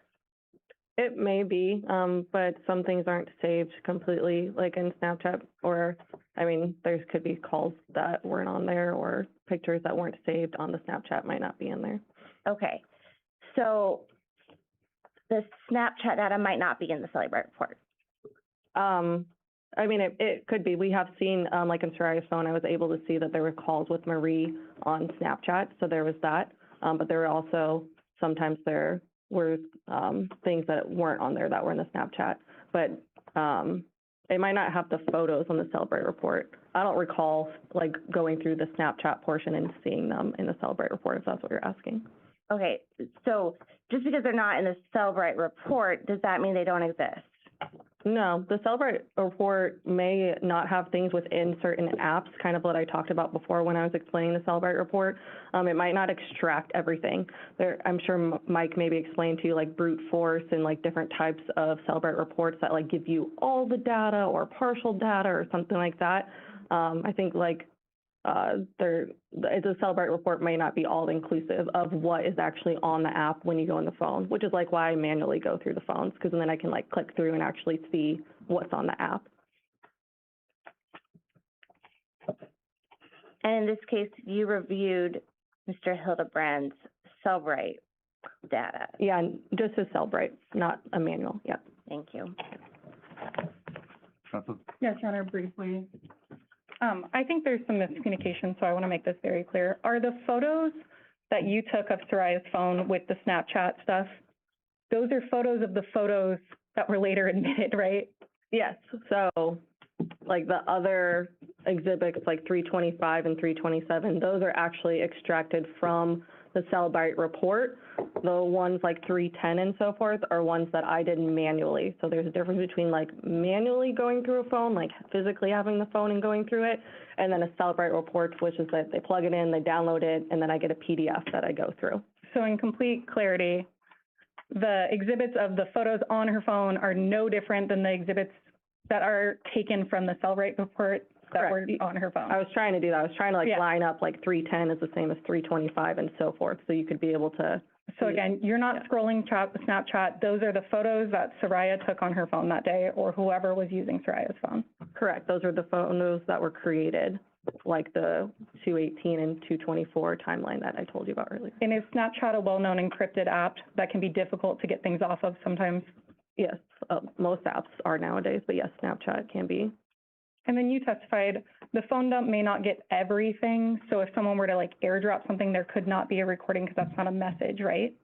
I'm not sure how airdrop shows on a Celebrate report, but I mean, it could be possible. But final question, when you were going through her phone in the phone dump, you were focusing around the time of this incident. Yes, that was my main focus, was the days leading up, the day it happened, the days after. And a lot of questions, but final recollection here is that Saria Hildabrand, or whoever was on Saria Hildabrand's phone, discovered and created those photos on her phone the early morning hours of August 6th, so they got on her phone at that time. Yeah, the phones were created on her phone per the Celebrate report. So in your review, does it seem like she discovered those photos and they got on her phone based on all the questions you had about screenshots, but that's when they were likely discovered? Yeah, those were likely when they were created on her phone, was when she like saw them or had them on her phone. Anything? No, those are all my questions. Thank you. All right, it's 1:16. Is this a good stopping point, or do you have anything else today? It's a good stopping point, Judge. Okay. You have a few days off here. We have no trial tomorrow. It's a holiday weekend. I hope you all have a chance to get out and enjoy it. Hopefully this weather will hold for us. Do not do any research on this case, pay any attention to any of the media, or to discuss the case with anyone. We'll have you back here on Monday at 8:30. I am told that we are still on track to get this case to you next week for you folks to consider. All right? Thank you all. Have a good weekend.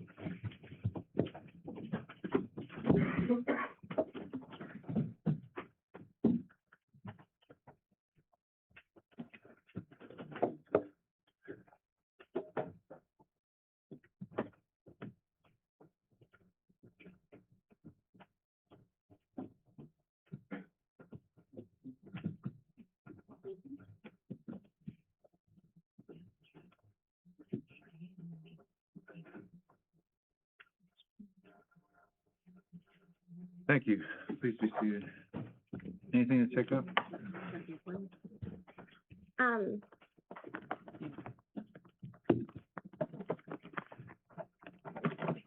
I guess,